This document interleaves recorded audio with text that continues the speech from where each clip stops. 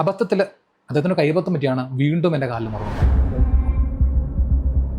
മുറിവിൻ്റെ മേളിൽ വേറെ മുറിവുണ്ടായി. അപ്പോൾ അതൊക്കെ കഴിഞ്ഞ് ഭയങ്കര നീറ്റില്ല, അറിയാമല്ലോ.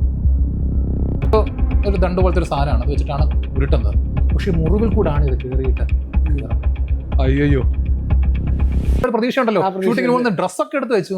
ഡ്രസ്സൊക്കെ എടുത്ത് വെച്ചിട്ടെല്ലാം സെറ്റായിട്ടിരിക്കും. അമ്മയോട് പറയാം, അമ്മേ ഷൂട്ടിങ്ങിന് പോവാണ്. അദ്ദേഹത്തെ രാവിലെ വിളിച്ചു, ഭയങ്കര പ്രതീക്ഷയോട് വിളിച്ചു. വിഷ്ണു അല്ലേ? ഞാൻ പറഞ്ഞാൽ അതെ, സോറി മോനെ, അത് വേറൊരാൾ, ഡയറക്ടറുടെ ഏതോ ഒരു റെഫറൻസ് ഒരാൾ കയറിപ്പോയി എന്ന് പറഞ്ഞു. അപ്പോൾ ഉണ്ടാകുന്നൊരു അവസ്ഥ എന്ന് ആലോചിച്ച് എനിക്ക്. പക്ഷെ ഡബിങ്ങിന് വന്ന സമയത്ത് ആ സീനൊന്നുമില്ല, അതിനകത്ത് ഡയലോഗ് വീണു, സീനൊന്നുമില്ല. ഞാൻ പറഞ്ഞു, ചേട്ടാ ഞാൻ എൻ്റെ ഈ ഒരു സിനിമയ്ക്ക് വേണ്ടിയിട്ട് ഉള്ള ഓട്ടം 2ാം ക്ലാസ്സിൽ തുടങ്ങി. ജൂനിയർ ആർട്ടിസ്റ്റായിട്ട് ഒരുപാട് സിനിമകൾ പോയിട്ടുണ്ട്. എനിക്കൊരു അവസരം കിട്ടിയെന്ന് മാത്രമേ ഞാൻ നോക്കുന്നുള്ളൂ. അതുകൊണ്ട് വിഷമം ഉണ്ടായി എന്നുള്ള സത്യമാണ്. പക്ഷെ സാരമില്ല. Welcome to another episode of talking point. ഇന്ന് നമ്മുടെ കൂടെ ഉള്ളത് IFFI ഗോവയുടെ ജൂറി മെമ്പറും അതേപോലെ തന്നെ വളരെ പാഷനേറ്റായിട്ട് സിനിമയെ കണ്ട് ഇപ്പോൾ ആ സിനിമകളിലൂടെ ഇപ്പോൾ നമ്മുടെ മുമ്പിലേക്ക് എത്തിക്കൊണ്ടിരിക്കുന്ന ജിഷ്ണു വിജയൻ നായരാണ്. So welcome to the show. Thank you. Okay, ഇപ്പോൾ ഞാൻ സ്റ്റാർട്ടിങ്ങിൽ പറഞ്ഞ പോലെ തന്നെ വളരെ പാഷനേറ്റായിട്ട് സിനിമയെ കണ്ടു, ആ സിനിമകളിലൂടെ വന്നു എന്ന് പറയുന്ന കഥകളിലോട്ടും കൂടെ നമുക്ക് പോകാം. ആ ഒരു വന്ന വഴികളും, കാരണം നമ്മൾ കുറേ കഷ്ടപ്പെട്ടിട്ടാണ് സിനിമയിൽ ഇപ്പോൾ ഒന്ന് മുഖം കാണിക്കുന്നുണ്ടെങ്കിൽ തന്നെ അതിൻ്റെ പുറയിലും, അല്ലെങ്കിൽ എങ്ങനെയാണ് ആ ഒരു ജൂറി സ്ഥാനത്തേക്കൊക്കെ എത്തിപ്പെട്ടതെന്നും അങ്ങനെയുള്ള വിശേഷങ്ങളിലോട്ടൊക്കെ നമുക്ക് തുടങ്ങാം. തീർച്ചയായിട്ടും ഒത്തിരി സന്തോഷമാണ് ആ കാര്യങ്ങൾ പറയാൻ വേണ്ടിയിട്ട്. 2ാം ക്ലാസ്സിൽ പഠിക്കുമ്പോഴാണ് സത്യം പറഞ്ഞു കഴിഞ്ഞാൽ അച്ഛൻ്റെ കൊച്ചമ്മയുടെ വീട്ടിലേക്ക് പോകാൻ വേണ്ടിയിട്ടൊരു സാഹചര്യം വരികയും, അപ്പോൾ നമ്മുടെ നാട്ടിലറിയാലോ റാന്നി, അപ്പോൾ ചുറ്റുവട്ടത്ത് നമ്മുടെ ജീപ്പിലാണ് കൂടുതലും അന്നത്തെ കാലഘട്ടങ്ങളിൽ, 90കളുടെ ആ ഒരു സമയമാണ്. അപ്പോൾ പോവുക, അപ്പോൾ ജീപ്പിൽ ഞാനും കൂടെ എത്തിക്കോളൂ എന്ന് അച്ഛൻ പറഞ്ഞു. അപ്പോൾ ആ ഒരു സന്തോഷത്തിൽ ഞാനും പോകാൻ വേണ്ടിയിട്ട് ഇങ്ങനെ നിൽക്കുകയാണ്. അപ്പോൾ ചാമക്കാവ് അല്ലെങ്കിൽ ചാർങ്ങക്കാവ് എന്ന് പറയുന്ന വെൺമണിക്കടുത്തുള്ള ക്ഷേത്രം, അതിനോട് ചേർന്നിട്ടാണ് കൊച്ചമ്മയുടെ വീടൊക്കെ ഉള്ളത്. അപ്പോൾ അവിടെ പോകാൻ വേണ്ടിയിട്ട് തയ്യാറാകുന്നു. പക്ഷേ അവസാന നിമിഷം അച്ഛൻ പറയുകയാണ്, മകളെ സ്ഥലമില്ല വണ്ടിയിൽ പോകാൻ വേണ്ടിയിട്ട്, ഒരാളും കൂടെ വരാമെന്ന് പറഞ്ഞിട്ടുണ്ടെന്നുള്ളത്. സോ അങ്ങനെ പറഞ്ഞു.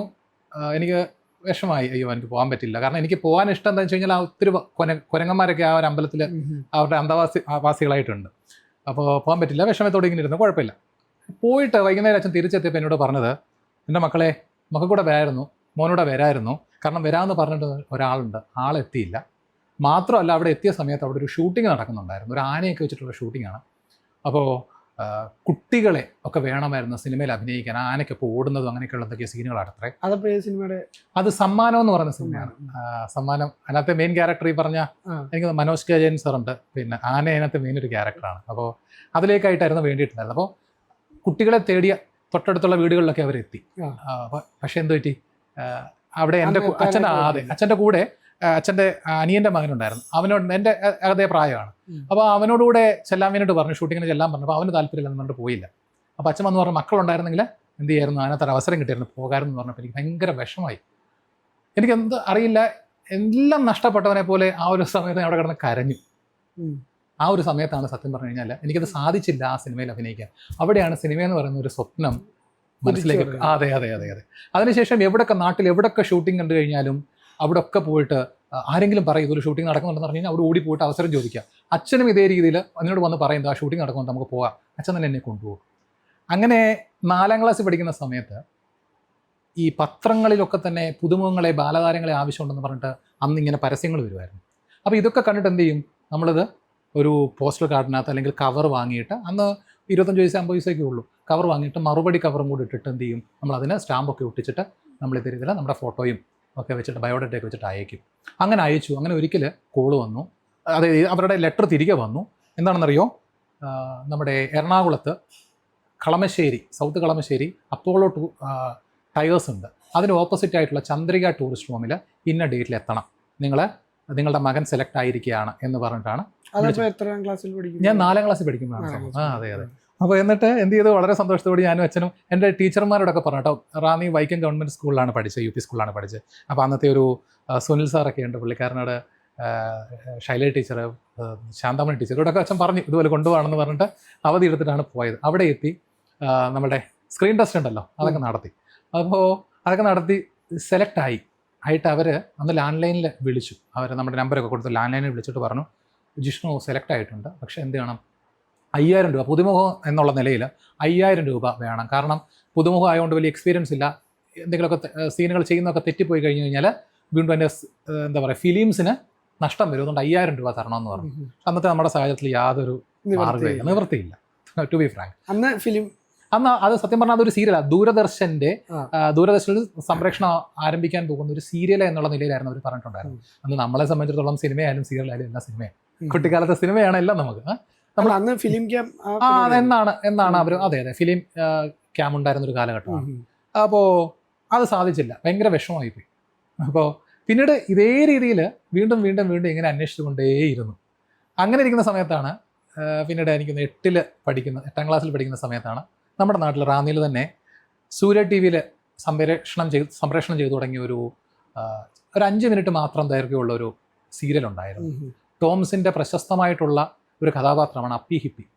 അത് അന്നത്തെ കാലഘട്ടത്തിൽ 10 മുതൽ 10 വരെ കൂട്ടിക്കൽ ജയചന്ദ്രൻ എന്ന് പറയുന്ന ഒരു വ്യക്തിയുടെ കോമഡി ടൈം എന്ന് പറഞ്ഞൊരു പ്രോഗ്രാം ഉണ്ട്. അതിന് 10:30 ശേഷമാണ് 5 മിനിറ്റ് ഈ ഒരു പ്രോഗ്രാം. അപ്പോൾ അതിവിടെ വെച്ചിട്ട് ഞാൻ ശരിക്കും പറഞ്ഞു കഴിഞ്ഞാൽ നമ്മുടെ പഴയ ഒരു MDB സൈക്കിളുണ്ട്, അതിൽ തോട്ടോൺകാവ് ക്ഷേത്രത്തിൻ്റെ അടുത്ത് ഒരു മലനാടിൻ്റെ പാല് കിട്ടുന്നൊരു കടയുണ്ട്. രാവിലെ അവിടെ പോയിട്ട് പാല് വാങ്ങിച്ചിട്ട് വരുന്ന സമയത്ത് അവിടെ ഒരു പേൾ സ്ക്വയർ എന്ന് പറയുന്ന ഒരു ബിൽഡിംഗ് ഉണ്ട്.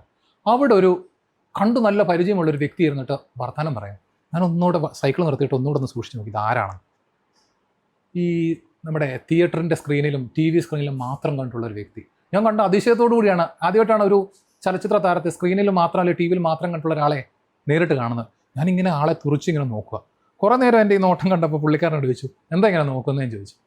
അപ്പോൾ ഞാൻ പറഞ്ഞല്ല, സിനിമയിലൊക്കെ കണ്ടിട്ടുള്ള ആളെ അപ്പോൾ ഞാൻ ആദ്യമായിട്ടാണ് കാണുന്നത്, നമുക്കൊരു വെപ്രാളമാണല്ലോ, ആദ്യമായിട്ടാണ് കാണുന്നത് എന്ന് പറഞ്ഞു. അത് ശരി, എന്താ നിൻ്റെ പേര് എന്ന് ചോദിച്ചു. ഞാൻ പറഞ്ഞു എൻ്റെ പേര് ജിഷ്ണു. ശരി, ഓക്കെ, എവിടെയാണ് വീട്? ഞാൻ പറഞ്ഞു ഇവിടെ അടുത്ത് തന്നെയാണ് എന്ന് പറഞ്ഞു. ശരി എന്നാൽ ആയിക്കോട്ടെ എന്ന് പറഞ്ഞ് നമ്മളെന്ന് ഒഴിവാക്കാനുള്ള രീതിയിൽ അദ്ദേഹം പറഞ്ഞു. അദ്ദേഹത്തിൻ്റെ പേര് ബാബു സ്വാമി. നമ്മുടെ ഒരുപാട് മലയാള സിനിമകളിൽ അഭിനയിച്ചിട്ടുള്ള കാർണവർ വേഷങ്ങൾ ചെയ്തിട്ടുള്ള വ്യക്തി ബാബു സ്വാമി അദ്ദേഹമായിരുന്നു. അപ്പോൾ അദ്ദേഹം പറഞ്ഞു വിടാൻ വേണ്ടിയിട്ടുള്ള രീതിയിൽ ഇങ്ങനെ സംസാരിച്ചു. അപ്പോൾ എൻ്റെ മനസ്സിലെ ആ ഒരു അഭിനയമോഹി അവിടെ ഉടലെടുത്തു. അപ്പോൾ ഞാൻ അവിടെ ചോദിച്ചു, അങ്കിളെ എനിക്കിവിടെ അഭിനയിക്കാനൊരു അവസരം തരാമോ എന്ന് ചോദിച്ചു. അപ്പോൾ കാരണം ആളിവിടെ എത്തിക്കുന്നതിൻ്റെ കാര്യം ഇവിടെ ഒരു ഷൂട്ടിംഗ് നടക്കുന്നുണ്ട് എന്നുള്ളത് ഇവരുടെ മറ്റുള്ളവരോട് സംസാരിച്ചുകൊണ്ടിരിക്കുകയാണെന്ന് പറയുന്നു. ആ ഒരു സംഭാഷണത്തിൽ എനിക്ക് മനസ്സിലായി. അങ്ങനെയാണ് ഞാൻ ചോദിച്ചത്, അങ്കിളെ എനിക്കിവിടെ അഭിനയിക്കാനൊരു അവസരം തരാമോ എന്ന് ചോദിച്ചു. അപ്പോൾ പറഞ്ഞു, അതൊന്നും ഞാനല്ലോ തീരുമാനിക്കുന്നില്ല, ഡയറക്ടറുണ്ട്, 9 മണിയാകുമ്പോൾ ആളെത്തും ഇവിടെ തന്നെ, അങ്ങനെയാണെങ്കിൽ ആ സമയത്ത് വന്ന് ചോദിക്കാൻ പറഞ്ഞു. അപ്പം തന്നെ എൻ്റെ സൈക്കിൾ എടുത്തുകൊണ്ട് ഞാൻ വീട്ടിലോട്ട് പോയി പാല് കൊടുത്തു. അമ്മയോട് അച്ഛനോടും പറഞ്ഞു, അന്ന് സ്കൂളിൽ പോകേണ്ട സമയമാണ് കേട്ടോ, തിങ്കളാഴ്ച ചൊവ്വാഴ്ച കണ്ടാണ്. ഞാൻ പറഞ്ഞു, ഇതുപോലെ അവിടെ ഒരു ഷൂട്ടിംഗ് നടക്കുന്നുണ്ട്, ഞാൻ പൊക്കോട്ടെ. സ്കൂളിൽ പോകണ്ടേ മക്കളെ എന്ന് അമ്മ ചോദിച്ചു. പറഞ്ഞു, നല്ല ഷൂട്ടിംഗ് ഉണ്ട്, അപ്പോൾ ഡയറക്ടർ ഒന്ന് കണ്ടോ, അവസരം തരാമെന്ന് പറഞ്ഞു എന്നൊക്കെ ഞാൻ പറഞ്ഞു. അപ്പോൾ അമ്മയും അച്ഛനും കൂടെ ഒരു ഡിസ്കഷൻ പറഞ്ഞു, ശരി എന്നാൽ പൊക്കോ, ഒരു ദിവസം ഒറ്റ ദിവസത്തേക്ക് പൊക്കോളാൻ പറഞ്ഞു. അന്ന് 8ൽ പഠിക്കുകയാണ്. 8ൽ പഠിക്കുക, ഗുരുകുലം സ്കൂളിൽ, എടക്കുളം ഗുരുകുലം ഹൈസ്കൂളിൽ പഠിക്കുകയാണ്. അങ്ങനെ ഞാൻ എന്ത് ചെയ്തു, അവിടേക്ക് സൈക്കിളിൽ ഓടി അവിടെ എത്തി. 9 മണിക്ക് മുമ്പ് തന്നെ അവിടെ എത്തി. അപ്പോൾ അതുകൊണ്ട് ഒരു ജീപ്പിൽ കയറാൻ വേണ്ടിയിട്ട് പെട്ടെന്ന് ഡയറക്ടർ ഓടി വരികയാണ്. ഞാൻ അപ്പോൾ ആളെ കണ്ടിട്ട് സൈക്കിൾ നിർത്തിയിട്ട് ഓടി എന്നിട്ട് ഞാൻ ചോദിച്ചു, സാറേ എനിക്കൂടെ അഭിനയിക്കാൻ ഒരു അവസരം തരാമെന്ന് ചോദിച്ചു. പുള്ളി പറഞ്ഞു, ഇല്ല കുട്ടികളെ ഒന്നും വേണ്ടല്ലോ എന്ന് പറഞ്ഞു. അപ്പോൾ ഇദ്ദേഹം നേരത്തെയുള്ള സംഭാഷണത്തിൽ പറയുന്നത് മനസ്സിലായിരുന്നു, ഒരു കുടുംബശ്രീയുടെയോ മറ്റൊരു ഷൂട്ടിംഗ് ആണെന്ന്. അപ്പോൾ പുള്ളി പറഞ്ഞു, കുടുംബശ്രീ ആണെങ്കിൽ കുട്ടികൾക്ക് നിൽക്കാമല്ലോ. അപ്പോൾ ഡയറക്ടറോട് പറഞ്ഞായിരുന്നു. അപ്പോൾ ഞാൻ പറഞ്ഞു, സാറേ കുടുംബശ്രീയുടെ ഒരു ഷൂട്ടാണെന്ന് പറഞ്ഞു, ഞാനും കൂടെ വന്നോട്ടെ എന്ന് ചോദിച്ചു. നമ്മളത് ആളോടങ്ങ് റിക്വസ്റ്റ് ചെയ്യാണ്. എന്നൊരു കാര്യം ചോദിച്ചു, ജീപ്പിൻ്റെ പുറകെ കയറിക്കൊള്ളാൻ പറഞ്ഞു. അങ്ങനെ ജീപ്പിൻ്റെ പുറകെ കയറിയിട്ട് നേരെ ഷൂട്ടിംഗ് ലൊക്കേഷനിലേക്ക് വെച്ച് പിടിക്കുകയാണ്. അങ്ങനെ പോകുന്ന സമയത്ത് സ്കൂളിൽ പോകുന്ന പിള്ളേർ സ്കൂളിൽ പോകാൻ വേണ്ടിയിട്ട് ബസ്സിൽ എൻ്റെ സ്കൂളിൽ പഠിക്കുന്ന കുട്ടികൾ തന്നെ, എൻ്റെ കൂടെ പഠിക്കുന്ന കുട്ടികളുണ്ട്, അവരൊക്കെ പോകുന്നു, എന്നെ കാണുന്നു. അപ്പോൾ ഷൂട്ടിംഗ് എന്ന് പറഞ്ഞിട്ടുള്ള ഒരു ബോർഡ് വെച്ചിട്ടുള്ള സ്റ്റിക്കർ ഒട്ടിച്ചിട്ടുള്ള ജീപ്പിലാണ് കയറി പോകുന്നത്. അപ്പോൾ ഇവരെന്നെ കൊണ്ട് ഞാൻ അവർക്ക് ടാറ്റ കൊടുത്തു. അപ്പോൾ ഒരു സന്തോഷമല്ലേ. അപ്പോൾ ഒരു ടാറ്റ കൊടുത്തു. അവിടെ എത്തി പിള്ളേരൊക്കെ സ്കൂളിലെത്തിയിട്ട് അവർ പാട്ടാക്കി ജിഷ്ണുവിനെ സിനിമാക്കാർ പിടിച്ചുകൊണ്ട് പോയത്. അപ്പോൾ ഞാൻ അവിടെ എത്തി. അവിടെ ഷൂട്ടിംഗ് ഒക്കെ നടക്കുന്നു. അപ്പോൾ രാവിലെ 9 മണിക്ക് എത്തണം. അപ്പം ഫുഡ് പോലും കഴിക്കാനാണ് പോയത്. നല്ല വിശപ്പുണ്ട്. അവിടെ എത്തിയിട്ട് അമ്മ നോർമലി പറയുന്നൊരു കാര്യമുണ്ട്, പുറത്തുനിന്നൊന്നും വാങ്ങി കഴിക്കരുതെന്ന് പറഞ്ഞിട്ടുണ്ട്. ആര് തന്നു കഴിഞ്ഞാലും കഴിക്കരുത്, നമ്മുടെ കുട്ടികൾ നമ്മൾ പറയാറുണ്ട്. അതെ അങ്ങനെയാണല്ലോ. അപ്പോൾ അവരെന്നോട് പറഞ്ഞു ഫുഡ് കഴിക്കാമെന്ന് പറഞ്ഞു. ഞാൻ പറഞ്ഞു വേണ്ട ഫുഡൊന്നും വേണ്ടെന്ന് പറഞ്ഞു. വേണ്ട ഞാൻ കഴിച്ചിട്ടാവുന്നതെന്നൊക്കെ പറഞ്ഞു. ഷൂട്ടിംഗ് തുടങ്ങി. ഷൂട്ടിങ്ങിനെ നടന്നുകൊണ്ടിരിക്കുകയാണ്. ഞാനിപ്പോൾ അവസരം കിട്ടും, നമ്മളെ വിളിച്ചാണല്ലോ ചെല്ലാൻ പറഞ്ഞു. ഇപ്പോൾ അവസരം കിട്ടുമെന്ന് വെച്ചാൽ ഇങ്ങനെ കുറേ നേരമായിട്ട് നിന്നു. ഉച്ച വരെ നിനക്ക് അവസരമൊന്നും കിട്ടിയില്ല. ഉച്ചയ്ക്ക് ശേഷം, രാവിലെ കഴിച്ചിട്ടില്ല, ഉച്ചയ്ക്ക് നല്ല വിശപ്പാണേ. അപ്പോൾ ഇതിനകത്തെ മെയിൻ ക്യാരക്ടർ ചെയ്യുന്ന നമ്മളുടെ അപ്പി ഹിപ്പി വിനോദിയേട്ടൻ, നാടകങ്ങളിലൊക്കെ വളരെ പ്രശസ്തനായിട്ടുള്ള സ്റ്റേറ്റ് അവാർഡുകളൊക്കെ തന്നെ ലഭിച്ചിട്ടുള്ള വ്യക്തിയാണ്. അദ്ദേഹം എന്നെ ശ്രദ്ധിക്കുന്നുണ്ട് കേട്ടോ. അപ്പോൾ ഫുഡ് കഴിക്കുന്ന സമയത്തിനോട് പറഞ്ഞു, വാ നമുക്ക് കഴിക്കാൻ പാ എന്ന് പറഞ്ഞു. ഞാൻ പറഞ്ഞു ഇല്ല, ഞാൻ വരുന്നില്ല. ഇല്ല വാമേ കഴിക്കാമെന്ന് പറഞ്ഞിട്ട് പുള്ളിക്കാരൻ എന്നെ വിളിച്ചുകൊണ്ട് പോയി. നല്ല വിശപ്പുണ്ടേ. അപ്പോൾ പോയിട്ട് കഴിച്ചു. അമ്മയോട് പോയിട്ടൊന്ന് സോറി പറഞ്ഞാൽ മതി, പറ്റിപ്പോയതാണ് പറഞ്ഞിട്ട് കുറ്റമായിട്ട് പറയാമല്ലോ എന്ന് വിചാരിച്ചു. അത് കഴിഞ്ഞിട്ട് ഒരു 4 മണി കഴിഞ്ഞിടയ്ക്ക് നല്ല വെയിലത്തൊക്കെ ഈ ഷൂട്ടിംഗ് കണ്ടുകൊണ്ടിരിക്കുന്നത്, അതിൻ്റെ ഒരു എക്സൈറ്റ്മെന്റ് ഉണ്ടല്ലോ ഷൂട്ടിംഗ് കാണുന്നതിന്റെ, ഒരു എക്സൈറ്റ്മെന്റിൽ നിൽക്കുകയാണ്. കാരണം നമുക്ക് ഓൾറെഡി ആ ആഗ്രഹം മനസ്സിൽ നിൽക്കുമല്ലേ. യെസ്. അപ്പോൾ എനിക്ക് ഈ സംഭവങ്ങൾ പറയുമ്പോൾ കുറെയൊക്കെ എനിക്ക് എന്നെ റിലേറ്റ് ചെയ്യാൻ പറ്റും. സംഭവം ഇപ്പൊ ഈ കാണുന്നവർക്ക് എന്തുമാത്രം അത് അനുഭവിക്കാൻ പറ്റുമെന്ന് എനിക്ക് അറിഞ്ഞുകൂടാ. കാരണം നമ്മൾ തമ്മിൽ അയൽവക്കമായിരുന്നു. അതെ അതെ അതെ അതെ. ഞാൻ ചേട്ടൻ്റെ അയൽവക്കമായിട്ട് വരുന്നത് ഏകദേശം ചേട്ടൻ പോണ്ടിച്ചേരിയിൽ പഠിക്കുന്നതിന് മുമ്പായിട്ടാണ്. അതെ അതെ, ഡിഗ്രിക്ക് റാന്നി കോളേജിൽ പഠിക്കുമ്പോൾ ആ ടൈമായിരുന്നു. അപ്പൊ ആ ടൈമില് ചേട്ടന് ഈ ആഗ്രഹമുണ്ട്, അതേ ടൈം തന്നെ എനിക്കും ഈ സംഭവം ഉണ്ട്. അപ്പൊ ചേട്ടന് ഇന്ന ഡയറക്ടറെ അന്നാണെങ്കിൽ ബ്ലസ്സി സാറിനെ ഇങ്ങനെ വിളിക്കുന്നു, ചേട്ടൻ്റെ ഞാൻ വിളിക്കുന്നു. ഞാൻ ബ്ലസ്സി സാറിനെ പണ്ട് വിളിക്കുന്ന ടൈമില് ബ്ലസ്സി സാറ് എബ്രോഡ് പോയിക്കൊണ്ടിരിക്കുക. അപ്പൊ എന്നോട് നാട്ടിൽ വന്നിട്ട് കോണ്ടാക്ട് ചെയ്യും, 1 മാസം കഴിയുമ്പോൾ നാട്ടിൽ വന്നിട്ട് കോണ്ടാക്ട് ചെയ്യും, അങ്ങനത്തെ പരിപാടിയാ. അപ്പൊ എനിക്ക് കുറെയൊക്കെ ഈ സംഭവങ്ങളും ആ ഒരു എക്സൈറ്റ്മെന്റിൽ പറയുന്ന ടൈമില് എനിക്ക് റിലേറ്റ് ചെയ്യാൻ പറ്റും.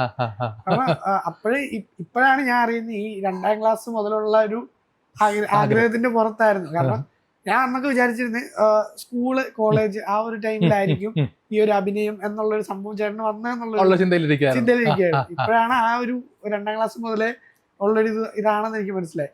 അപ്പൊ ബാക്കി കണ്ടിന്യൂ ചെയ്തു. ഇത് പറയുമ്പോൾ പറയാണ് റോഷ, ഇതിനിടയിൽ അത് പറയണം, നമ്മൾ ആ ഒരു കാര്യത്തെക്കുറിച്ച് സംസാരിച്ചുകൊണ്ട്. ഈ യൂണിറ്റ് വണ്ടിയില്ലേ, ഷൂട്ടിന് പോണ യൂണിറ്റ് വണ്ടി, ഇത് കാണുമ്പോൾ നെഞ്ചിനകത്തുണ്ടായിരുന്ന ഒരു പിടപ്പുണ്ടറിയോ. കാരണം ഈ ഒരു സിനിമ എന്ന് പറയുന്ന ആഗ്രഹം കൊണ്ട് അത്രമാത്രം നെഞ്ചിടിപ്പാണ് ഈ ഒരു യൂണിറ്റ് വണ്ടി റോഡിൽ കൂടെ പോകുന്നത് കണ്ടാൽ പോലും. അപ്പോൾ എനിക്ക് മനസ്സിലാവും, നമുക്ക് ഈ സിനിമ മുഖി ആയതുകൊണ്ട് നമുക്ക് മനസ്സിലാവും ഇവിടെ ഷൂട്ടിംഗ് നടക്കുന്നുണ്ടല്ലേ. പിന്നെ അത് അറിയാനുള്ള ആഗ്രഹം, ഇവിടെ ഈ ഷൂട്ടിംഗ് നടക്കുന്നത്. ചെങ്ങന്നൂർ ഭാഗത്ത് ഒരിക്കലും അവിടുത്തെ ഒരു ഹോട്ടലിൻ്റെ ഫ്രണ്ടിൽ ഇതേ ഒരു യൂണിറ്റ് വണ്ടി കണ്ടിട്ട് വീട്ടിൽ പോയി തിരിച്ചു വന്നിട്ട് യൂണിറ്റ് വണ്ടി കിടക്കുന്ന തിരികെ എത്തി, ആ ഒരു ഹോട്ടലിൽ തിരികെ എത്തി. അവിടെ എത്തിയിട്ട് ഹോട്ടലുകാരോട് ചോദിച്ചു, ചേട്ടാ ഇവിടെ ഷൂട്ടിംഗ് നടന്ന മനോജ് ജെയിൻ അദ്ദേഹത്തിൻ്റെ ഒരു ഷൂട്ടിംഗ് ഇവിടെ വെച്ചിട്ട് നടക്കുന്നുണ്ടായിരുന്നു ചെങ്ങന്നൂർ ഭാഗത്ത് വെച്ചിട്ട്. സിനിമയുടെ പേര് ഓർമ്മയില്ല, കുറേ വർഷങ്ങളായി കേട്ടോ. അപ്പോൾ ഹോട്ടലിൽ ചെന്നപ്പോൾ അവർ പറഞ്ഞു ഇവിടെ ഷൂട്ടിംഗ് നടക്കുന്നില്ല. ഞാൻ അല്ല, ഇവിടെ വണ്ടി കിടപ്പുണ്ടായിരുന്നല്ലോ യൂണിറ്റ് വണ്ടി. അല്ല ഇവിടെയൊന്നും അല്ല, അത് വേറൊരു ഹോട്ടലില്ല എന്ന് പറഞ്ഞു. ആ ഹോട്ടൽ തപ്പി അവിടെ ഒക്കെ നടന്നു, ഒരു പേര് പറഞ്ഞു കേട്ടോ, ഞാൻ പേര് ഓർക്കണില്ല ഹോട്ടൽ. അവിടെ ഒക്കെ തപ്പി നടന്നു. ഓരോരുത്തരോട് ചോദിച്ചപ്പോൾ ആ ഹോട്ടലിൻ്റെ പേര് ആർക്കും അറിയാൻ മേല. ഇനി അവർ ചിലപ്പോൾ നമ്മൾ ഒഴിവാക്കാൻ വേണ്ടി പറഞ്ഞായിരിക്കും, അറിയാൻ മേല. എങ്കിലും അതാണ് പറഞ്ഞത്, ആ ഒരു എക്സൈറ്റ്മെന്റ് റോഷൻ അത് പറഞ്ഞാൽ മനസ്സിലാവുമല്ലോ. അപ്പോൾ അങ്ങനെയാണ് ഈ പറഞ്ഞ അപ്പി ഹിപ്പി എന്ന് പറയുന്ന ആ ഒരു എന്താ പറയുക സീരിയലിലേക്ക് വരുന്നത്. അവിടെ നിന്ന് പിന്നീട് എല്ലാ ദിവസവും മിക്ക ദിവസങ്ങളിലും ഞാൻ ആ ഒരു സീരിയലിൽ ഭാഗമായിട്ട് ഉണ്ടായിരുന്നു. അത് ഉണ്ടായെന്ന് പറഞ്ഞു കഴിഞ്ഞാൽ അപ്പോഴും എനിക്ക് അവസരം കിട്ടില്ല. ഞാൻ പറഞ്ഞില്ല, അവസരം കിട്ടിയില്ല. വൈകുന്നേരം വരെ നിന്ന സെറ്റിലെ പരിപാടി കണ്ടുകൊണ്ടിരിക്കുക, വെയിൽ കൊണ്ട് നിൽക്കുക. 5 മണിയോളം അടുത്ത് വന്നപ്പോൾ നായകൻ എന്നോട് ചോദിച്ചു. അപ്പോഴാണ് പുള്ളിക്കാരൻ എന്നോട് കുറച്ചും കൂടെ ഒന്ന് അടുത്ത് വന്നിട്ട് എന്നോട് ചോദിക്കുന്നത്, സത്യം പറ സ്കൂളിൽ നിന്ന് ഷൂട്ടിംഗ് കാണാൻ വേണ്ടി ക്ലാസ് കട്ട് ചെയ്ത് വന്നതല്ലേ എന്ന് ചോദിച്ചു. ഞാൻ പറഞ്ഞു അല്ല, അഭിനയിക്കാൻ വന്നതാണെന്ന് പറഞ്ഞു. അപ്പോൾ ആൾക്ക് ഭയങ്കര അതിശയം, അഭിനയിക്കാനും ആര് പറഞ്ഞിട്ട്? ഞാൻ പറഞ്ഞു ഡയറക്ടർ സാർ പറഞ്ഞായിരുന്നു എന്ന് പറഞ്ഞു. അപ്പം എന്നിട്ട് അവസരം കിട്ടിയില്ലേ? ഞാൻ പറഞ്ഞു ഇല്ല. അവിടുത്തെ സ്ക്രിപ്റ്റ് റൈറ്ററെ പെട്ടെന്ന് ആൾ വിളിച്ചിട്ട് പറഞ്ഞു, ഈ പാവം കുട്ടി അഭിനയിക്കാൻ വേണ്ടി വന്നതാണ്, അവൻ എന്തെങ്കിലും ഒരു വേഷം കൊടുക്കാൻ പറഞ്ഞു. സാജൻ കോട്ടയെന്ന് മറ്റാണ് അതിൻ്റെ സ്ക്രിപ്റ്റ് റൈറ്ററുടെ പേര് എനിക്ക് ഓർമ്മയുള്ളത്. ആൾ അങ്ങനെ എന്ത് ചെയ്തു, അദ്ദേഹത്തിൻ്റെ ആ ഒരു റിക്വസ്റ്റും കൂടെ വെച്ചിട്ട് ആ സ്ക്രിപ്റ്റിനകത്ത് എൻ്റെ ഒരു ക്യാരക്ടറോട് എഴുതി ചേർത്ത്. പിന്നെ മിക്ക ദിവസങ്ങളിലും ഞാൻ അതിനകത്തുണ്ട്. അങ്ങനെ എൻ്റെ ടീച്ചർമാർ തിരിച്ചറിയുന്നു, അധ്യാപകർ അത് ടെലികാസ്റ്റ് ചെയ്ത് വന്നപ്പോഴത്തേക്ക് അധ്യാപകർ തിരിച്ചറിയുന്നു, നാട്ടുകാരെന്നെ കാണാൻ വേണ്ടിയിട്ട് വരുന്നു. അപ്പോഴത്തേക്കുള്ള സന്തോഷമില്ലേ, ഞാനൊരു സിനിമ നടനെ. ഞാൻ പറഞ്ഞില്ലേ, അന്ന് സീരിയലിന് സിനിമയല്ല, നമുക്ക് സിനിമയാണ്. കുട്ടിക്കാലത്ത് നമുക്ക് എന്താ അറിയാം അതിനെക്കുറിച്ച്, എല്ലാ സിനിമയാണ്.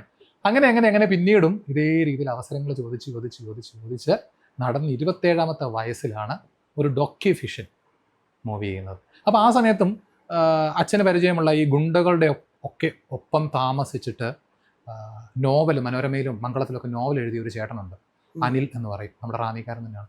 അദ്ദേഹം അച്ഛൻ ഇതേ രീതിയിൽ എനിക്ക് ആഗ്രഹമുണ്ട്, സിനിമയിൽ അഭിനയിക്കാൻ ആഗ്രഹമുണ്ടെന്ന് പറഞ്ഞപ്പോൾ പറഞ്ഞു, ഞാൻ എന്തെങ്കിലും സിനിമ ചെയ്യുമ്പോൾ അവനൊരു അവസരം കൊടുക്കാൻ. ആ ചേട്ടൻ പറഞ്ഞ കാര്യം അച്ഛനോട് നടക്കും. നമുക്ക് വലിയൊരു പ്രതീക്ഷയാണ് കേട്ടോ, അവർ നമുക്ക് അവസരം തരികതാ. അതെ, അത് ഞാൻ ഇപ്പോഴും ആ പ്രതീക്ഷ എന്ന് പറയുമ്പോൾ നമ്മളൊരു സ്വപ്നത്തോടു കൂടി ഒരു സംഭവം കൊണ്ട് നടക്കുമ്പോൾ, ഇപ്പൊ ഈവൻ ആ സിനിമ എന്നുള്ളതല്ലാണ്ട് ഇപ്പൊ ഞാൻ ഈ പോഡ്കാസ്റ്റ് കണ്ടക്ട് ചെയ്യുന്നതാണെങ്കിൽ പോലും നമ്മളൊരാളെ വിളിക്കുന്നു, ആക്ടറിനെ വിളിക്കുക, ഡബിൾ ഡേറ്റ് ചെയ്യുമ്പോൾ അവര് ഇത്രാം തീയതി ഒന്ന് വിളിക്കുക, നമ്മളാ ഒരു നമ്മൾ കറക്റ്റ് ആ ടൈം നമുക്ക് ആ ഒരു സംഭവം പാഷനേറ്റ് ആയിട്ട് നിൽക്കുന്നതുകൊണ്ട് കറക്റ്റ് ആ ടൈം നോക്കിയിട്ട് അവരെ കോൺടാക്ട് ചെയ്യും.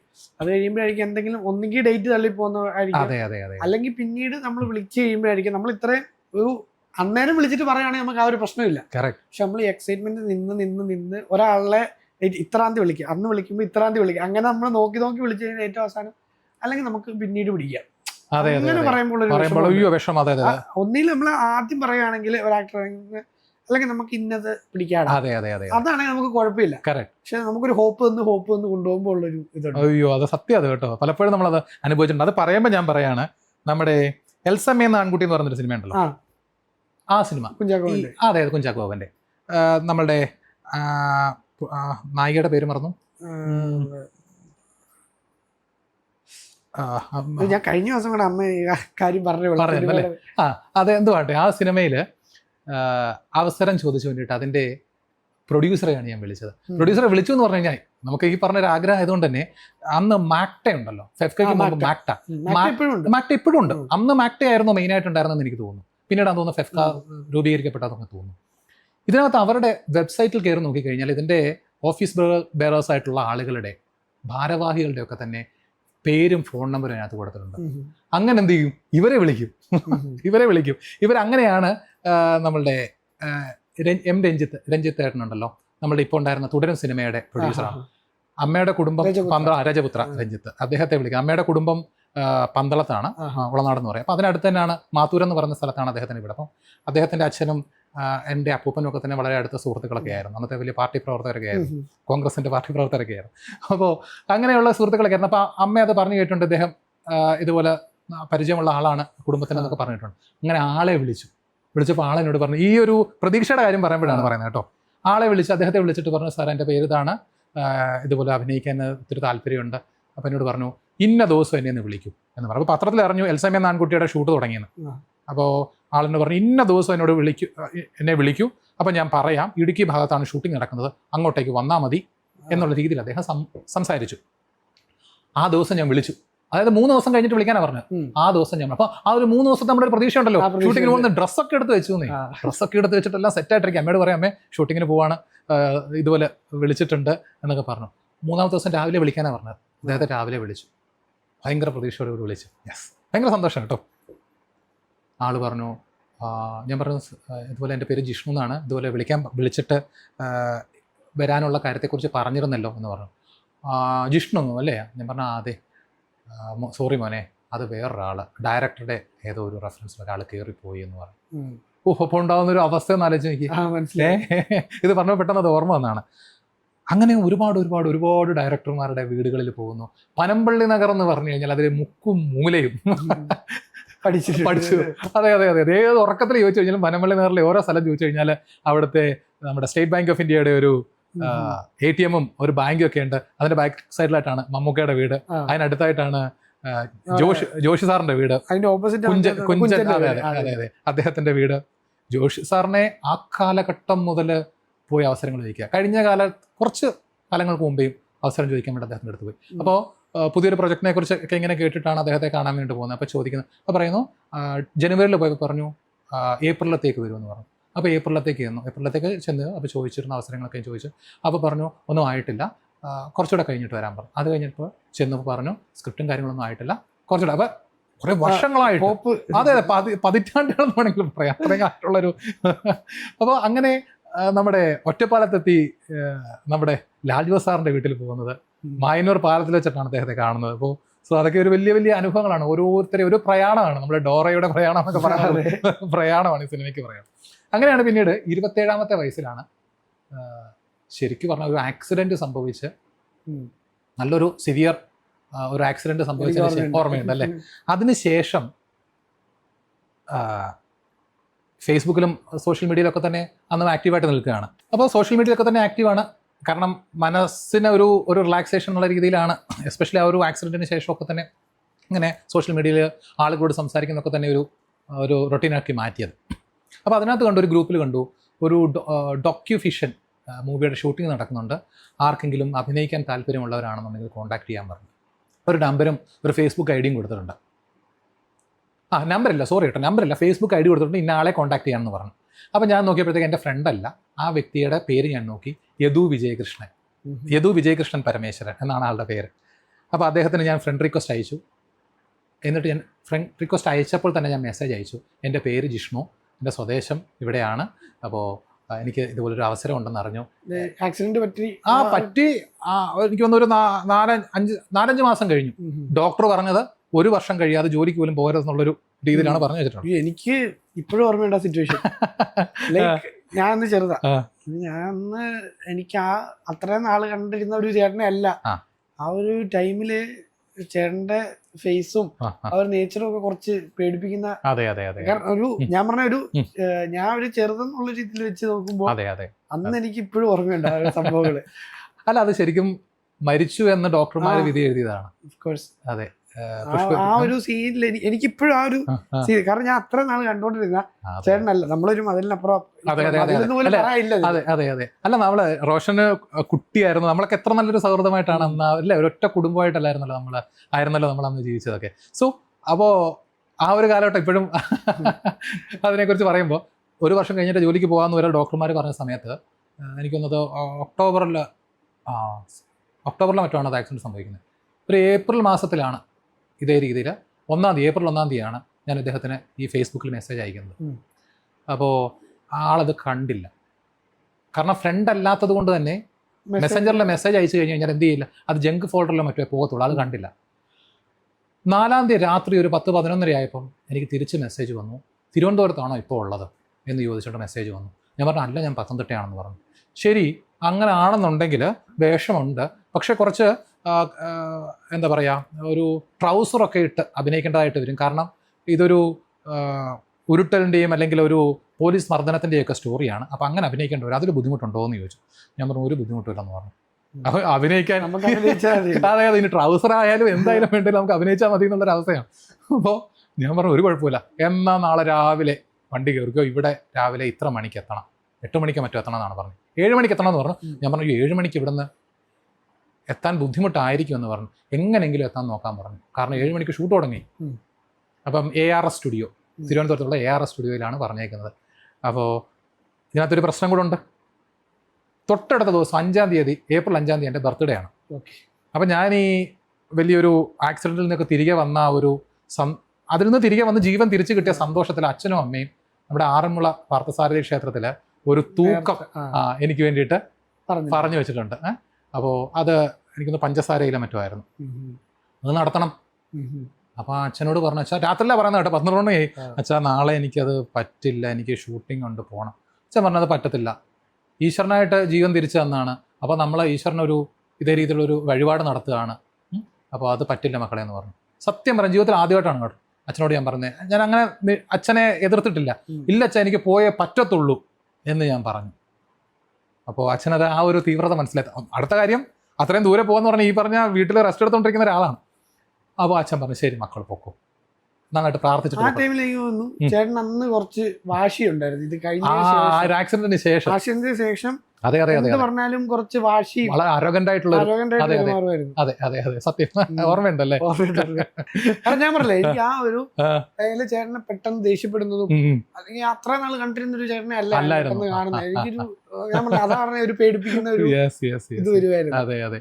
അപ്പോൾ അങ്ങനെ രാവിലെ എനിക്കൊന്ന് 4:30 മറ്റോ ഉള്ള ഒരു ബസ്സിന് മന്ദിരം പിടിക്കാന്ന് കയറി അവിടെ എത്തി. ആ പറഞ്ഞ സമയത്ത് തന്നെ എത്തി PMG ഉണ്ട്, അവിടെ ഇറങ്ങിയപ്പോഴത്തേക്ക് ആളെ ഞാൻ ഫോണിൽ വിളിച്ചു. ഫോൺ നമ്പറൊക്കെ കിട്ടിയിരുന്നു. ഫോണെ വിളിച്ച് പറഞ്ഞു ഇന്ന ആളാണ്, ഒരു വണ്ടിയിൽ ഒരു ഡ്രൈവറുണ്ട്, അദ്ദേഹം വരും, ആ കാറിന് കയറി ARS സ്റ്റുഡിയോയിലേക്ക് വന്നോളാൻ പറഞ്ഞു. അപ്പോൾ ഞാൻ ബസ്സിൽ വന്ന് ഇറങ്ങിയപ്പം നമ്മുടെ പൃഥ്വിരാജിൻ്റെ എനിക്കൊന്നു അസറ്റ് ഹോംസിൻ്റെ മറ്റോ ഒരു പരസ്യം ഇങ്ങനെ വെച്ചിട്ടുണ്ട് കേട്ടോ, വെൽക്കം എന്നും പറഞ്ഞിട്ട് ഇങ്ങനെ കൈയൊക്കെ ഇങ്ങനെ വെച്ചുകൊണ്ടുള്ളൊരു പരസ്യം. അപ്പോൾ എനിക്ക് ഭയങ്കര സന്തോഷം, നമ്മളെയാണല്ലോ വെൽക്കം ചെയ്യുന്നത് എന്നുള്ള രീതിയിൽ ആദ്യം കണ്ടത്. അപ്പോൾ അങ്ങനെ വന്ന് ഇറങ്ങി, ഈ പറഞ്ഞ കാറ് വന്നു, അതിൽ നേരെ ഫോർ ഷൂട്ടിംഗ്, ഈ പറഞ്ഞ അതേ ഒരു എന്താ പറയുക ബോർഡൊക്കെ വെച്ചിട്ടുള്ള സ്റ്റിക്കറൊക്കെ വെച്ചിട്ടുള്ള ഫോർ ഷൂട്ടിങ്ങിൽ ARS സ്റ്റുഡിയോയിൽ എത്തുന്നു. അവിടെ തുടക്കത്തിൽ തന്നെ എന്നോട് പറഞ്ഞു ശരി ഷൂട്ട് തുടങ്ങുകയാണ്, ഡ്രസ്സ് റിമൂവ് ചെയ്യണമെന്ന് പറഞ്ഞു. അതൊക്കെ റിമൂവ് ചെയ്തിട്ട് ട്രൗസർ ഇട്ടുകൊണ്ടാണ് അഭിനയിക്കുന്നത്. അപ്പോൾ ഈ കാലിലെ കുറച്ച് മുറിവുകളൊക്കെ വരുത്തണം, അതായിരുന്നു ആദ്യത്തെ സീൻ ഉണ്ടായിരുന്നത്. സത്യം പറയാം, ഈ അപകടം കഴിഞ്ഞതിൻ്റെ കുറച്ച് മുറിവുകളൊക്കെ കാലിലൊക്കെ തന്നെ ഉണ്ടായിരുന്നു. ഈ വ്യക്തിയോട് യദു എന്ന് പറയുന്ന ഡയറക്ടറോട് അദ്ദേഹത്തോട് ഞാൻ പറഞ്ഞിട്ടില്ല എനിക്ക് ആക്സിഡൻറ്റ് പറ്റിയതാണെന്നും ഈ കാര്യങ്ങളൊന്നും അദ്ദേഹത്തോട് സംസാരിച്ചിട്ടില്ല. കാരണം അവസരം നഷ്ടപ്പെട്ടു പോയില്ലേ, പറയാൻ പറ്റില്ലല്ലോ. അപ്പം എന്ത് ചെയ്തു, ഡോക്ടർമാർ പറഞ്ഞത് ഇത്രയും കാലം വീട്ടിൽ റെസ്റ്റ് എടുത്തിട്ട് വേണം എൻ്റെ ജോലിക്കെങ്കിലും പോകാനെന്ന്. ആ സമയത്ത് ഞാൻ ഓടിച്ചെന്ന് ഷൂട്ടിങ്ങിന് പോകുന്നത്. അപ്പോൾ ഇത് മേക്കപ്പ് മാൻ ചേട്ടന് ഈ എന്താ പറയുക ഹെയർ ഒക്കെ കാലിലേക്ക് റിമൂവ് ചെയ്തിട്ട് മുറിവുണ്ടാക്കുകയാണ്. അബദ്ധത്തിൽ അദ്ദേഹത്തിന് കൈബദ്ധം പറ്റിയാണ് വീണ്ടും എൻ്റെ കാലിൽ മുറിവുണ്ടായി. അതുകൂടെ ഉണ്ടായി, മുറിവിൻ്റെ മേളിൽ വേറെ മുറിവുണ്ടായി. അപ്പോൾ അതൊക്കെ കഴിഞ്ഞ് ഭയങ്കര നീറ്റില, അറിയാമല്ലോ പച്ച മുറിവിന് നീറ്റിലില്ലേ. അപ്പോൾ ഇതൊക്കെ ഈ പറഞ്ഞ മുറിവൊക്കെ തന്നെ ആർട്ടിഫിഷ്യലായിട്ട് മേക്കപ്പിലൊക്കെ തന്നെ ഉണ്ടാക്കി ഇവർ ഉരുട്ടുകയാണ്. ഉരുട്ടുന്ന ഒരു ചെറിയൊരു ദണ്ട് പോലത്തെ ഒരു സാധനമാണ്, അത് വെച്ചിട്ടാണ് ഉരുട്ടുന്നത്. പക്ഷേ മുറിവിൽ കൂടാണ് ഇത് കയറിയിട്ട് കയറുന്നത്. അതിനകത്തെ അഭിനയം എന്ന് പറഞ്ഞാൽ സത്യം പറഞ്ഞാൽ ജീവിക്കുന്നത്, കാരണം മുറിവ് പച്ച മുറിവിലൂടെയുള്ളൊരു അവസരം ഉണ്ടല്ലോ. അയ്യോ. അപ്പോൾ അത് 21 Months of Hell എന്ന് പറയുന്ന ഡോക്യുഫിഷൻ മൂവി ആയിരുന്നു. അടിയന്തരാവസ്ഥ കാലഘട്ടത്തിൽ ആ ഒരു സ്വാതന്ത്ര്യത്തിന് വേണ്ടിയിട്ട് പോരാടിയ മനുഷ്യരുടെ കഥ പറയുന്ന ഒരു ഡോക്യുഫിഷൻ ആയിരുന്നു. അത് കേരളത്തിലെ സെൻസർ സർട്ടിഫിക്കറ്റ് അതിന് ലഭിച്ചില്ല. ശേഷം അത് ഇന്ത്യ ആകമാനം വലിയൊരു ചർച്ചയാവുകയും അങ്ങനെ സെൻട്രൽ ഫിലിം സെൻസർ ബോർഡാണ് അതിന് സർട്ടിഫിക്കേഷൻ തരികയും കുറേ ഫെസ്റ്റിവൽസിലോട്ട് അത് കുറേയധികം സ്ഥലങ്ങളിൽ അത് പ്രദർശിപ്പിക്കപ്പെടുകയും കുറേയധികം അവസരങ്ങൾ ആ ഒരു ചിത്രത്തിന് ഉണ്ടാവുകയും ചെയ്തു. പിന്നീട് അത് OTT റിലീസായിട്ട് വരികയും ചെയ്തിട്ടുണ്ടായിരുന്നു. അപ്പോൾ അതിനുശേഷം അതേ സംവിധായകൻ തന്നെ ഒരു സംസ്കൃത ചിത്രം എടുക്കുന്നു എന്ന് പറഞ്ഞു. ശരിക്കും പറഞ്ഞാൽ ഈ ജോലി ചെയ്യുമ്പോഴും റോഷ നമ്മളുടെ മനസ്സിൽ ജോലി ചെയ്യുന്നുണ്ട്, അതൊരു എന്താ പറയുക ലക്ഷ്യമാണ്. സത്യം ജോലി ചെയ്യുന്നതും പക്ഷേ ഇഷ്ടപ്പെട്ടൊരു ജോലി തന്നെയാണ് ചെയ്യുന്നത് എന്നുള്ളത് മറ്റൊരു കാര്യമായിരുന്നു. കാരണം ഈ അഭിനയത്തെ പോലെ അതിൻ്റെ അടുത്ത് തന്നെ ഏകദേശം അടുത്ത് തന്നെ നിൽക്കുന്ന ഒരു പ്രൊഫഷനാണ്, ഒരു പാഷനേറ്റായിട്ട് ഞാൻ ചെയ്യുന്നത്. ഞാനൊരു ലീഡർഷിപ്പ് മോട്ടിവേഷണൽ ട്രെയിനറാണ്, ഒരു സോഫ്റ്റ് സ്കിൽ ട്രെയിനറാണ്. സ്ഥാപനങ്ങൾക്ക് വേണ്ടിയിട്ട് ഇങ്ങനെയുള്ള ട്രെയിനിങ്ങുകൾ എടുക്കുക എന്നുള്ളതാണ് എൻ്റെ ജോലി. അപ്പോൾ ആ സമയത്തൊക്കെ തന്നെ ട്രെയിനിങ് ചെയ്യുകയാണ്. ആ സമയത്താണ് സ്റ്റാർ ഹെൽത്ത് എന്ന് പറഞ്ഞൊരു ഇൻഷുറൻസ് കമ്പനിയിൽ പിന്നീട് ഈ ഒരു ഷൂട്ടിന് ശേഷം ജോലിക്ക് കയറുന്നത്. അപ്പോൾ അത് ജോലിക്ക് കയറുന്നതിൻ്റെ കാര്യമുണ്ട്. ഈ പറയുന്ന ഫിലിം ഈ 21 Months of Hell അഭിനയിച്ചിട്ടുണ്ടായിരുന്ന ഒരു വ്യക്തിയുണ്ട്, അപ്പോൾ അഭിമന്യു, അദ്ദേഹത്തിൻ്റെ റെഫറൻസിലാണ് എനിക്ക് പുതിയൊരു ജോലി കിട്ടുന്നത്. ഈ ഷൂട്ട് കഴിഞ്ഞു, അടുത്ത മാസം ഞാൻ ജോലിക്ക് കയറി. അപ്പോൾ അതിന് ആ ഒരു ഷൂട്ടിൻ്റെ റെഫറൻസിൽ വന്നാണ് കേട്ടോ ആ ഒരു ജോലി. ഈ ഫസ്റ്റ് മൂവിക്കുള്ള റെമ്യൂണറേഷൻ പരിപാടിയൊക്കെ ഫസ്റ്റ് മൂവിക്കുണ്ടായിരുന്ന റെമ്യൂണറേഷൻ തുടക്കക്കാരെന്നുള്ള നിലയിൽ നമുക്ക് ഡീസെന്റ് കുഴപ്പമില്ലാത്ത ഒരു ഞാൻ ചോദിക്കാൻ കാരണം നമുക്ക് ഫസ്റ്റ് ഒരു സംഭവത്തിന് നമ്മുടെ 5,000 ഒരു കേസ് പറഞ്ഞായിരുന്നു. അയ്യോ അതെ അല്ലെന്നേ, അത് ഈ എൻ്റെ പഠിത്തം കഴിഞ്ഞതിന് ശേഷം MBA കഴിഞ്ഞതിന് ശേഷം ഞാൻ ജോലിക്ക് ശ്രമിച്ചത് കൊച്ചിയിലേക്ക് പോയതിൻ്റെ അറിയാലോ, നമ്മുടെ ലക്ഷ്യം മറ്റേ സിനിമ തന്നെയാണ്. അതുകൊണ്ട് തന്നെ കാരണം എന്താണെന്ന് വെച്ച് കഴിഞ്ഞാൽ മലയാള സിനിമയുടെ മദ്രാസി എന്ന് പറഞ്ഞു കഴിഞ്ഞാൽ കൊച്ചിയാണ് അല്ലേ, ഇപ്പോഴത്തെ രീതിയിൽ കൊച്ചിയാണ്. അപ്പോൾ അവിടെ പോയി അവസരം തേടാം, ജോലി ചെയ്യാൻ സമയത്ത് ജോലി ചെയ്യാം. ഇതിലൊരു ഡയറക്ടർമാർ അവിടെ ആണല്ലോ, നേരത്തെ പറഞ്ഞ പനമ്പള്ളി നഗർ. അപ്പോൾ അവിടെ പോയിട്ട് ഞാനിത് പറയാം നമ്മളുടെ ഇദ്ദേഹം രഞ്ജിത്ത് സാറുണ്ടല്ലോ, രഞ്ജിത്ത് ഏട്ടന്, രജപുത്ര രഞ്ജിത്ത്, അദ്ദേഹത്തിൻ്റെ വീട്ടിൽ തിരുവനന്തപുരത്തൊക്കെ എപ്പോഴൊക്കെ പോകുമ്പോൾ അദ്ദേഹത്തിൻ്റെ വീട്ടിൽ അവസരം ചോദിച്ചാൽ പോകുമായിരുന്നു. അവസരം ചോദിച്ച് പോയി ആൾ പറയാം ഇങ്ങനെ, അല്ലെങ്കിൽ ഞാൻ നോക്കട്ടെ എന്നൊക്കെ പറയും.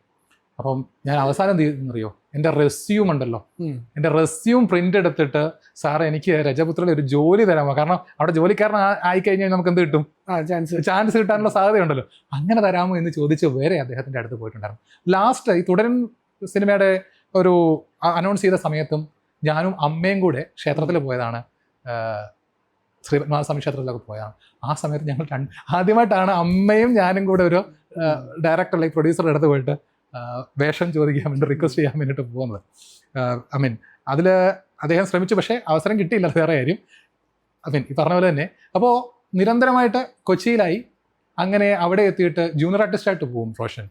കാരണം അന്ന് ജോലിയൊന്നും ആയിട്ടില്ല, ജോലിക്ക് വേണ്ടി ട്രൈ ചെയ്യാണ്. ജൂനിയർ ആർട്ടിസ്റ്റായിട്ട് പോയി കഴിഞ്ഞാൽ രണ്ടുണ്ട് ഗുണം. ജോലി ആയിട്ടില്ലാത്തതുകൊണ്ട് ഞങ്ങൾ കുറച്ചധികം പേര് അതൊക്കെ അതിനൊക്കെ കുറെ 2017 ഈ പറയുന്ന എന്താണ് 21 Months of Hellന്റെ ഷൂട്ട് ചെയ്ത്. അതിനൊക്കെ മുൻപേ 2012 ഞാൻ പഠിച്ചിറങ്ങി. ആ ഒരു സമയത്തെക്കുറിച്ചാണ് പറഞ്ഞു തരുന്നത്. അപ്പോൾ അവിടെ നിന്നു അവസരങ്ങൾ തേടുന്നുണ്ട്, ഡയറക്ടർമാർ പോയി കാണുന്നു, ഇതേ രീതിയിൽ പനമ്പള്ളി നഗറിൽ പോകുന്നു. മാത്രമല്ല ഞങ്ങൾ കുറച്ചധികം ആളുകൾ, സമാന മനസ്കരായിട്ടുള്ള കുറച്ച് ആളുകൾ ഒന്നിച്ച് ചേർന്നിട്ടാണ്. എൻ്റെ കൂടെ ഉണ്ടായിരുന്ന ഒരു ചേട്ടനുണ്ട്, റാന്നി കോളേജിൽ തന്നെ പഠിച്ച വൈശാഖ്, പിന്നെ അതുകൂടാണ്ട് ഒരു രാജേഷ്, പിന്നെ ഇങ്ങനെയുള്ള കുറച്ചധികം ചേട്ടന്മാരൊക്കെ ഉണ്ട്. ഇവരുടെ കൂടെ തന്നെയാണ് ഞാനും കൂടിയേക്കുന്നത്. അപ്പോൾ അവരും സിനിമയിലെ അവസരങ്ങൾക്ക് ശ്രമിക്കുന്നു, ഞാനും ശ്രമിക്കുന്നു. ജൂനിയർ ആർട്ടിസ്റ്റായിട്ട് പോകും. ഞാൻ പറഞ്ഞു രണ്ടുണ്ട് ഗുണം. ഒന്ന് 350 രൂപ കിട്ടും ജോലിയില്ലല്ലോ, അപ്പം 350 രൂപ വലിയൊരു കാര്യമാണ്. അതെ. പിന്നെ നമുക്ക് ഫുഡും കിട്ടും. ആ. അപ്പോൾ ഈ കാര്യത്തിലൂടെ പോകും. അങ്ങനെ ഒരുപാട് സ്ഥലങ്ങളിൽ ലൊക്കേഷന് വേണ്ടിയിട്ട് പോകുന്നു. ലൈക്ക് നമ്മളുടെ അവതാരം എന്ന് പറഞ്ഞൊരു സിനിമ, പെട്ടെന്ന് ഓർമ്മ വരുന്ന പേരുകൾ, അവതാരം എന്ന് പറഞ്ഞൊരു സിനിമ, 6B പാരഡൈസ്, ആ സിനിമ റിലീസായിട്ടില്ല. നമ്മുടെ താന്തോന്നി സിനിമയുണ്ടല്ലോ, അതിന് ഡയറക്ടറായിരുന്നു, അദ്ദേഹത്തിൻ്റെ ആയിരുന്നു. ഇങ്ങനെയുള്ള കുറേ സിനിമകൾ പെട്ടെന്ന്. അതൊക്കെ അപ്പോൾ ഏത് ടൈമിലായിരുന്നു കാലം? അത് 2012. അത് ഞാൻ ഈ 350 എന്ന് പറയുമ്പോൾ ഇപ്പൊ കൂട്ടിയിട്ടുണ്ട്. അതെ അതെ അതെ. ഞാൻ എന്താ നമ്മുടെ എമ്പുരാന്റെയും സംഭവത്തിന്റെയും ഒക്കെ ഇത് വരുമ്പോ അതെ അതെ എനിക്ക് തോന്നുന്നു ഇപ്പൊ 1500 രൂപയും ഫുഡും വരും. അന്ന് 350 ഉള്ളൂ. അതിനുശേഷം ഞാൻ ജൂനിയർ ആർട്ടിസ്റ്റ് ആയിട്ട് പോകുന്ന സമയത്ത് തന്നെ ആ 350 എന്നുള്ളത് പിന്നീട് 500 ആയി. അതായത് ആസ്ക് എന്ന് പറയുന്ന ഒരു സിനിമ, നമ്മുടെ നരേൻ ഉണ്ടല്ലോ, അദ്ദേഹത്തിന്റെ സിനിമ, നമ്മുടെ കുട്ടിക്കാനം മരീൻ കോളേജ് ഷൂട്ടിംഗ് ഉണ്ടായിരുന്നു. ആ സമയത്ത് ഞാൻ പോയിരുന്നു. ഒരു നമ്മുടെ ടെലികോളിംഗ് ഒരു എന്താ പറയുക, അങ്ങനത്തെ ഒരു ഡിപ്പാർട്ട്മെന്റിലെ ഒരു ജീവനക്കാരനായിട്ടുള്ള ഒരു സീനാണ്. ജൂനിയർ ആർട്ടിസ്റ്റ് ആണ്. അന്ന് 500 രൂപ കിട്ടി. ആ സമയത്തൊക്കെ പിന്നെ അത് 500 ആയി. അതെ, ഞാൻ കാലഘട്ടം ചോദിച്ചു. വിലയൊക്കെ വന്നിട്ടുണ്ട്. അതെ. അപ്പോൾ അങ്ങനെ ജൂനിയർ ആർട്ടിസ്റ്റ് ആയിട്ട് പോകുന്ന അവസരങ്ങൾ ചോദിക്കുന്നു. അതൊക്കെ തന്നെ ഇങ്ങനെ തുടർന്നുകൊണ്ടേയിരുന്നു. പോണ്ടിച്ചേരിയിലാണ് 10-12 പഠിച്ചത്, MBA ചെയ്തത്. അവിടെ പോണ്ടിച്ചേരി അറിയാമല്ലോ, ഷൂട്ടിങ്ങുകളുടെ കേദാരമാണല്ലോ. അവിടെയും എത്തിയിട്ട് അവസരങ്ങൾ ചോദിക്കുന്നു. ഇതൊക്കെ തന്നെ ആയിരുന്നു സീൻ. അങ്ങനെയാണ് ഈ പറഞ്ഞ 21 Months of Hell അഭിനയിക്കുന്നതും. അതേ സംവിധായകൻ യദു വിജയകൃഷ്ണൻ സംവിധാനം ചെയ്ത ഭഗവത് അജുഗം എന്ന് പറയുന്ന സിനിമ 2020 ആ ഒരു സിനിമ ഷൂട്ട് നടക്കുന്നു. അങ്ങനെ ആ ഒരു സിനിമയുടെ ഭാഗമാകുന്നു. ആ സിനിമയിൽ ലോകത്തിലെ ആദ്യത്തെ ഒരു എന്താ പറയുക എൻ്റർടൈൻമെൻറ്റ് സംസ്കൃത ചിത്രം എന്ന് വേണമെങ്കിൽ നമുക്കതിനെ പറയാം. അതിലെ നായകനായിരുന്നു ഷാണ്ഡില്യൻ എന്ന് പറയുന്ന ക്യാരക്ടറാണ്. ബോധായനൻ എഴുതിയ ഒരു നാടകം അല്ലെങ്കിൽ ഒരു കൃതിയാണ്. അതിനെ നാടകമാക്കി കൊണ്ടുവന്ന് നമ്മുടെ കാവാലൻ നാരായണ പണിക്കർ സാറൊക്കെ ഉണ്ടല്ലോ, അദ്ദേഹത്തിൻ്റെ ആ ഒരു നമ്മുടെ സോപാനം ഗ്രൂപ്പ്, അവർ അനവധി വേദികളിൽ അവതരിപ്പിച്ചൊരു സ്റ്റോറിയാണ് ഇത് ഭഗവത് അജുഗം. നമ്മളുടെ നെടുമുടി സാറ് അല്ലെങ്കിൽ ഭരത് ഗോപി സാറ്, അതല്ലാന്നുണ്ടെങ്കിൽ ഇതേ രീതിയിലുള്ള പ്രശസ്തരായിട്ടുള്ള ആളുകൾ നാടകത്തിൽ കൂടെ, മുരളി സാറ്, നമ്മുടെ ഏറ്റവും പ്രിയപ്പെട്ട മുരളി സാറ്, അദ്ദേഹമൊക്കെ അഭിനയിച്ചിട്ടുള്ള ഒരു ക്യാരക്ടറാണ് ഈ പറയുന്ന നമ്മുടെ ഷാണ്ഡില്യൻ. ആ ക്യാരക്ടർ ചെയ്യാൻ പറ്റിയെന്ന് പറയുന്നതും ഭയങ്കര, സത്യം പറഞ്ഞു കഴിഞ്ഞാൽ ഒരു എന്താ പറയുക, ഒരു സുഹൃതമാണെന്ന് വേണമെങ്കിൽ പറയാം. ആ ചിത്രം എനിക്കൊന്ന് ഇന്ത്യയിലും ഇന്ത്യക്ക് പുറത്തും 30-35 ഇന്ത്യ ഇൻ്റർനാഷണൽ അവാർഡുകൾ ആ ചിത്രത്തിന് കിട്ടി. അപ്പോൾ അതും വലിയൊരു അനുഗ്രഹമായിരുന്നു. അതുമാത്രമല്ല, IFFI ഗോവയിൽ അത് ഇന്ത്യൻ പനോരമയിൽ തിരഞ്ഞെടുക്കപ്പെടുകയും ഷാങ്കായ് ഫിലിം ഫെസ്റ്റിവലിൽ RRR മൂവി ഉണ്ടല്ലോ, RRR, അതും ഭഗവത് അജുഗം മറ്റൊരു മൂവി, ഈ 3 മൂവികൾ മാത്രമായിരുന്നു ഇന്ത്യയിൽ അതിനെ പ്രതിനിധീകരിച്ചു പോയത്. വലിയ സംഭവമല്ലേ. അപ്പൊ അതിലെ നായക കഥാപാത്രമാകുക എന്ന് പറഞ്ഞു കഴിഞ്ഞാൽ ആ ഒരു ടൈമിലാണോ റഹ്മാൻ സാറുമായിട്ടൊരു? അല്ല, റഹ്മാൻ സാറിനെ കണ്ടത് ഈ കഴിഞ്ഞ 54ാമത് international film festival of India, IFFI ഗോവയുടെ ഇന്റർനാഷണൽ സിനിമ സെലക്ഷൻ അതിന്റെ പ്രിവ്യൂ ജൂറി മെമ്പർ ആയിരുന്നു. DP അതാണ്. അപ്പൊ അങ്ങനെ അത് ഡൽഹിയിൽ വെച്ചിട്ടായിരുന്നു നമ്മൾ ഉണ്ടായിരുന്നത്. സോ അതിനുശേഷം ഈ പറയുന്ന ഫിലിം ഫെസ്റ്റിവൽ ഗോവയിൽ വെച്ച് നടന്ന സമയത്ത് അദ്ദേഹം അവിടെ എത്തിയിട്ടുണ്ടായിരുന്നു. അദ്ദേഹത്തിൻ്റെ ചിത്രവും ഉണ്ടായിരുന്നു. തന്നെയല്ല, അദ്ദേഹം ആസ് എ ഗസ്റ്റ് അവിടെ എത്തിയിട്ടുണ്ടായിരുന്നു. അപ്പോൾ അവിടെ വെച്ചിട്ടാണ് അദ്ദേഹത്തെ പരിചയപ്പെടുന്നതും സംസാരിക്കുന്നതും ഫോട്ടോ എടുക്കുന്നത്. അതൊക്കെ വലിയൊരു എന്താ പറയുക, നമുക്ക് അത് എനിക്ക് കുറച്ചുകൂടെ മനസ്സിലാകുന്നത് നമ്മുടെ പോഡ്കാസ്റ്റിൽ ആദ്യം എത്തിയത് ബിബിൻ ജോർജ്, അതായത് നമ്മൾ ആദ്യം റിലീസ് ചെയ്തത് അബിൻ ബിനോയുടെ ഇന്റർവ്യൂ ആണല്ലോ. പക്ഷെ ബിബിൻ ജോർജ് ചേട്ടനാണ് നമ്മുടെ ഫസ്റ്റ് ഷൂട്ട് നടക്കുന്നത് അല്ലേ. ബിബിൻ ജോർജ് ചേട്ടന് ഇതേപോലത്തെ ഒരു അവസരം കിട്ടും. കാരണം ബിബിൻ ജോർജ് ചേട്ടൻ കുറച്ച് പാട്ടൊക്കെ പാടും. എനിക്ക് ഭയങ്കര ഇഷ്ടമാണ്. റീസെന്റ് കൂടുതലിനകത്തൊക്കെ പാടിയിട്ടുണ്ട്. അപ്പോ അങ്ങനെ ഇരിക്കുമ്പോ ബിബിൻ ജോർജ് ചേട്ടന് ഇതേപോലെ ഒരു സിനിമയുടെ അവാർഡ് ഫംഗ്ഷൻ വെച്ചിട്ട് റഹ്മാൻ സാറുമായിട്ട് സ്റ്റേജിൽ കയറാൻ പറ്റിയൊരു ഒരു സംഭവം ഉണ്ട്. റഹ്മാൻ സാറ്, നാദർഷിക, ബിബിൻ ജോർജ് ചേട്ടൻ. അപ്പൊ അത് ആൾക്ക് ഭയങ്കര പറ്റിയ പ്രൗഡ് ഫീല്. കാരണം ആ ഒരു ലെജൻഡ് ലൈഫ് ടൈം അല്ലേ, ആ ഒരു അത്രയും വലിയൊരു ലെജൻഡിന്റെ കൂടെ സ്റ്റേജ് ഷെയറിങ് ആള് ഭയങ്കര പ്രൗഡ് ഫീൽ.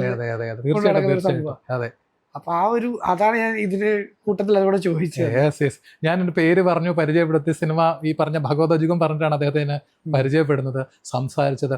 നമുക്ക് എന്താ പറയാ, നമ്മള് സ്വപ്നത്തിലാണോ നമുക്ക് തോന്നിപ്പോ. നമ്മൾ റെസ്പോണ്ട് ചെയ്യുന്ന എത്ര കൂളായിട്ട്, എന്താ നമ്മൾ പറയാ, എത്ര ഡൗൺ ടു എർത്ത് ആയിട്ട് ആ ഒരു മനുഷ്യനൊക്കെ സത്യം പറഞ്ഞു കഴിഞ്ഞാൽ എത്രമാത്രം ഭയങ്കര ഒരു എന്താ പറയാ ഒരു രീതിയിലൊക്കെ നമ്മളോട് സംസാരിക്കും. പക്ഷെ അതല്ല, ആഹാ ഓക്കെ എന്നുള്ള രീതിയിലാണ് സംസാരിക്കുന്നത്. ബട്ട് അതെന്താ പറയാ, that was an amazing wonderful moment for the എൻ്റെ ലൈഫ് ടൈം. അത് പറയാതിരിക്കാൻ പറ്റില്ല കേട്ടോ. സത്യം. അതെ.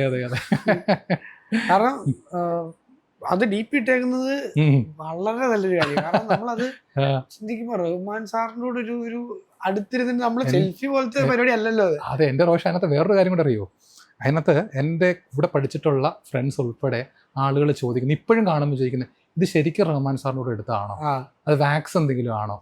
ഈവൻ ഞാനത് സൂം ചെയ്ത് നോക്കി.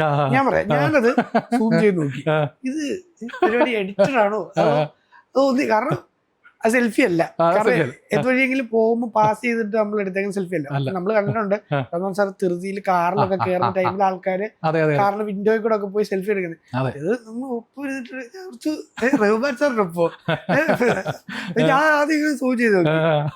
ആ ഒരു സംഭവം അതാ ഞാൻ പറഞ്ഞു. ഇപ്പോഴും കേട്ടോ, ഇപ്പൊ പരിചയപ്പെടുന്ന ആളുകൾ പോലെ എന്നോട് ചോദിക്കും, അതെ ഞങ്ങളൊരു കാര്യം ചോദിച്ചോട്ടെ, ഒന്നും തോന്നല്ലോ കേട്ടോ. ഇല്ല എന്താ, അല്ല റഹ്മാൻ സാറിന്റെ കൂടെയുള്ള ഫോട്ടോ അത് ഒറിജിനലാണ്. ഞാൻ പറഞ്ഞ അതെ ഒറിജിനലാണ് എന്ന് പറഞ്ഞാണ് ജസ്റ്റ് മൊമെന്റ്. അത് പിന്നെ ബാക്കിയുള്ള കുറച്ച് ഫോട്ടോസും കൂടെ ഉണ്ട്, അതും കൂടെ ഞാൻ അവരെ കാണിച്ചു കൊടുത്തതാ, ഇത് കണ്ടോ എന്ന് കാണിച്ചു കൊടുക്കുമ്പോഴാണ് അവർക്ക് അത് വിശ്വാസയോഗ്യമായിട്ട് വരുന്നത്. എന്തായാലും അതൊരു വലിയൊരു കാര്യം തന്നെയായിരുന്നു കേട്ടോ, ഭയങ്കര ഒരു സംഭവം തന്നെയായിരുന്നു. ആ ഒരു ദിവസം ഒരിക്കലും മറക്കാൻ പറ്റും. അതെ, പ്രത്യേകിച്ച് നമ്മൾ ഇത്ര പാഷനേറ്റ് ആയിട്ട് ഒരു കാര്യത്തിന്റെ പുറകെ നടക്കുമ്പോൾ അതിനെ റിലേറ്റ് ചെയ്തിട്ടുള്ള ഒരു ലെജൻഡിനെ മീറ്റ് ചെയ്യുക. കറക്റ്റ്. അപ്പോൾ അങ്ങനെയായിരുന്നു ഈ ഒരു സിനിമ ആഗ്രഹം ഉണ്ടാവുന്നതും ഇവിടം വരെ എത്തിയത്. അതിനുശേഷം ഭഗവതജുഗം ചെയ്തു. അതിൻ്റെ ഒരു റെഫറൻസിലാണ് അതിനൊപ്പം യദു എന്ന് പറയുമ്പോൾ യദു വിജയകൃഷ്ണൻ, അദ്ദേഹത്തെ സംബന്ധിച്ചിടത്തോളം നമ്മുടെ മലയാള സിനിമ കണ്ടിട്ടുള്ള ഏറ്റവും വലിയ ഫിലിം ക്രിട്ടിക്സും സംവിധായകനും എഴുത്തുകാരനുമായിട്ടുള്ള വിജയകൃഷ്ണൻ സാറുണ്ട്. അദ്ദേഹത്തിൻ്റെ മകനാണ് യദു. അപ്പോൾ അദ്ദേഹത്തെ സംബന്ധിച്ചിടത്തോളം നമ്മുടെ അദ്ദേഹം ഉണ്ടല്ലോ, വിക്രം സാർ, അദ്ദേഹത്തിന് മലയാള സിനിമകളുടെ തുടക്കത്തിൽ ജൂനിയർ ആർട്ടിസ്റ്റായിട്ട് നല്ല വേഷങ്ങൾ കൊടുത്ത് മുമ്പോട്ട് കൊണ്ടുവന്ന ഇദ്ദേഹമാണ്, വിജയകൃഷ്ണ സാറാണ്. അതെ. അപ്പോൾ അദ്ദേഹത്തെ സംബന്ധിച്ചിടത്തോളം അദ്ദേഹത്തിൻ്റെ മകനാണ് യദു. അപ്പോൾ ഇവരുടെയൊക്കെ ഈ വിജയകൃഷ്ണ സാറിനെ കാണുമ്പോൾ തന്നെ അദ്ദേഹത്തിൻ്റെ ഒരു സിനിമയുണ്ട് കേട്ടോ, നിധിയുടെ കഥ എന്ന് പറയുന്ന, മുരളി, ജലജ ഇവരൊക്കെ അഭിനയിച്ചിട്ടുള്ളൊരു ചിത്രമുണ്ട്. അപ്പോൾ ആ ഒരു സിനിമ നമ്മളെ വല്ലാണ്ട് ഹോണ്ട് ചെയ്യുന്ന, എന്ന് വെച്ച് കഴിഞ്ഞാൽ നമ്മളത് ആ ചിത്രം കണ്ടതിന് ശേഷം ഞാൻ ആ സിനിമ ഒരിക്കൽ കണ്ടതിന് ശേഷം കിടന്ന് ഉറങ്ങിയപ്പോഴും അതിനകത്തെ കഥാപാത്രങ്ങളും അതിനകത്തെ സീനുകളും നമ്മുടെ ആ ഒരു ഉപബോധ മനസ്സിൽ കൂടെ കടന്നു വന്നിട്ടുള്ളൂ. അത്രമാത്രം ഒരു അനുഭവം ഇൻഫ്ലുവൻസ് ചെയ്തിട്ടുള്ളൊരു സിനിമയാണത് കേട്ടോ. അപ്പോൾ ഇദ്ദേഹം ഈ ഭഗവതജയത്തിൻ്റെ ഷൂട്ടിങ്ങിന്, അദ്ദേഹത്തിൻ്റെ മകനാണല്ലോ ഏതോ, ഈ ഷൂട്ടിന് ഇദ്ദേഹവും എത്തി. 21 Months of Hellലും ഇദ്ദേഹം ഉണ്ട്. അപ്പോൾ ഞാൻ ഓടിച്ചെന്നപ്പം പരിചയപ്പെട്ടു, സാർ എൻ്റെ പേര് ഇതാണ്, ജിഷ്ണുവാണ് എന്ന് പറഞ്ഞാൽ ഓക്കെ പറഞ്ഞു പരിചയപ്പെട്ടു. തിരികെ ഭഗവതജുഗത്തിന് വരുമ്പോൾ ഷൂട്ടിംഗ് നടക്കുമ്പോൾ അദ്ദേഹം പലപ്പോഴും അവിടെ എത്താറുണ്ട്. ആ സമയത്ത് കാണുമ്പോൾ ഞാൻ ആഗ്രഹിച്ചിട്ടുള്ളൊരു കാര്യമുണ്ട്, എന്നോട് പേര് അദ്ദേഹം ഒന്നും കൂടെ ഒന്ന് ചോദിക്കണം. അതിനുശേഷം മറ്റൊരു ദിവസം കാണുമ്പോൾ ജിഷ്ണു എന്നും പറഞ്ഞിട്ട് നമ്മളെ ഒന്ന് വിളിക്കണം. അത് പറഞ്ഞില്ല, ഒരു സംവിധായകൻ, അതും ഇത്രയും ലെജൻഡായിട്ടുള്ള ഒരാള് നമ്മളെ ആ പേരെടുത്ത് വിളിക്കുക, ഒരു സംവിധായകനെ നമ്മളെ അറിയുക എന്ന് പറയുന്നത് അത്രമാത്രം വലിയൊരു കാര്യമായിട്ട് തന്നെ ഞാൻ ആഗ്രഹിച്ചിട്ടുണ്ടായിരുന്ന ഒരു കാര്യമാണ്. അപ്പോൾ പിന്നീട് ഈ പറഞ്ഞ പോലെ തന്നെ അദ്ദേഹം വിളിച്ചു, സംസാരിച്ചു. അതൊക്കെ ഈ എന്താ പറയുക, ലൈഫിലെ വലിയൊരു കാര്യം തന്നെയാണ്. ഇപ്പം ഞാൻ പറഞ്ഞു വന്നത്, ഈ ഒരു ഭഗവതജുഗം സിനിമ അദ്ദേഹത്തിൻ്റെ ആ ഒരു സെറ്റിൽ വെച്ചിട്ടാണ് അനിൽ ദേവ് എന്ന് പറയുന്ന സംവിധായകൻ അനിലേട്ടനെ പരിചയപ്പെടുന്നത്. അപ്പോൾ അദ്ദേഹം സിനിമയ്ക്ക് വേണ്ടി വളരെ വർഷങ്ങളായിട്ട് പാഷനേറ്റായിട്ട് നടക്കുന്ന ഒരു വ്യക്തി. നിരവധി സിനിമകളുടെ പ്രൊഡ്യൂസറായിരുന്നു അദ്ദേഹം ഒരു സിനിമ ആദ്യമായിട്ട് സംവിധാനം ചെയ്യുന്നു എന്നുള്ളൊരു രീതിയിൽ അനൗൺസ് ചെയ്യുന്നു, എന്നെ വിളിക്കുന്നു, ജിഷ്ണു ഇതുപോലൊരു റോളുണ്ട്, ചെയ്യാൻ താല്പര്യമുണ്ടോ എന്നോട് ചോദിക്കുന്നു. എനിക്ക് അദ്ദേഹത്തിൻ്റെ അസോസിയേറ്റുകൾ സ്ക്രിപ്റ്റ് അയച്ചു തരുന്നു. എന്നാലോചിച്ച് നോക്കും, നമുക്ക് ഈ ഭഗവതജയത്തിനും കേട്ടോ യദു എനിക്ക് സ്ക്രിപ്റ്റ് അയച്ചു തന്നു, അതൊന്ന് വായിച്ചു നോക്കുമെന്ന് പറഞ്ഞു. അപ്പോൾ അതൊക്കെ നമ്മളൊന്ന് ആലോചിച്ച് നോക്കി, സിനിമയ്ക്ക് വേണ്ടി ഇത്രയും കാലം നടന്നു, സ്ക്രിപ്റ്റ് അയച്ചു തരുന്നു, അതൊന്ന് വായിച്ചു നോക്കൂ, എന്നിട്ട് പറയൂ എന്നൊക്കെ പറയുമ്പോഴത്തെ ഒരു നമ്മുടെയൊക്കെ ഒരു അല്ലേ ചേഞ്ച് തോന്നില്ലേ. അപ്പോൾ ഈ 21 Months of Hell, ഭഗവതജുഗം, ഉറ്റവരിലേക്കൊരു സെക്കൻഡ് ഹീറോ ഒരു ക്യാരക്ടറായിരുന്നു അതിനകത്ത് ചെയ്തിട്ടുണ്ടായിരുന്നത്. അതും ഈ കഴിഞ്ഞ മാർച്ച് 21 Months of Hell റിലീസായത്, OTT റിലീസായത്, 21 Months of Hellനെ കുറിച്ചല്ല പറഞ്ഞത്, 21 Months of Hell റിലീസായത് ആ ഒരു 2020 കാലഘട്ടങ്ങളിലോ മറ്റോ ആണ് OTT റിലീസായത്. അതിനു മുമ്പ് പ്രദർശനങ്ങളുണ്ടായിരുന്നു. ഇന്ത്യക്ക് പുറത്തും റിലീസ് ഉണ്ടായിരുന്നത്. പല പല കൂട്ടായ്മകളും അത് പ്രത്യേകിച്ച് അതിൻ്റെ റിലീസ്, കാരണം പറഞ്ഞില്ലേ അടിയന്തരാവസ്ഥ കാലഘട്ടത്തിലെ ഒരു കഥ പറയുന്നതാണ്. അപ്പോൾ അതിനുശേഷം അല്ല അതിന്റെ ആണോ എന്ന് എനിക്ക് അറിഞ്ഞൂടാ. ഇതേപോലുള്ള സിമിലർ പേരിലുള്ളൊരു വലിയൊരു ഫ്ലെക്സ് നമ്മുടെ കലൂർ സെന്റ് ആന്റണീസ് പള്ളിയില്ലേ, അതിന്റെ അവിടെ ആയിട്ട് ഇതിന്റെ ആണോ എന്ന് എനിക്ക് തോന്നുന്നു. ആ പേര് കേട്ടിട്ടല്ലേ? അതിന്റെ ഒരു വലിയൊരു ഫ്ലെക്സ് ആണ് അവിടെ ഉണ്ടായിരുന്നു അല്ലേ? എന്റെ ഒരു ഓർമ്മ. ഓക്കെ. അപ്പൊ അതിനുശേഷമാണ് ഈ പറഞ്ഞ ഭഗവതജയം ചെയ്തത്. ലാസ്റ്റ് ഈ കഴിഞ്ഞ മാർച്ചിലാണ് ഉറ്റവര്, ഈ പറഞ്ഞ സെക്കൻഡ് ഹീറോ ആയിട്ടുള്ള ഉറ്റവര് റിലീസ് ചെയ്തത്. കുറെ ഫെസ്റ്റിവൽസിന് പോയതിനു ശേഷം പോയി. ഈ ഭഗവതജുഗത്തിനും ഫിലിം ക്രിറ്റിക്സ് അവാർഡ് ഉണ്ടായിരുന്നു. ആദ്യമായിട്ടാണ് ഒരു സംസ്കൃത ചിത്രത്തിന് ഫിലിം ക്രിറ്റിക്സ് അവാർഡ് കിട്ടുന്നത് കേട്ടോ. പിന്നെ ഉറ്റവർക്കും ഫിലിം ക്രിറ്റിക്സ് അവാർഡ് ഉണ്ടായിരുന്നു. ഒരുപാട് ഇന്റർനാഷണൽ. ഇപ്പൊ കഴിഞ്ഞ ഒരു ജർമ്മനിയിൽ നടന്നിട്ടുള്ള ഒരു ഇന്റർനാഷണൽ ഫിലിം ഫെസ്റ്റിവലിൽ 2ാം സ്ഥാനത്ത് ആ ചിത്രം എത്തി. അതും ഒരു 10-25 അവാർഡുകൾ അല്ലേട്ടൻ്റെ ഉറ്റവർക്കും കിട്ടി. അപ്പോൾ അതും വളരെ ശ്രദ്ധിക്കപ്പെട്ടൊരു ക്യാരക്ടറാണ്. അങ്ങനെ ഭഗവതജയത്തിൻ്റെ സെറ്റിൽ വെച്ചിട്ട് പരിചയപ്പെട്ട അതിൻ്റെ പ്രൊഡ്യൂസറുണ്ട്, അദ്ദേഹത്തിൻ്റെ സുഹൃത്തായിട്ടുള്ള പ്രവീൺ നാരായൺ ചേട്ടനാണ്. ഇപ്പം JSK ഉണ്ടല്ലോ, ഇപ്പം വിവാദമായിട്ടുണ്ടായിരുന്ന Janaki V versus state of Kerala, അതിലേക്ക് വിളിക്കുന്നത്. അതിലെ ആക്ച്വലി അതിനകത്തൊരു രസം കൂടെ പറയാം. അതിലെ മറ്റൊരു വേഷത്തിലേക്കാണ് എന്നെ വിളിച്ചത്. മറ്റൊരു വേഷം എന്ന് പറയുമ്പോൾ ഒരു ദിവസം വിളിക്കുന്നു, വൈകുന്നേരം വിളിക്കുന്നു, ജിഷ്ണു പെട്ടെന്ന് നാളെ തൃശ്ശൂരേക്ക് കയറിയോ എന്ന് പറയാന്നു. ഞാൻ ചോദിച്ചാൽ എന്താ ചേട്ടാ? ഒരു JSK വിളിക്കുന്നതിൻ്റെ ഡയറക്ടർ ആണ് വിളിക്കുന്നത്. അതിനുശേഷം എൻ്റെ ഭഗവതജുഗത്തിൻ്റെ പ്രൊഡ്യൂസറുണ്ട്, അദ്ദേഹവും എന്നെ വിളിക്കുന്നു. അപ്പോൾ പെട്ടെന്ന് കയറിക്കോളാൻ പറയുന്നു. ഞാൻ ചോദിച്ചാൽ എന്താ ചേട്ടാ? ഷൂട്ട് നടക്കുകയാണ്, നിനക്കൊരു വേഷം അവിടെ ഉണ്ട്. ഭഗവതജുഗത്തിൽ പരിചയപ്പെട്ടാ, ഞാൻ പറഞ്ഞല്ലോ, അങ്ങനെ ആ ഒരു സ്നേഹബന്ധമാണ് കേട്ടോ.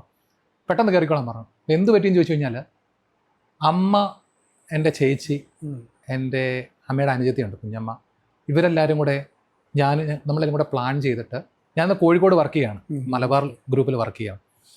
എല്ലാം കൂടെ പ്ലാൻ ചെയ്തിട്ട് വീട്ടിൽ നിന്ന് ചെങ്ങന്നൂർ എന്ന ട്രെയിനിൽ അവർ യാത്ര ചെയ്തുകൊണ്ടിരിക്കുക. എങ്ങോട്ട് പോകാനെന്നറിയോ? മൂകാംബിക ക്ഷേത്രത്തിൽ പോകാൻ. ഞാൻ ആ ട്രെയിന് തന്നെ കോഴിക്കോട് നിന്ന് കയറാമെന്ന് പറഞ്ഞു. ഇവർ ഏകദേശം എനിക്ക് തോന്നുന്നു എറണാകുളമൊക്കെ കഴിയാറായപ്പോഴാണ് കോള് വരുന്നത്. അപ്പോൾ ഞാൻ എന്ത് ചെയ്യാണ്, റെയിൽവേ സ്റ്റേഷനിലോട്ട് പോകാൻ വേണ്ടി നിൽക്കുക.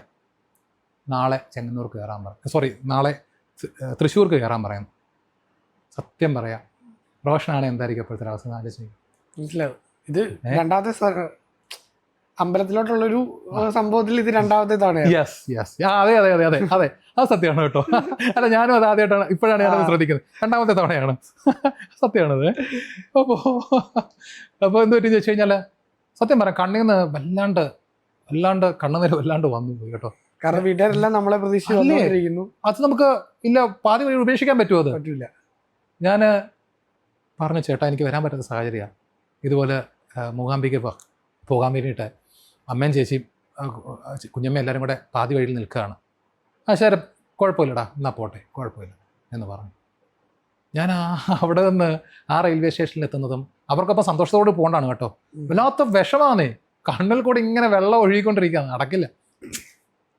അവിടെ എത്തി. അപ്പോഴും എൻ്റെ ചേച്ചി, ധന്യ എന്നാണ് ചേച്ചിയുടെ പേര്, ചേച്ചി പറഞ്ഞൊരു കാര്യമുണ്ട്, എടാ അത് പോയി, നിനക്ക് പറഞ്ഞിട്ടുള്ളതാണെങ്കിൽ നിനക്ക് കിട്ടും, അത് എവിടെയാണെന്നുണ്ടെങ്കിലും അത് കിട്ടും, എഴുതി വെച്ചിട്ടുള്ള നിനക്ക് കിട്ടും, പോകാനുള്ളത് പോകുമെന്ന് പറഞ്ഞു. അവിടെ എത്തി, മൂകാംബികയിലെത്തി, ഒന്ന് ഫ്രഷായി അവിടെ ക്ഷേത്രത്തിൽ എത്തിക്കഴിഞ്ഞപ്പോഴത്തേക്ക് ആ ഒരു മാനസികാവസ്ഥ, ദേവിയെ കണ്ടപ്പോഴത്തേക്ക് മാനസികാവസ്ഥ മാറി. പിന്നീട് കുറേ കഴിഞ്ഞിട്ടാണ് ഞാൻ എൻ്റെ, സത്യം പറയാം, ഈ സിനിമയിൽ അവസരങ്ങൾ വന്ന് ഉറ്റവർ സിനിമ ചെയ്യുന്നൊരു സാഹചര്യം ഉണ്ടായപ്പോൾ കുറച്ച് ലീവ് എടുക്കേണ്ട വന്നു കേട്ടോ. മലബാറിൽ ഗ്രൂപ്പിൽ ജോലി ചെയ്തുകൊണ്ടിരിക്കുക, അവിടുത്തെ ട്രെയിനിങ് ഡെപ്യൂട്ടി മാനേജറാണ്. അപ്പോൾ ജോലി ചെയ്തുകൊണ്ടിരിക്കുകയാണ്, സിനിമയിലെ ഷൂട്ടിങ്ങിന് പോകണം. അപ്പോൾ പറഞ്ഞില്ലേ, ഞാൻ എൻ്റെ റിപ്പോർട്ടിംഗ് അതോറിറ്റി ഉണ്ട്, പുള്ളിയോട് റിക്വസ്റ്റ് ചെയ്തു, അത് കുറച്ച് പ്രശ്നങ്ങളാക്കി. അങ്ങനെ ഞാൻ പോയി ചെയ്തു എന്തായാലും. കാരണം നമ്മുടെ ജീവിതം ഇതാണേ, നമ്മൾ ജോലി ചെയ്യുന്നു, കുടുംബം നോക്കാൻ വേണ്ടി നമ്മൾ ജോലി ചെയ്യുന്നു, നമ്മുടെ സ്വപ്നം, ആഗ്രഹം. റോഷൻ അത് പറയുമ്പോൾ സത്യം പറഞ്ഞു കഴിഞ്ഞാൽ എങ്ങനെയാണ് ഈ ഒരു സ്വപ്നത്തെക്കുറിച്ച് റോഷനും ആ ഒരു കണക്ഷൻ ഉള്ളത് കൊണ്ട് തന്നെ മനസ്സിലാവുമല്ലോ. നമ്മൾ ഇന്ന് കടന്ന് ഉറങ്ങാൻ നമ്മളെ പ്രേരിപ്പിക്കുന്നതും നാളെ നമ്മളെ എഴുന്നേക്കാൻ നമുക്ക് ആ ഒരു പ്രതീക്ഷ നൽകുന്ന കാര്യം എന്താണെന്ന് ചോദിച്ചു കഴിഞ്ഞാൽ ഒറ്റ കാര്യമാണ് സിനിമ. അപ്പോൾ അങ്ങനെ നിൽക്കുമ്പോൾ ആ ഒരു ജോലിക്ക് കുറച്ച് പ്രശ്നങ്ങളൊക്കെ ആയി, ഈ സിനിമയുടെ ഷൂട്ടിങ് കാര്യങ്ങളൊക്കെ ആയി. അപ്പോൾ അങ്ങനെ ഭയങ്കര പ്രഷറൊക്കെ ആയി. ഞാനതങ്ങ് റിസൈൻ ചെയ്തു. അപ്പോൾ പറഞ്ഞു കേട്ടു, ഒരു അവസരം വരുന്നുണ്ട്, ഭഗവതജീവിതത്തിൻ്റെ പ്രൊഡ്യൂസറുണ്ട്, അദ്ദേഹം എന്നോട് പറഞ്ഞിരുന്നു, വേറൊരു മൂവി ചെയ്യുന്നുണ്ട്, അപ്പം ഈ വിളിച്ച പോലെ ആകരുത്, വിളിച്ചപ്പോഴത്തേക്ക് അത് നഷ്ടപ്പെട്ടു പോയില്ലേ, അതുപോലെ ആകരുത്. അപ്പോൾ അടുത്ത മാസത്തെ സെപ്റ്റംബറിലേക്ക് ഷൂട്ട് തുടങ്ങണം, നീ ഇപ്പോഴേ കാര്യങ്ങളെല്ലാം റെഡിയാക്കി വെക്കണം എന്ന് പറഞ്ഞു. അപ്പോൾ അതൊരു കോള് നമുക്ക് നേരത്തെ വന്നാൽ നമുക്ക് കുഴപ്പമില്ല. അപ്പോൾ വേറൊരു അവസരം വരുന്നു, അത് പോട്ടെ, നേരത്തെ കുഴപ്പമില്ല, നമുക്ക് മാറ്റി വെക്കാം. അപ്പോൾ വേറൊരു അവസരം വരുന്നുണ്ട്, അപ്പോൾ നീ എന്തായാലും ആ ഒരു എന്താ പറയുക ദിവസം നീ ഫ്രീ ആക്കിയിരിക്കണം എന്ന് പറഞ്ഞു. ഞാൻ പറഞ്ഞു ചേട്ടാ ഒരു കാര്യം ചെയ്യാം, ഞാൻ റെസിഗ്നേഷൻ ഇല്ല, കുറേ പ്രശ്നങ്ങളുണ്ട്. അപ്പോൾ പുള്ളിയോട് ഞാൻ പറഞ്ഞു ഞാൻ പ്രശ്നങ്ങൾ കൊണ്ടാണ് ഞാൻ റിസൈൻ ചെയ്തത്, മറ്റ് കുറച്ച് അവിടുത്തെ പ്രശ്നങ്ങൾ കൊണ്ടാണ് റിസൈൻ ചെയ്തെങ്കിൽ പോലും ഞാൻ പറഞ്ഞു ചേട്ടാ ഞാൻ റെസിഗ്നേഷൻ ഇടുകയാണ്, അപ്പോൾ എന്തായാലും എനിക്കത് ചെയ്യാൻ പറ്റുമെന്ന് പറഞ്ഞു. പക്ഷെ നടന്നില്ല, അങ്ങനെ കോളും വന്നില്ല, അത് നടന്നുമില്ല, അത് വേറെ കാര്യം. പക്ഷേ അതിനുശേഷം ഞാൻ ഈ പറഞ്ഞ നല്ലൊരു ഭേദപ്പെട്ട സാലറിക്ക് ജോലി ചെയ്തുകൊണ്ടിരുന്ന ഞാനാണ്, നല്ലൊരു രീതിയിൽ എന്താ പറയുക നമുക്കത് ബുദ്ധിമുട്ടാകുന്നൊരു രീതി വന്നു. അപ്പോൾ അങ്ങനെ ഇരിക്കുന്ന സാഹചര്യത്തിൽ പിന്നീട് ഞാൻ ഫ്രീലാൻസ് ആയിട്ട് ട്രെയിനിങ്ങുകൾ ചെയ്യാൻ തുടങ്ങി. ഫ്രീലാൻസ് ആയിട്ട് എൻ്റെ ഒരു ബാനറിൽ തന്നെ ഫ്രീലാൻസ് ആയിട്ട് ട്രെയിനിങ്ങളൊക്കെ ചെയ്യാൻ തുടങ്ങി. അതുമാത്രമല്ല ഒരു ഇതേ രീതിയിലുള്ള ഒരു ഓൺലൈൻ ഒരു എൻ്റർടൈൻമെൻറ്റ് ചാനലുണ്ട്, അതിൽ ഞാൻ വർക്ക് ചെയ്യാൻ വേണ്ടി തുടങ്ങി. അപ്പോൾ ഇതെല്ലാം കൂടെ ഒരേ സമയത്ത് ഇതെല്ലാം കൂടെ കൊണ്ടുപോകണം. അങ്ങനെ ഇരിക്കുന്ന സമയത്ത് ആലുവയിലാണ് അതിൻ്റെ ഷൂട്ടിംഗ്, അവരുടെ ഓഫീസുള്ളതും സ്റ്റുഡിയോ ഉള്ളതും.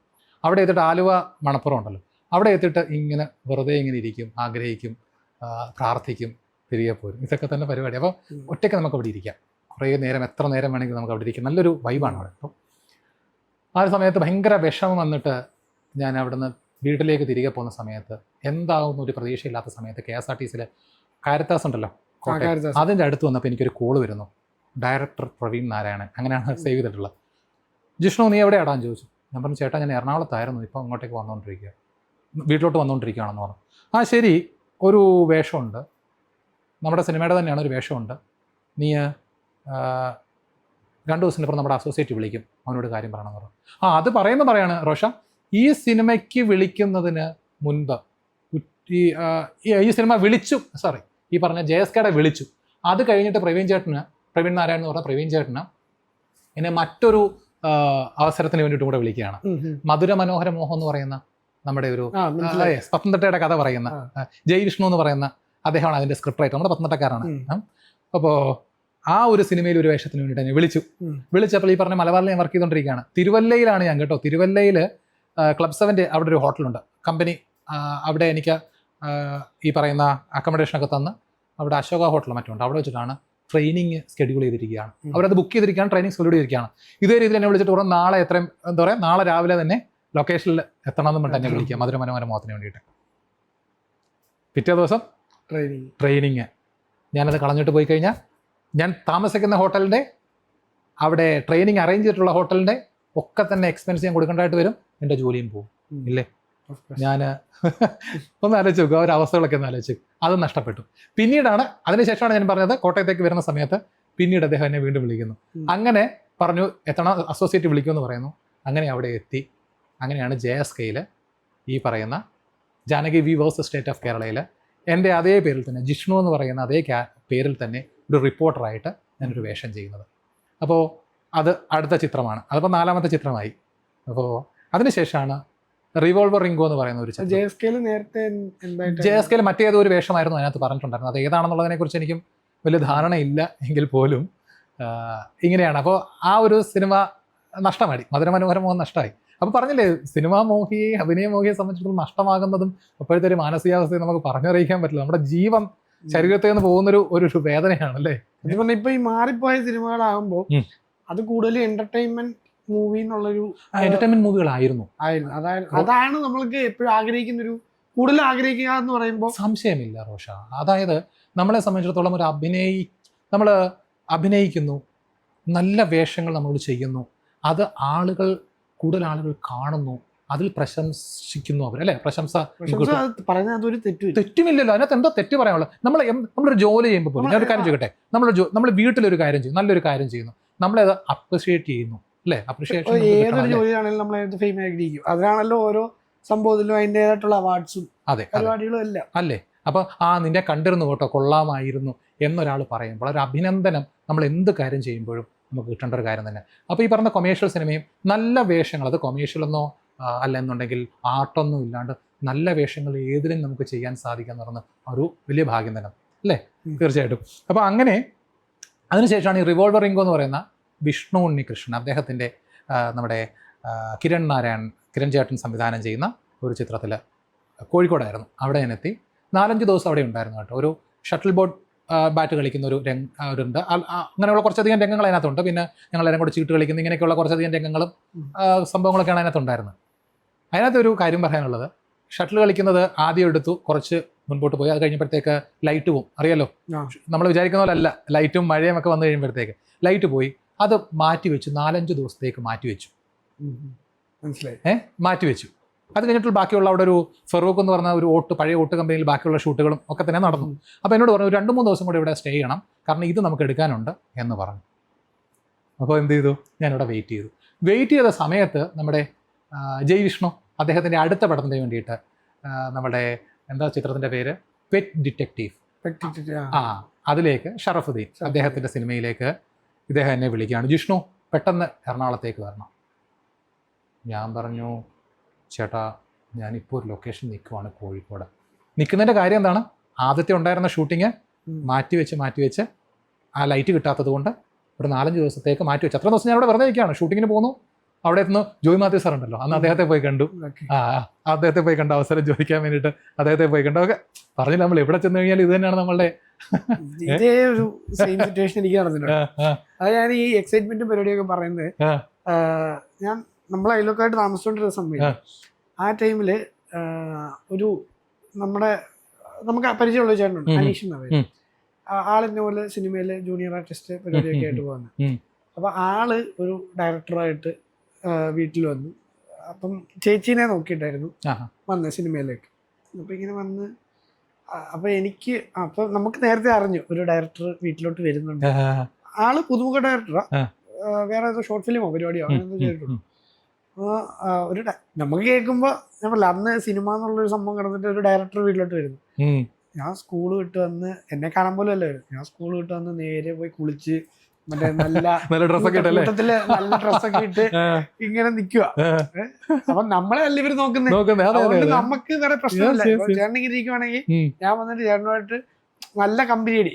എന്റെ ഒരു ഇതെന്ന് വെച്ചാൽ ഞാൻ ടോക്കറ്റീവ് എന്ന് വെച്ചാൽ ഞാൻ എല്ലാവരുമായിട്ടും കയറി മിണ്ടുന്നുണ്ട്.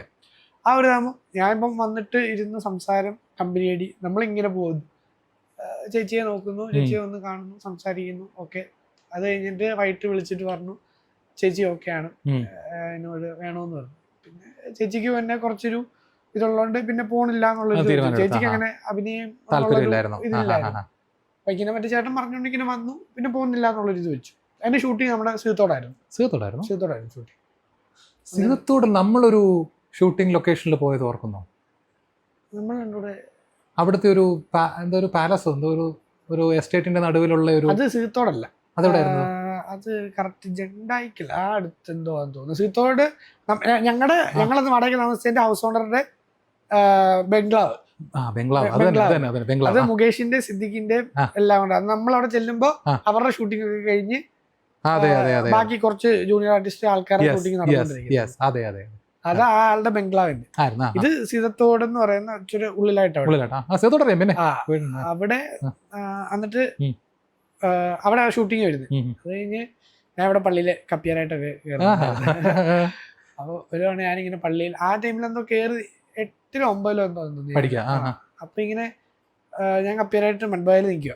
അപ്പൊ പപ്പ താഴേന്ന്, ശനിയാഴ്ച ദിവസം ഞങ്ങൾക്ക് കുർബാനയുണ്ട്, പപ്പ താഴേന്ന് വന്നിട്ട് പറഞ്ഞു, അപ്പൊ എനിക്ക് ഈ ആഗ്രഹമുണ്ട്, ഞാൻ എപ്പോഴും പറയും, ചേട്ടൻ അറിയാലോ. അപ്പൊ ഇതിന് അപ്പ പറഞ്ഞു, എടാ മറ്റേ ഡയറക്ടേഴ്സ് സൈഡ് റൂം ഉണ്ട്, ഈ നമ്മള് കമ്പ്യൂട്ടർമാരൊക്കെ കുപ്പായൊക്കെ ഇടുന്നുണ്ട്. അപ്പൊ സൈഡ് റൂമിൽ വന്നിട്ട് പറഞ്ഞു, എടാ നീ വാ, നിന്നെ വേണോന്നും പറഞ്ഞിട്ട് ആ ഡയറക്ടർ സിനിമയിലോട്ട് വേണോന്ന് പറഞ്ഞു, വരാൻ പറഞ്ഞു. നായികയുടെ അനിയനായിട്ടാന്ന് പറഞ്ഞു. എനിക്ക് കൊടുക്കത്തെ എക്സൈറ്റ്മെന്റ്, ആ മറ്റേ വീട്ടിൽ നിന്ന് നല്ല ഡ്രസ്സൊക്കെ എടുത്ത്, അമ്മച്ചിയുടെ വീട് സീതോടാ, നിക്കാറ് വീടുണ്ട്. നേരെ അവിടെ അമ്മച്ചി അപ്പച്ചനും വന്നവരുണ്ട്. രാവിലെ ഷൂട്ടിംഗ് സെറ്റിലോട്ട് പോകും. സെറ്റിലൊക്കെ അന്ന് ഞാൻ പൂജയൊക്കെ ആദ്യമായിട്ട് കാണുന്നത്. അന്ന് നമ്മുടെ പൂജ പരിപാടിയൊക്കെ തുടങ്ങി. അന്ന് നമ്മ ഇപ്പൊ നടി ഇച്ചിരി ഫേമസ് ആണ്.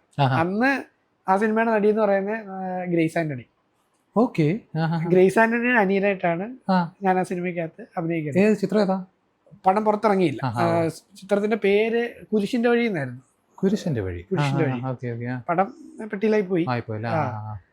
എന്നിട്ട് അന്ന് ഗ്രേസ് ഉണ്ട്, ഞാനുണ്ട് സെറ്റില്.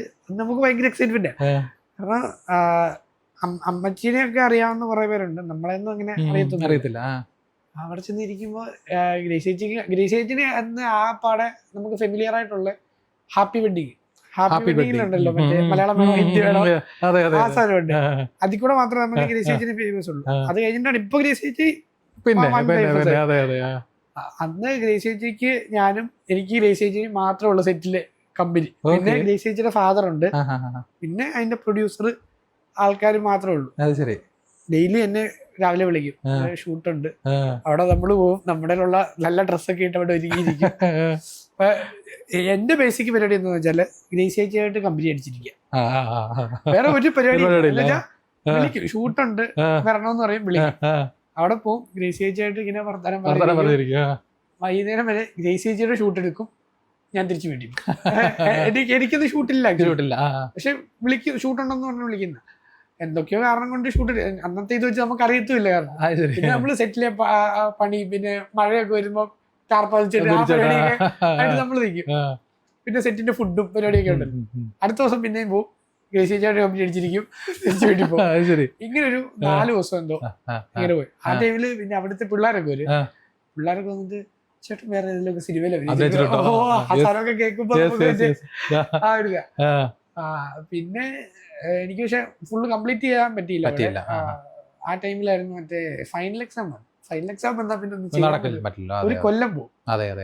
അതുകൊണ്ട് എനിക്ക് പോയി, പിന്നെ പടം ഇറങ്ങിയില്ല. അങ്ങനത്തെ ഒക്കെ ഒരു സിറ്റുവേഷൻ ഒക്കെ ഉണ്ടായിരുന്നു. പിന്നെ ഞാൻ പണ്ട് ഒരു ആൽബത്തില് അഭിനയിക്കാൻ പോയി.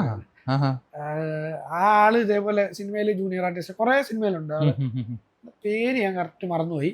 നമ്മുടെ തേജാഭായ് ആൻഡ് ഫാമിലി അല്ലെങ്കിൽ ജനപ്രിയന്, അതിനകത്തൊക്കെ ഈ സമരക്കാരനായിട്ടും, അല്ലെങ്കിൽ തേജാഭായ് ആൻഡ് ഫാമിലിക്ക് അത് ലാസ്റ്റ് കേറ്ററിംഗ് ആരെയും കൊണ്ട് ഫൈറ്റ് നടത്തിക്കുന്നില്ലേ, പൃഥ്വിരാജിനെതിരായിട്ട്. ആ ഫൈറ്റിലൊക്കെ കുറെ സിനിമയില് ജൂനിയർ ആർട്ടിസ്റ്റ് ആയിട്ടുണ്ട്.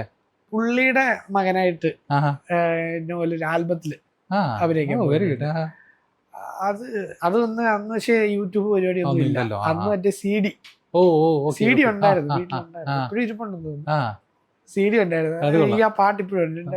പാട്ടാൽബം ഇല്ലേ പഴയ പാട്ടാൽബത്തിന്റെ കാര്യം പറയാണ്. ഞാനും ഇതേ രീതിയിൽ നമ്മുടെ സുഹൃത്തുക്കൾ പറഞ്ഞിട്ട്, നമ്മുടെ എറണാകുളത്തുണ്ടായിരുന്ന സുഹൃത്തുക്കൾ ഉണ്ടായിരുന്നു, ഞാൻ പറഞ്ഞില്ലേ, അവർ പറഞ്ഞിട്ട്, വൈശാഖി ചേട്ടനൊക്കെ അവർ പറഞ്ഞിട്ട്, അതിനകത്ത് ആശിഷ് എന്ന് പറയുന്ന ഒരാളും കൂടെ ഉണ്ടായിരുന്നു അവിടെ, ആശിഷ് ചേട്ടന്. അമൃത ഹോസ്പിറ്റലിലെ നേഴ്സസ് ആയിരുന്നു ഇതിനകത്ത് 2 പേര്, ആണുങ്ങളാണ്, നേഴ്സസ് ആണ്, രാജേഷ് ചേട്ടനും ആശിഷ് ചേട്ടനും. ഈ ആശിഷ് ചേട്ടനും സിനിമാ മോഹം ഭയങ്കര ഭ്രാന്താണ്. അപ്പോൾ ഒരു ആൽബത്തിന് വേണ്ടിയിട്ട് അദ്ദേഹം ഇതെല്ലാം തയ്യാറായി. ഈ കാര്യങ്ങൾക്കൊക്കെ തന്നെ വേണ്ടിയിട്ട് ഞങ്ങൾ കുറേ തൊടുപുഴയിലായിരുന്നു അതിൻ്റെ ഷൂട്ടിങ്, അതിനുവേണ്ടി ഞങ്ങൾ പോയി. പക്ഷേ ഇതേ രീതിയിൽ പറഞ്ഞ പോലെ തന്നെ അത് പുറത്തിറങ്ങിയില്ല. അന്ന് എന്തൊക്കെ പണി ഞാൻ ചെയ്തെന്നറിയോ? ഈ നമ്മുടെ ജനറേറ്റർ ഉണ്ടല്ലോ, അത് പൊക്കിയെടുത്തുകൊണ്ട് പോവുക, വെള്ളം എല്ലാവർക്കും കൊണ്ട് എത്തിച്ചു കൊടുക്കുക, ഫുഡിൻ്റെ കാര്യങ്ങൾ ചെയ്യുക, അതായത് പ്രൊഡക്ഷൻ ഉൾപ്പെടെയുള്ള എല്ലാ കാര്യങ്ങളും ചെയ്തു.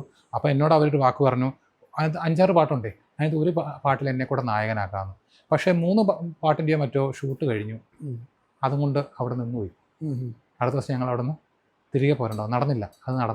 അപ്പോൾ ഈ പറഞ്ഞത്, ഞാൻ പറഞ്ഞ കോഴിക്കോട് ഒരു ഷൂട്ടിന് പോയ കാര്യം പറഞ്ഞായിരുന്നല്ലോ, അതിൻ്റെ 5 ദിവസത്തേക്ക് വീണ്ടും അത് എടുക്കണം എന്ന് പറഞ്ഞിട്ട് ലൈറ്റ് ഇല്ലാത്തതിൻ്റെ പേരിൽ എന്ത് ചെയ്തു, അതങ്ങനെ നീണ്ടുപോയി.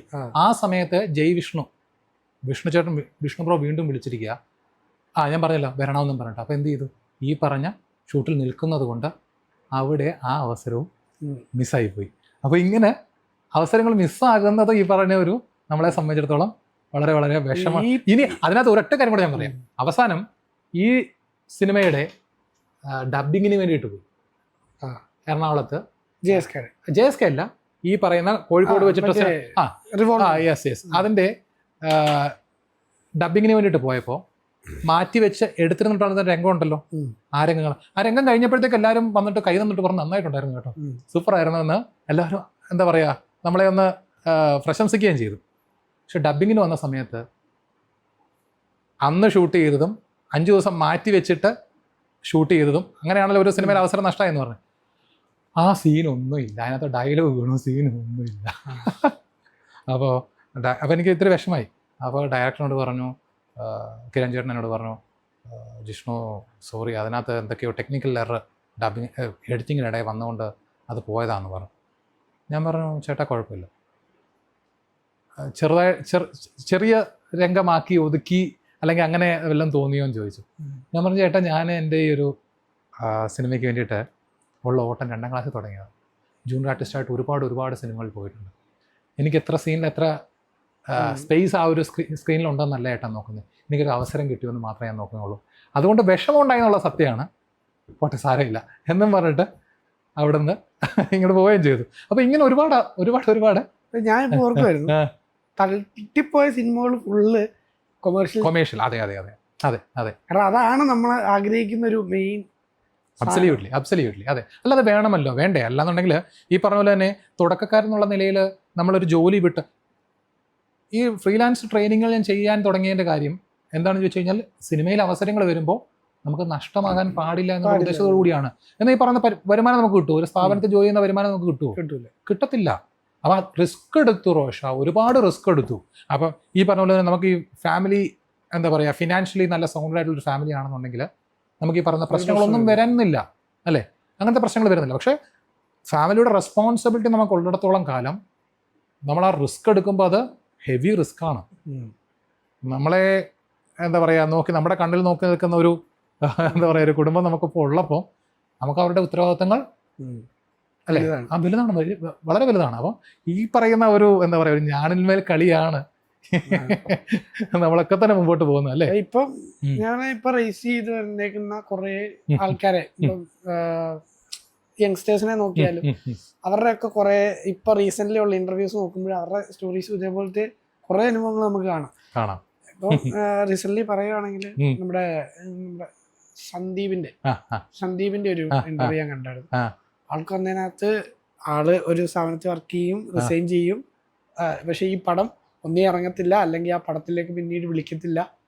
അങ്ങനത്തെ കുറെ സിറ്റുവേഷൻസ് കഴിഞ്ഞിട്ട് പക്ഷെ കുറെ സ്ട്രഗിൾ ചെയ്തിട്ട് കിട്ടിക്കഴിയുമ്പോൾ അല്ല സത്യം അതിനകത്ത് എനിക്ക് ഭയങ്കര ഒരു എന്താ പറയുക വളരെ ഒരു സന്തോഷം തോന്നിയൊരു കാര്യം എന്താണെന്ന് വെച്ച് കഴിഞ്ഞാൽ ഞാൻ ഇതിനെക്കുറിച്ചൊക്കെ ഒരു ഷോർട്ടായിട്ട് എനിക്കും ഇടയ്ക്കിടയ്ക്ക് എടുത്ത് വായിക്കാൻ വേണ്ടിയിട്ട് കേട്ടോ ഞാൻ ഫേസ്ബുക്കിൽ അതൊരു പിൻ ചെയ്തിട്ടൊരു പോസ്റ്റ് ഇട്ടിട്ടുണ്ട്. ഈ പറയുന്ന ഒരു സിനിമ യാത്രയെക്കുറിച്ച് ഇട്ടിട്ടുണ്ട്. കാരണം എപ്പോഴെങ്കിലും ഈ സിനിമയോടുള്ള ഒരു തീവ്രതയുണ്ടല്ലോ, ഒരു അഗ്നി ഉണ്ടല്ലോ, അതിന് ചെറുതായിട്ടെങ്കിലും ഒരു നാളത്തിനൊരു കുറവ് സംഭവിക്കുകയാണെന്നുണ്ടെങ്കിൽ ഇതെടുത്ത് വായിച്ചു നോക്കുമ്പോൾ എനിക്കത് വീണ്ടും എന്നെ അത് എനർജറ്റിക് ആക്കും. ഒരിക്കലും അത് ആ നാളം അണഞ്ഞു പോകില്ല, ചെറിയതായിട്ടെങ്കിലും ഒരു കാറ്റടിച്ചെങ്കിലും ഈ പറഞ്ഞ രീതിയിൽ എന്തെങ്കിലും വന്നു കഴിഞ്ഞാൽ. അപ്പോൾ അത് നമ്മുടെ നാന വേണുസാറുണ്ട്, നാനയുടെ പത്രാധിപരായിട്ട് വർഷങ്ങളായിട്ടുണ്ടായിരുന്ന ഒരാളാണ്, പക്ഷെ അറിയാമായിരിക്കും. അദ്ദേഹം ഇത് വായിച്ചിട്ട് അതിനൊരു കമൻറ്റ് ചെയ്തു. മലയാള സിനിമയിൽ ഇതേ രീതിയിൽ എമർജ് ചെയ്ത് വന്നിട്ടുള്ള പ്രഗത്ഭരായിട്ടുള്ള പല നടന്മാർക്കും ഇതുപോലെ ഇത്രത്തോളം ഒക്കെ തന്നെ അല്ലെങ്കിൽ ഇതിലും അധികം അനുഭവങ്ങളുള്ളവരാണ് ജിഷ്ണു. തീർച്ചയായും ജിഷ്ണുവിനും ആ ഒരു തലത്തിൽ നാളെ എത്താൻ വേണ്ടിയിട്ട് സാധിക്കട്ടെ എന്ന് പറഞ്ഞൊരു ആശംസ. എന്നെ സംബന്ധിച്ചിടത്തോളം ഒരു ഓസ്കാർ കിട്ടിയെന്ന് തുല്യമായിരുന്നു. അതെ. നാനയുടെ പത്രാധിപർ, നാനയിൽ ഒരിക്കലെങ്കിലും പേര് വരാൻ നമ്മുടെ ഈ മാതൃഭൂമിയിലും മനോരമയിലൊക്കെ തന്നെ ഈ ഞായറാഴ്ചകളിലൊക്കെ തന്നെ എൻ്റർടൈൻമെൻ്റ് ഒരു മലയാള സിനിമയെ കുറിച്ചൊക്കെ തന്നെ പുതിയ സിനിമയുടെ ഷൂട്ട് തുടങ്ങുന്നു ഇല്ലേ. പണ്ട് ഏഷ്യാനെറ്റിലുണ്ടായിരുന്നു ഷൂട്ടിങ്ങിനെ കുറിച്ച് കാണുന്നു ഒരു പരിപാടി ഉണ്ടായിരുന്നു. അപ്പോൾ ഈ പത്രത്തിൽ ഇതേ രീതിയിൽ ജിഷ്ണു എന്ന് പറഞ്ഞിട്ടൊരു പേരിൽ സിനിമയിൽ വരുന്നു എന്ന് ഒന്ന് കാണണം എന്ന് ആഗ്രഹിച്ചിട്ടുണ്ട്. നാനയിൽ ഒരു പടം വരണം എന്ന് ആഗ്രഹിച്ചിട്ടുണ്ടായിരുന്ന ഒരു കാലം. അയ്യോ അതൊക്കെ അതിപ്പോഴും എല്ലാവരുടെയും ആ ഒരു പേര് അല്ലേ. അതെ അതൊരു വലിയ കാര്യം തന്നെയാണ്, വലിയ കാര്യം.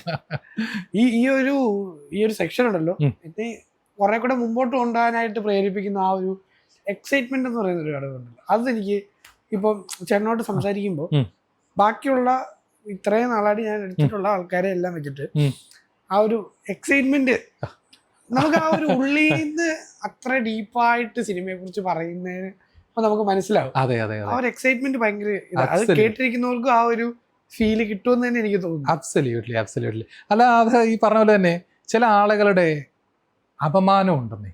നമ്മൾ ഈ അവസരമൊക്കെ ചോദിച്ചു പോകുമ്പം സത്യമായിട്ടും പറയാം കേട്ടോ, ഈ വർഷങ്ങളായിട്ട് ഓരോരുത്തരോടും അവസരങ്ങൾ ചോദിച്ചപ്പോൾ ഓരോരുത്തരോടും ഞാൻ പറഞ്ഞില്ലേ പേരെടുത്ത് പറയാത്തത് ഉൾപ്പെടെയുള്ള ആളുകളുണ്ട് കേട്ടോ. അവരൊക്കെ തന്നെ ചില ആളുകൾ നമ്മൾ ഈ കല്യാണ സദ്യയൊക്കെ നടക്കുമ്പോൾ കല്യാണം കഴിഞ്ഞിട്ട് എച്ചിലുള്ള ഇലയൊക്കെ തന്നെ എവിടെയെങ്കിലുമൊക്കെ തന്നെ ഇടത്തില്ലേ, അത് കഴിക്കാൻ വേണ്ടിയിട്ട് വരുന്ന എന്താ പറയുക തെരുവ് നായ്ക്കളില്ലേ, അതിനെ കാണുന്ന രീതിയിൽ നമ്മളെ കാണുന്ന മനുഷ്യന്മാരും ഇതിനിടയിൽ ഉണ്ടായിട്ടുണ്ട്. അപ്പോൾ കേൾക്കുന്ന അപമാനങ്ങളൊക്കെ ഉണ്ട്, അറിയാമായിരിക്കും, മോസ്റ്റ് ഓളി അറിയാം, അപ്പോൾ ഇതൊക്കെ നമ്മുടെ മനസ്സിൽ കൂടെ നമ്മൾ പലപ്പോഴും നമ്മളിത് കാണാറുണ്ട്. ആ ഒരു മുറിവുകളുണ്ടല്ലോ റോഷ, പലപ്പോഴും ആ മുറിവുകളാണ് നമ്മളെ മുമ്പോട്ട് കൊണ്ടുവന്നത്. അത് ഓഫ് കോഴ്സ്, അത് ഏതൊരു കാര്യത്തിലാണെങ്കിലും നമുക്ക് നമ്മളെ അവമാനിക്കുന്നവരുടെ മുമ്പിൽ പിടിച്ചു നിൽക്കുക. അതെ അതെ അതെ അതെ, ആ ഒരു അതെ, അതിന് വേറൊരു അതിനുവേണ്ടി എന്തും ചെയ്യും. തീർച്ചയായിട്ടും അവിടെ തന്നെയാണ് കാര്യം. ഈ പറഞ്ഞ പോലെ തന്നെ ഈ സിനിമയിൽ അഭിനയിക്കാൻ അല്ലെങ്കിൽ സിനിമാ താരം അല്ലെങ്കിൽ വേഷങ്ങൾ ചെയ്യാന്ന് പറയുന്നൊരു സ്വപ്നം, ഒരു അഭിനിവേശം അതിന് കൂടുതൽ ഉണ്ടാകാനുള്ള കാരണം എന്ന് വെച്ച് കഴിഞ്ഞാൽ നമുക്കൊക്കെ നമ്മൾ പറയാറുണ്ട് പല സിദ്ധാന്തങ്ങളിലും, അല്ലെങ്കിൽ ഇന്ത്യൻ എന്താ പറയുക സ്കൂൾ ഓഫ് ഫിലോസഫിയിലൊക്കെ തന്നെ പറയാറുണ്ട് കഴിഞ്ഞ ജന്മങ്ങളെക്കുറിച്ചും പുനർജന്മങ്ങളെക്കുറിച്ചൊക്കെ തന്നെ പറയാറുണ്ട്. പക്ഷേ ഈ ഒരു ലൈഫ്, റോഷൻ എന്ന് പറയുന്ന ഒരാൾ അല്ല ജിഷ്ണു എന്ന് പറയുന്ന ഒരാൾ, ഈ നമുക്ക് ഒരൊറ്റ ജീവിതം മാത്രമേ ഉള്ളൂ അല്ലേ, ഈ ഒരു രീതിയിൽ. പക്ഷേ നമുക്ക് തന്നെ മറ്റു പലരുമായി നമ്മളെ കാണാൻ സാധിച്ചു കഴിഞ്ഞാൽ നമുക്ക് നമ്മളെ മാറി നിന്ന് കാണാൻ പറ്റുമോ? പറ്റില്ലല്ലോ. പക്ഷെ അങ്ങനെ സാധിക്കുന്നത് ഈ പറയുന്ന രീതിയിൽ ഒരു സിനിമ ചലച്ചിത്ര നടന് മാത്രമാണ് അല്ലേ. എന്നാലോചിക്കുക, നാടക നടന് പോലും അത് പറ്റുമോ? ആൾക്കാളെ കാണാൻ പറ്റുമോ? ഇല്ല. അത് ലൈവായി അവതരിപ്പിക്കുന്ന ആൾ പോകുന്നു. പക്ഷെ ഒരു ചലച്ചിത്ര താരം, സിനിമാ നടന് മാത്രമാണ് എന്ത് സ്ക്രീനിൽ അവനെ കാണുന്നത് മറ്റൊരാളായിട്ട്. അതൊരു ഭയങ്കര വല്ലാത്തൊരു അനുഭൂതിയല്ല. എന്നാലോചിക്കുക, ഈവൻ നമ്മള് ജീവിച്ചിരിക്കുന്ന കാലഘട്ടത്തിലോ അത് കഴിഞ്ഞും ജീവിച്ചിരിക്കുന്നു അല്ലേ, എത്രയോ കാലം. നസീർ സാർ ഉൾപ്പെടെ അല്ലേ, അതല്ലാന്നുണ്ടെങ്കിൽ നമ്മൾ ഈ പറയുന്ന മുരളി സാർ, ഭയങ്കര ഇഷ്ടപ്പെട്ടൊരു നടനാണ് മുരളി സാർ, അദ്ദേഹം ഉൾപ്പെടെ എല്ലാവരും ഇപ്പോഴും ജീവിച്ചിരിക്കും. അവരുടെ ശബ്ദം അവരുടെ കുടുംബത്തിന് വീണ്ടും അവരെ ഒന്ന് കാണണം അല്ലെങ്കിൽ കേൾക്കണം എന്നൊരാഗ്രഹം തോന്നിക്കഴിഞ്ഞാൽ അല്ല വലിയ കാര്യം തന്നെയല്ലേ. ആർക്ക് കിട്ടുന്നേ അതുപോലത്തെ ഒരു ഇന്നും മണിച്ചേട്ടന്റെ ഒക്കെ കാര്യം അല്ലേ, ഇപ്പോഴും ജീവിച്ചിരിക്കുകയല്ലേ നമ്മുടെ. സത്യം പറഞ്ഞാൽ മണിച്ചേട്ടൻ എന്ന് പറയുമ്പോൾ തന്നെ മണിച്ചേട്ടൻ മരിച്ചു കഴിഞ്ഞപ്പോഴാണ് അദ്ദേഹത്തിനുള്ളൊരു എന്ന് വെച്ചാൽ ഇത്രമാത്രം ഇൻഫ്ലുവൻസ് ചെയ്തിരുന്നു എന്ന് മനസ്സിലായത്. സത്യം. മണിച്ചേട്ടൻ ജീവിച്ചിരുന്നപ്പോൾ നമ്മൾ എല്ലാ നടന്മാരെയും പോലെ കണ്ടു മണിച്ചേട്ടന്റെ പാട്ട്. പക്ഷെ പുള്ളിക്കാരൻ പോയി കഴിഞ്ഞപ്പോ വല്ലാണ്ട് ഇൻഫ്ലുവൻസ്. സത്യം. അല്ല ഇപ്പോഴും മിസ് ചെയ്യുന്നില്ല മലയാള സിനിമ ഇല്ലേ. അതെ, ജഗതി ചേട്ടന് അദ്ദേഹം ഇപ്പോഴും ഉണ്ട്. സിനിമകൾ ഇപ്പൊ ചെയ്തിട്ടുണ്ട്. ഈ സെപ്റ്റംബറിൽ എന്തോ വല. അതെ വലയുടെ ഇത് വരുന്നുണ്ട്. അപ്പോഴും ഇപ്പോഴും ആ ഒരു സ്പേസോട് ഒഴിഞ്ഞു കിടക്കുമല്ലേ അദ്ദേഹത്തിനൊക്കെ ചെയ്ത ആ ഒരു വേഷങ്ങള്. വല അതുകൊണ്ട് തന്നെ പുള്ളി എന്ന് പറയുന്ന ടൈറ്റിൽ മതി വലയ്ക്ക് വേണ്ടിയിട്ട് വെയിറ്റിംഗ് ആണ് ആളുകൾ, എത്ര ആളുകൾ അല്ലേ, ലക്ഷക്കണക്കിന് ആളുകൾ. സോ അതൊക്കെ തന്നെയാണ് നമ്മൾ മനുഷ്യരായിട്ട് ജനിക്കുക എന്ന് പറയുന്നത് തന്നെ വലിയൊരു ഭാഗ്യമാണ്. അതിലൊരു കലാകാരനാകുക എന്ന് പറയുന്നതാണ് ഈ പറഞ്ഞ രീതിയിൽ മുൻജന്മ സുഹൃതം ഉണ്ടാവണം അല്ലേ. കലാകാരൻ എന്നുള്ളത് മാത്രമല്ലേ, ജനിച്ചു മരിച്ചു ആർക്കറിയാം.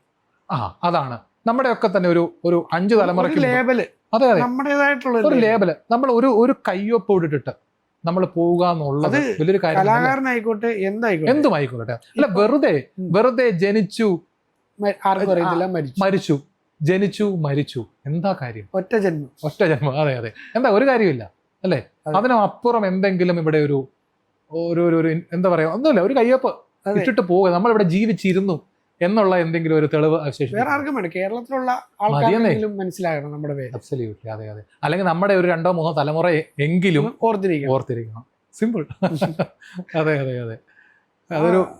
അതൊരു വലിയ ഫാക്ടറാണ്. അബ്സല്യൂട്ട്ലി.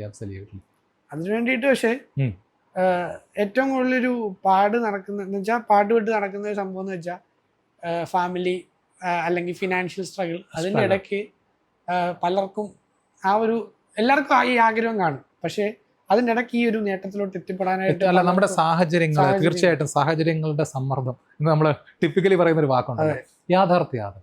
പക്ഷെ അത് ഒരു വിധം നമ്മൾ കോപ്പപ്പ് ചെയ്ത് നിന്നാലേ ഈ ഒരു സാധിക്കുന്നേ.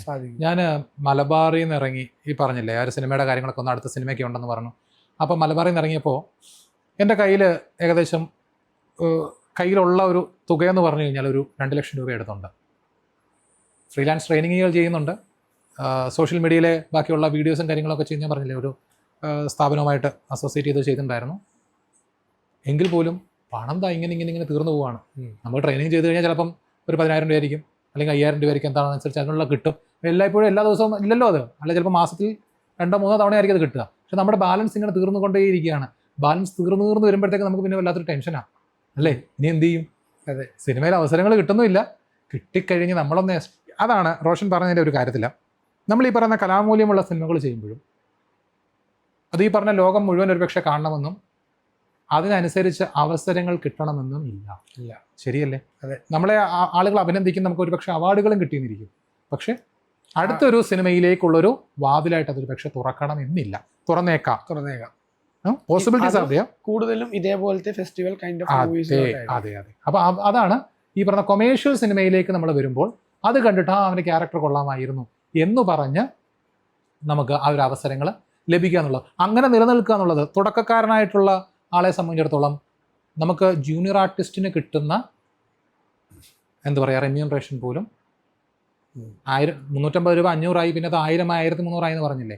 നമ്മൾ അല്ലാണ്ടൊരു ക്യാരക്ടർ ചെയ്യാൻ ചെന്ന് കഴിഞ്ഞാലും since we are not at all establish ഈ പറയുന്ന ഒന്നും കിട്ടിയെന്ന് വരില്ല. വണ്ടിക്കൂലി മാത്രം ചിലപ്പോൾ കിട്ടത്തുള്ളൂ. അപ്പോൾ നമ്മൾ വിചാരിക്കും നേരത്തെ ഒരു ജൂനിയർ ആർട്ടിസ്റ്റായിട്ട് പോയാൽ മതിയായിരുന്നോ. പക്ഷെ നമ്മുടെ ആഗ്രഹം എന്താ, നല്ലൊരു വേഷം ചെയ്യാന്നുള്ളത് അല്ലേ? സോ അപ്പോൾ ഈ സിനിമയിലെ ഈ റെമ്യൂണറേഷന്റെ എന്റെ കഴിഞ്ഞ പോഡ്കാസ്റ്റില് നമ്മള് പൂജ ചേച്ചിയായിട്ടുള്ളൊരു പോഡ്കാസ്റ്റ് അതിനകത്ത് നമ്മൾ ഈ സംഭവം ചർച്ച ചെയ്യുന്നുണ്ട്. ഇത് ചേച്ചി പറയുന്നുണ്ട് ഓരോന്നിനും നമ്മൾ തന്നെ വേണം പറഞ്ഞ് വാങ്ങിക്കാൻ. കാരണം ചേച്ചിയൊക്കെ ചെറിയ ചെറിയ സീനുകളിലെ ഉള്ളെങ്കിലും പക്ഷെ ചേച്ചിയുടെ സീൻ ഭയങ്കര ഇൻഫ്ലുവൻസ് സിനിമയിൽ അത്രമാത്രം. അപ്പൊ ചേച്ചി ഇങ്ങനെ പറഞ്ഞിട്ടുണ്ട് ചേച്ചിക്ക് എന്തായാലും ഭാഗ്യം കൊണ്ട് ഇന്നേ വരെ വർക്ക് ചെയ്ത എല്ലാ സിനിമയിലും പൈസ കിട്ടിയിട്ടുണ്ട്. പക്ഷെ പൈസ കിട്ടുന്നത് തന്നെ അല്ലെങ്കിൽ അത് എത്ര ചോദിക്കണം അല്ലെങ്കിൽ നമ്മൾ എവിടെ കൂട്ടി ചോദിക്കണം എന്നുള്ളതൊന്നും ആദ്യത്തെ ഒന്നും വട്ടത്തിൽ നമുക്ക് അറിയത്തില്ല. അപ്പൊ മറ്റേ രാജേഷ് ചേട്ടനെയൊക്കെ വിളിച്ചിട്ട് ഇങ്ങനെ ചോദിക്കുമെന്ന് പറയുന്നുണ്ട് എത്ര പറയണം എന്നുള്ള രീതിയിലൊക്കെ. അപ്പൊ അത് നമ്മൾ ചോദിക്കുന്ന അനുസരിക്കും. ചിലർക്ക് ഒന്നും കിട്ടാത്ത അവസ്ഥ. അതെ. അല്ല ചിലപ്പോൾ നമ്മൾ വണ്ടി വിളിച്ചിട്ടൊക്കെ ആയിരിക്കും നമ്മൾ അവിടെ ചെല്ലുന്നത്. ചിലപ്പോൾ നമുക്ക് അതൊന്നും കിട്ടിയെന്ന് വരില്ല. അതിന്റെ പോലും മീറ്റ് ചെയ്യാൻ പറ്റാത്തൊരു സാഹചര്യം ഉണ്ടാവും അല്ലേ? നമ്മൾ ആഗ്രഹത്തിന്റെ പുറകിലാണ് നമ്മൾ ഇതുമായിട്ട് പോകുന്നത്. പക്ഷേ ഈ പറഞ്ഞ പോലെ തന്നെ നമ്മുടെ സാഹചര്യത്തിന്റെ സമ്മർദ്ദം ആ ഒരു സംഭവം. ഇതിലിപ്പം ഞാനിപ്പോ ഈ പോഡ്കാസ്റ്റ് തുടങ്ങിയത് ഇതില് പറയാനാണെങ്കിൽ നമ്മള് ഇവിടെ ദാരിദ്ര്യം പറച്ചിലല്ല. പക്ഷെ നമ്മള് കുറച്ചേരം നോക്കുമ്പോ നല്ല മോട്ടിവേഷൻ ലെവലിൽ വന്നിട്ട് ദാരിദ്ര്യം അല്ല. പക്ഷെ അപ്പോഴും ഉണ്ടല്ലോ റോഷ, നമുക്ക് പ്രതീക്ഷയില്ലേ? നമുക്ക് ജീവിതത്തിൽ പ്രതീക്ഷ. എൻ്റെ ഇനി ആ ഒരു നെഗറ്റിവിറ്റിയിൽ നിന്നും അല്ലെങ്കിൽ നമ്മൾ പറഞ്ഞ ആ ഒരു സബ്ജക്റ്റിന്റെ ആ ഒരു ടോൺ നമുക്ക് മാറ്റാം. ആസ് എ എന്താ പറയുക ട്രെയിനർ, ലീഡർഷിപ്പ് മോട്ടിവേഷണൽ ട്രെയിനർ, ഈ പറയുന്ന പ്രതിബന്ധങ്ങളൊക്കെ വരുമ്പോഴും നമുക്ക് നാളെ നല്ലത് സംഭവിക്കും എന്നുള്ള ഒരു ചിന്തയുണ്ടല്ലോ, അത് നമ്മളെ ഇതിൽ നിന്നൊക്കെ തന്നെ ഈ ജീവിതത്തിൽ നമ്മൾ ഈ വിഷമിച്ചിരിക്കുന്നത് എല്ലാവർക്കും വിഷമങ്ങളുണ്ടാകും, വേദനകളുണ്ടാകും, ഡിപ്രസ്ഡ് ആകും. ശരിയല്ലേ? ഞാനും റോഷനും എല്ലാവരും. പക്ഷേ അതെത്ര നേരം അത് നീണ്ടു പോകുന്നു എന്നുള്ളതിലാ കാര്യം. പക്ഷേ അല്ലെങ്കിൽ ഒരു മോട്ടിവേഷണൽ ട്രെയിനർ ആയിട്ടുള്ള ഞാൻ ബൈ പ്രൊഫഷൻ അങ്ങനെയാണെന്ന് പറഞ്ഞല്ലോ. എനിക്കെന്താ ടെൻഷൻ ആവാറില്ലേ? എനിക്കെന്താ ഡീമോട്ടിവേറ്റഡ് ആകാറില്ലേ? ആകും. പക്ഷെ അത് എത്ര നേരം ഞാനത് കൊണ്ട് നടക്കുന്നു അല്ലെങ്കിൽ റോഷൻ കൊണ്ട് നടക്കുന്നു എന്നുള്ളതല്ല കാര്യം. ഇന്നും നാളെയും മറ്റന്നാളിലും ഒക്കെ അത് തുടർച്ചയായിട്ട് കൊണ്ടുപോകണമെന്നുണ്ടെങ്കിൽ തീർന്നു ഓടം കൊണ്ട്. പക്ഷെ അതല്ല, അതിന് ആ ഒരു സമയത്തെ ചുരുക്കിക്കൊണ്ട് വരണം. അതിൽ നമ്മൾ ഓവർകം ചെയ്യണം എന്നുള്ളതിലാണ് കാര്യം. അപ്പോൾ ഈ പറഞ്ഞ പോലെ തന്നെ ഈ പറഞ്ഞ വിഷമങ്ങളും വേദനകളും ആളുകളുടെ ആട്ടിപ്പായ്ക്കലുകളും ഒക്കെ തന്നെ നമ്മൾ കണ്ടിട്ടാണ് ഇവിടെ വരെ നമ്മൾ എത്തിയിട്ടുള്ളത്. ഇതേപോലെ ഞാൻ എന്താ പറഞ്ഞത്, ഇപ്പൊ ഞാൻ ഈ പോഡ്കാസ്റ്റ് തുടങ്ങിയത് എനിക്ക് എറണാകുളത്ത് നല്ലൊരു ജോലിയും കളഞ്ഞിട്ട് ഞാൻ ഈ സാധനത്തിലോട്ട് ഇറങ്ങി. ഞാനിപ്പോ ഈയിടയില് ഞാൻ നേരത്തെ അതിന് മുമ്പ് വർക്ക് ചെയ്ത സ്ഥാപനത്തില് കുറച്ച് കാര്യങ്ങൾക്കായിട്ട് ഞാൻ പോയപ്പോഴാണെങ്കിലും അവിടെ 1-2 ആൾക്കാരെ മീറ്റ് ചെയ്തായിരുന്നു. കുറെ ആൾക്കാർ. പക്ഷെ ഞാൻ പ്രതീക്ഷിച്ചില്ല. ഒരു യൂട്യൂബ് ചാനൽ റൺ ചെയ്യുന്നു എന്ന് പറയുമ്പോൾ കുറെ പേർക്ക് പുച്ഛമായിരിക്കും എന്നുള്ളൊരു ഇത് തന്നെയായിരുന്നു ഞാൻ സ്റ്റാർട്ട് ചെയ്തപ്പോഴും. പക്ഷെ കുറെ പേര് സപ്പോർട്ട് ചെയ്യണം.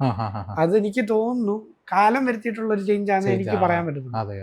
കാരണം നേരത്തെ ഉള്ളൊരു സാഹചര്യത്തിലൊക്കെ ആണെങ്കിൽ ആൾക്കാർ പിന്നെ വേറെ പണിയൊന്നുമില്ല ചോദിക്കും. ഈ ഒരു എനിക്ക് ഇതിൽ നിന്ന് ഒരു 10 പൈസ ഇതുവരെ ഇൻകം കിട്ടാൻ തുടങ്ങിയിട്ടില്ല. എന്നാലും നമ്മളൊരു പ്രതീക്ഷയുടെ ഒരു ഇതിൽ പോകുന്നു. പക്ഷെ എനിക്ക് ഞാൻ പറഞ്ഞില്ലേ ഒരു കൂട്ടം ആൾക്കാർ സപ്പോർട്ട് ചെയ്യുന്നുണ്ട്. ആ ഒരു സപ്പോർട്ടിന്റെ മേലാണ് ഞാൻ പോകുന്നത്. അന്നേരം ചില ആൾക്കാരൊക്കെ ഉണ്ട്. ഞാൻ പറഞ്ഞില്ല ഇപ്പൊ ഇതേപോലെ ഞാൻ പഴയ സ്ഥാപനത്തിൽ പോയപ്പോഴാണെങ്കിലും ചേച്ചി ഇപ്പൊ എന്ത് ചെയ്യുന്നു? ഞാൻ പറഞ്ഞു ഞാൻ ഇപ്പോ ഒരു വർക്ക് ഉണ്ടായിരുന്നത് റിസൈൻ ചെയ്തിട്ട്. അതും പറഞ്ഞില്ലെങ്കിൽ നമുക്ക് പണിയൊന്നും ഇല്ലാണ്ട് ഞാൻ പറയും ഒരു വർക്ക് ഉണ്ടായിരുന്നു, അത് റിസൈൻ ചെയ്തിട്ട് ഇപ്പം ഒരു യൂട്യൂബ് ചാനൽ റൺ ചെയ്യുക. പറയും നിനക്ക് വേറെ പണിയൊന്നുമില്ല, നിനക്ക് വല്ല പണിയും പോകൂടെ, ആ ഒരു ഇതിലാണ് ചോദിക്കുന്നത്. അല്ലെങ്കിൽ നിനക്ക് വല്ല ഗൾഫില്ല കയറിപ്പം കൂടെ.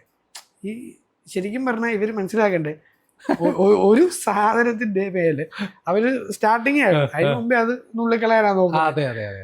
ഇൻ കേസ് ഈ ഗൾഫിൽ പോയിട്ട് കഷ്ടപ്പെട്ട് ഇവരുടെ ഒക്കെ മക്കളാണെങ്കിൽ പോലും ഇത്ര കൊല്ലം കൊണ്ടുണ്ടാക്കുന്ന ആ ഒരു കൊല്ലം ഇവിടെ ഡെഡിക്കേറ്റ് ചെയ്ത് അതിന്റെ ഇരട്ടി നമുക്ക് ഇവിടെ സമ്പാദിക്കാം. ആ ഒരു ഇത് ചിന്തിക്കാണ്ടാണ്. ഇതിനകത്തെ ഒരു കാര്യം പറയുമ്പോൾ യാഥാർത്ഥ്യമാണ് പറഞ്ഞത്, അത് പറയാതിരിക്കാൻ പറ്റില്ല. കാരണം ഇന്നത്തെ ഒരു നമ്മുടെ ഒരു തലമുറയിലുള്ളവരൊക്കെ തന്നെ ഇവിടെ നിന്ന് വിട്ടിട്ട് പോകണം, അതെ, ഇന്ത്യ വിട്ടു പോകണം എന്നുള്ള ചിന്താഗതി.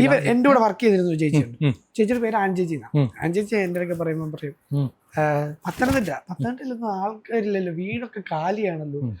അല്ലെങ്കിൽ എന്നുവെച്ചാൽ ചേച്ചിക്ക് ഈ കുറെ അച്ഛന്മാരും ഒക്കെ ആയിട്ട് പള്ളി സംബന്ധമായിട്ടൊക്കെ ചേച്ചി കുറെ ട്രാവൽ ചെയ്യും. അപ്പോൾ ചേച്ചിയുടെ കുറെ കണക്ഷൻസ് ഉണ്ട്, ഫാദേഴ്സും ഒക്കെ ആയിട്ട് ഇങ്ങനെ കണക്ഷൻസ് വരുമ്പോൾ ഇങ്ങനെ പറയുമ്പോൾ പത്തനംതിട്ടയിലൊക്കെ വീടുകളൊക്കെ അറിയാം, അവിടെ ആൾക്കാരില്ലല്ലോ, അല്ലെങ്കിൽ വീട്ടിൽ അച്ഛനും അമ്മയും ഒക്കെ തനിച്ചാണ്, മക്കൾ അവിടെ ഇല്ലല്ലോ.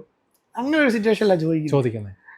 റോഷ ഇതിനകത്തൊരു കാര്യമില്ലേ, നമ്മുടെ പേരൻസിനൊപ്പം നമുക്ക് നല്ലൊരു ജോലി നാട്ടിൽ തന്നെ പേരൻസിനൊപ്പം നമ്മൾ ജീവിച്ച് നമ്മൾ അവർക്കൊപ്പം നമ്മുടെ ജീവിതം ചിലവഴിക്കുമ്പോൾ, അല്ലെങ്കിൽ വൈഫ് കുട്ടികൾ അവർക്കൊപ്പം നമ്മൾ ജീവിച്ച് ചിലവഴിക്കുന്നതാണോ, വീട്ടിൽ വർഷങ്ങൾ വേറൊരിടത്ത് പോയി കിടന്ന് വർഷത്തിൽ 1-2 തവണ മാത്രം ബന്ധുക്കളെ വന്ന് കാണുന്നതിലാണോ കാര്യമുള്ളൂ എന്ന് ആലോചിച്ച് നോക്കി. അതെ അല്ലേ, ആളുകൾ മനസ്സിലാക്കുന്നില്ല. ഇവിടെ നിന്ന് ഓടിപ്പോയാൽ മതി, നോക്കണം പ്രവാസി അതാണ്, ഇവിടുന്ന് കടൽ കയറി കഴിഞ്ഞാൽ രക്ഷപ്പെട്ടു എന്നുള്ള ചിന്തയാണ് ആളുകൾക്കുള്ളത്. അവിടെ ചെന്ന് അവരെന്തുമാത്രം കഷ്ടപ്പെടുന്നു എന്നും ഈ വിദേശങ്ങളിൽ പോകുന്ന ആളുകളൊക്കെ ആയാലും നമ്മൾ ഈ പറയുന്ന UK-യിലായിക്കൊള്ളട്ടെ അല്ലെങ്കിൽ അയർലൻഡിലായിക്കൊള്ളട്ടെ എത്രമാത്രം വിഷമതകൾ കൂടാണ് അവര്, നേഴ്സസ് ആയിക്കൊള്ളട്ടെ അല്ലെങ്കിൽ മറ്റു ജോലി. എല്ലാവരും ഇവിടുന്ന് കയറി പോകുന്നതിനൊരു റീസൺ എന്ന് വെച്ചാൽ അത് ഇവിടുത്തെ ജോലി, ശമ്പളത്തിന്റെ അല്ലേ, അത് നമ്മുടെ നാടിനെ പറഞ്ഞിട്ടേ കാര്യമുള്ളൂ, അത് നാടിനെ പറയാണ്ടിരിക്കും. തീർച്ചയായിട്ടും. പക്ഷെ എന്നാലും അവിടെ കടല് കടന്നു കഴിഞ്ഞാൽ രക്ഷപ്പെടും. അവിടെ എത്രയാണ് ടാക്സ് കൊടുക്കേണ്ടി വരുന്നത്? അതെ, ആലോചിച്ച് എനിക്ക് പിന്നെ എന്ത് സമ്പാദ്യമാണ് കിട്ടുന്നത്. പക്ഷെ ആ ഒരു സ്റ്റാൻഡേർഡ് ഓഫ് ലിവിങ് പറയാതിരിക്കാൻ പറ്റില്ല, അത് നമുക്കിവിടെ കിട്ടുന്നില്ല എന്നുള്ളതാണ് ആളുകളെ ഇവിടെ നിന്ന് അങ്ങോട്ടേക്ക് അട്രാക്ട് ചെയ്യിക്കുന്ന കാര്യം. പക്ഷെ എനിക്ക് തോന്നുന്ന കാര്യം, നമുക്ക് തന്നെ ഈ പറയുന്ന ഒരു യൂത്തിലുള്ള ആ ഒരു കാറ്റഗറിയിലുള്ള ആളുകൾക്ക് തന്നെ വല്ല കമ്പനിയിലും പോയിട്ട് ജോലി ചെയ്ത് വല്ലവരുടെയും സ്വപ്നം സാക്ഷാത്കരിക്കാൻ പോകാതെ, അതാണ്ട് ഇപ്പം റോഷൻ എടുത്തിട്ടുള്ള ഒരു ഇനിഷ്യേറ്റീവ് പോലെ സ്വയം സ്വപ്നം കണ്ട് ബീങ് എൻ ഓൺട്രപ്രണർ ആലോചിച്ച് എനിക്ക്. അതല്ലേ നല്ലത്?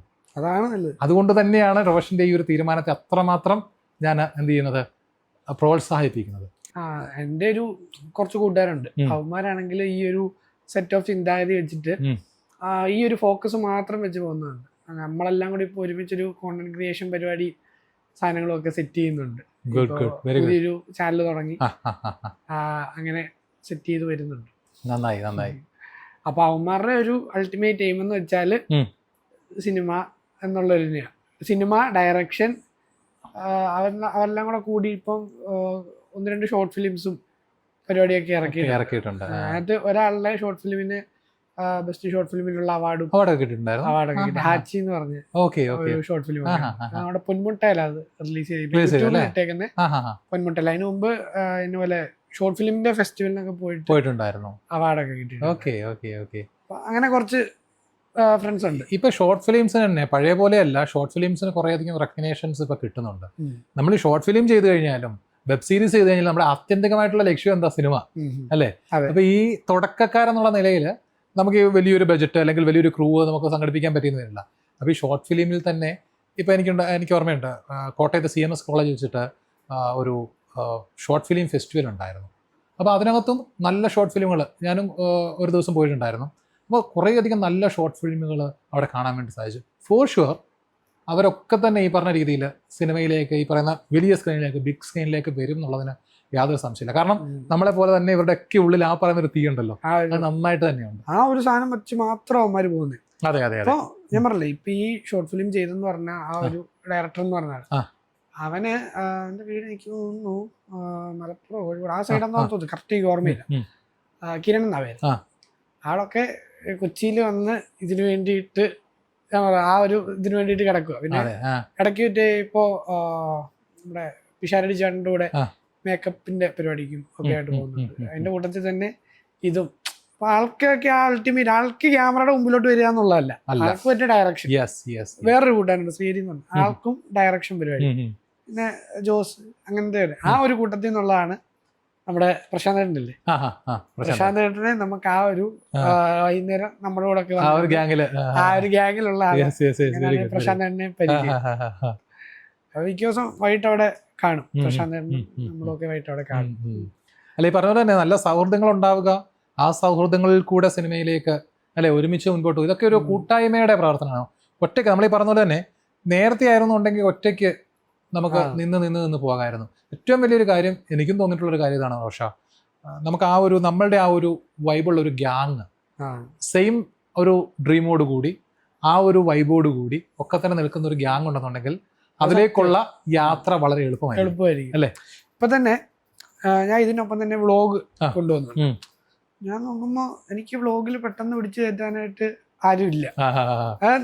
കൊച്ചിയിൽ പോവാണെങ്കിൽ എനിക്ക് ഇഷ്ടംപോലെ കമ്പനിക്കാരുണ്ട്. എന്നുവെച്ചാൽ ഞാൻ കോളേജ് തൊട്ടേ അവിടെ. നാട്ടിൽ നോക്കുമ്പോ എനിക്ക് പിള്ളേരില്ല. നാട്ടിലെനിക്ക് പൊതുവെ കമ്പനി കുറവാ. കാരണം ഞാൻ എൻ്റെ +2 കഴിഞ്ഞപ്പോ തൊട്ട് കൊച്ചിയിലാണ്. നമുക്ക് ഏറ്റവും കൂടുതൽ കണക്ഷൻസ് കിട്ടുന്നത് നമ്മുടെ കോളേജ് ലൈഫ് തൊട്ടിട്ട്. അതുകൊണ്ട് എനിക്ക് കൊച്ചിയിൽ അത്യാവശ്യം നല്ല കണക്ഷൻസ് ഉണ്ട്. പക്ഷെ നാട്ടിലോട്ട് വരുമ്പോ ഇപ്പൊ ഇത് കഴിഞ്ഞിട്ട് നാട്ടിലോട്ട് വരുമ്പോ വ്ളോഗിലൊക്കെ കയറ്റാനായിട്ടാണെങ്കിലും എനിക്ക് ഫ്രണ്ട്സിൽ ആ ഒരു വൈബ് ഉണ്ടെങ്കിൽ ആ ഒരു വൈബ് ഉണ്ടെങ്കിൽ നമ്മൾ രണ്ടുപേര് നമ്മളൊരു സെറ്റ് ഓഫ് മൈൻഡ് ഉണ്ടെങ്കിൽ അവര് പോയി സംസാരിച്ചോണ്ടിരിക്കുന്ന ഒരു കണ്ടന്റ് മതി. കണ്ടന്റ് അല്ലെങ്കിൽ നമുക്ക് ഒരു കണ്ടന്റ് എടുക്കാൻ കാണത്തില്ല. നമ്മളിപ്പോ ക്യാമറ ഓൺ ചെയ്ത് വെച്ചിട്ട് വേറെ രണ്ട് സംസാരിക്കുന്നെങ്കിൽ ഒരു കാര്യമില്ല. സിങ്കായി പോവില്ല. തീർച്ചയായിട്ടും അതിന്റെ ഒരു പ്രശ്നം ഇപ്പൊ ഉണ്ട്. ഞാൻ ഓർത്തു അവന്മാരിപ്പോ തുടങ്ങിയേക്കുന്ന ഒരു പരിപാടിയിലോട്ട് എന്നെ കൂടെ വിളിച്ചിട്ടുണ്ട്. ഞാൻ ഓർത്തു അങ്ങനെ പോവാണെങ്കിൽ അങ്ങനെ ഇരിക്കുന്നു ഇപ്പൊ ആ കാര്യങ്ങൾ. ഓക്കെ, അപ്പോ ഈ പറഞ്ഞ പോലെ തന്നെ നമ്മുടെ സ്വപ്നത്തെക്കുറിച്ച് നമുക്ക് സംസാരിക്കുമ്പോഴല്ലോ ഒരുപാടുണ്ട്. നമ്മൾ എത്ര സംസാരിച്ചു കഴിഞ്ഞാൽ നമുക്ക് മതിയാവില്ല അല്ലെ. ആഗ്രഹത്തെക്കുറിച്ച്, സ്വപ്നത്തെക്കുറിച്ച് നമ്മൾ പറയുമ്പോൾ ശരിക്ക് പലപ്പോഴും ഇതിനകത്തെ ഈ ഒരു നമ്മൾ ഒരുപാട് കാര്യങ്ങൾ, നമ്മുടെ പ്രതീക്ഷയെക്കുറിച്ച് നമ്മൾ സംസാരിച്ചു, നമ്മളുടെ നിരാശകളെക്കുറിച്ച് നമ്മൾ സംസാരിച്ചു അല്ലേ. അതൊരു കൂടാതെ നമ്മുടെ പരാജയങ്ങളെക്കുറിച്ച് നമ്മൾ സംസാരിച്ചു. ഇതൊക്കെ സംസാരിക്കുമ്പോഴും നമ്മൾ ഒരിക്കലും നേരത്തെ പറഞ്ഞ പോലെ കൈവിടാൻ പാടില്ലാത്തൊരു കാര്യമാണ് ആ ഒരു ഒപ്റ്റിമിസം എന്ന് പറയുന്നൊരു സംഭവം അല്ലേ. ആ ഒരു ശുഭാപ്തി വിശ്വാസം. എന്തും സംഭവിക്കട്ടെ, ഇതൊക്കെ തന്നെ നാളത്തേക്കുള്ളൊരു മുതൽക്കൂട്ടാണെന്ന് നടൻ അല്ലെങ്കിൽ ആ ഒരു സ്വപ്നവുമായി നടക്കുമ്പോൾ ഈ പറഞ്ഞ ഒരു 5 സിനിമകൾ ചെയ്തു. അതിൽ ലോകം ഒരുപാട് അംഗീകരിച്ചിട്ടുള്ള എന്ന് വെച്ച് കഴിഞ്ഞാൽ ഈ പറഞ്ഞ തരത്തിലുള്ള റെക്കഗ്നേഷൻസ് കിട്ടിയ ചിത്രങ്ങളുടെ ഭാഗമാകാൻ സാധിച്ചു എന്നുള്ളതും ഭയങ്കര ഒരു അനുഗ്രഹം തന്നെയാണ്.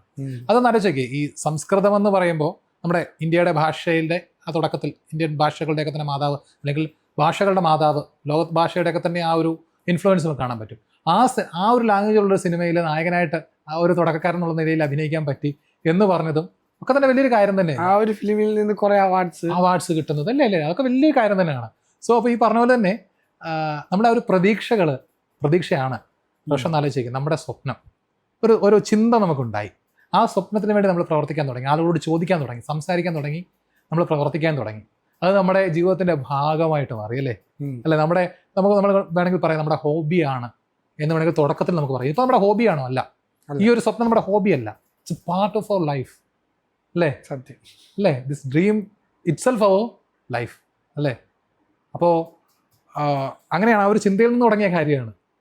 അപ്പോൾ നമുക്ക് പലപ്പോഴും ഈ പറഞ്ഞ തരത്തിൽ ആളുകൾ നമ്മളെ എന്തെങ്കിലും പറയും, നിനക്ക് വേറെ പണിയുണ്ട്, ജോലി ചെയ്തോടെ അല്ലേ പറഞ്ഞെന്ന് പറഞ്ഞില്ലേ. പക്ഷെ അതൊക്കെ പറയുമ്പോഴും എനിക്ക് തോന്നുന്ന കാര്യം റോഷൻ അങ്ങനെ തന്നെ ആയിരിക്കും ചെയ്തിട്ടുള്ളതെന്ന് എനിക്ക് ഉറപ്പാണ്.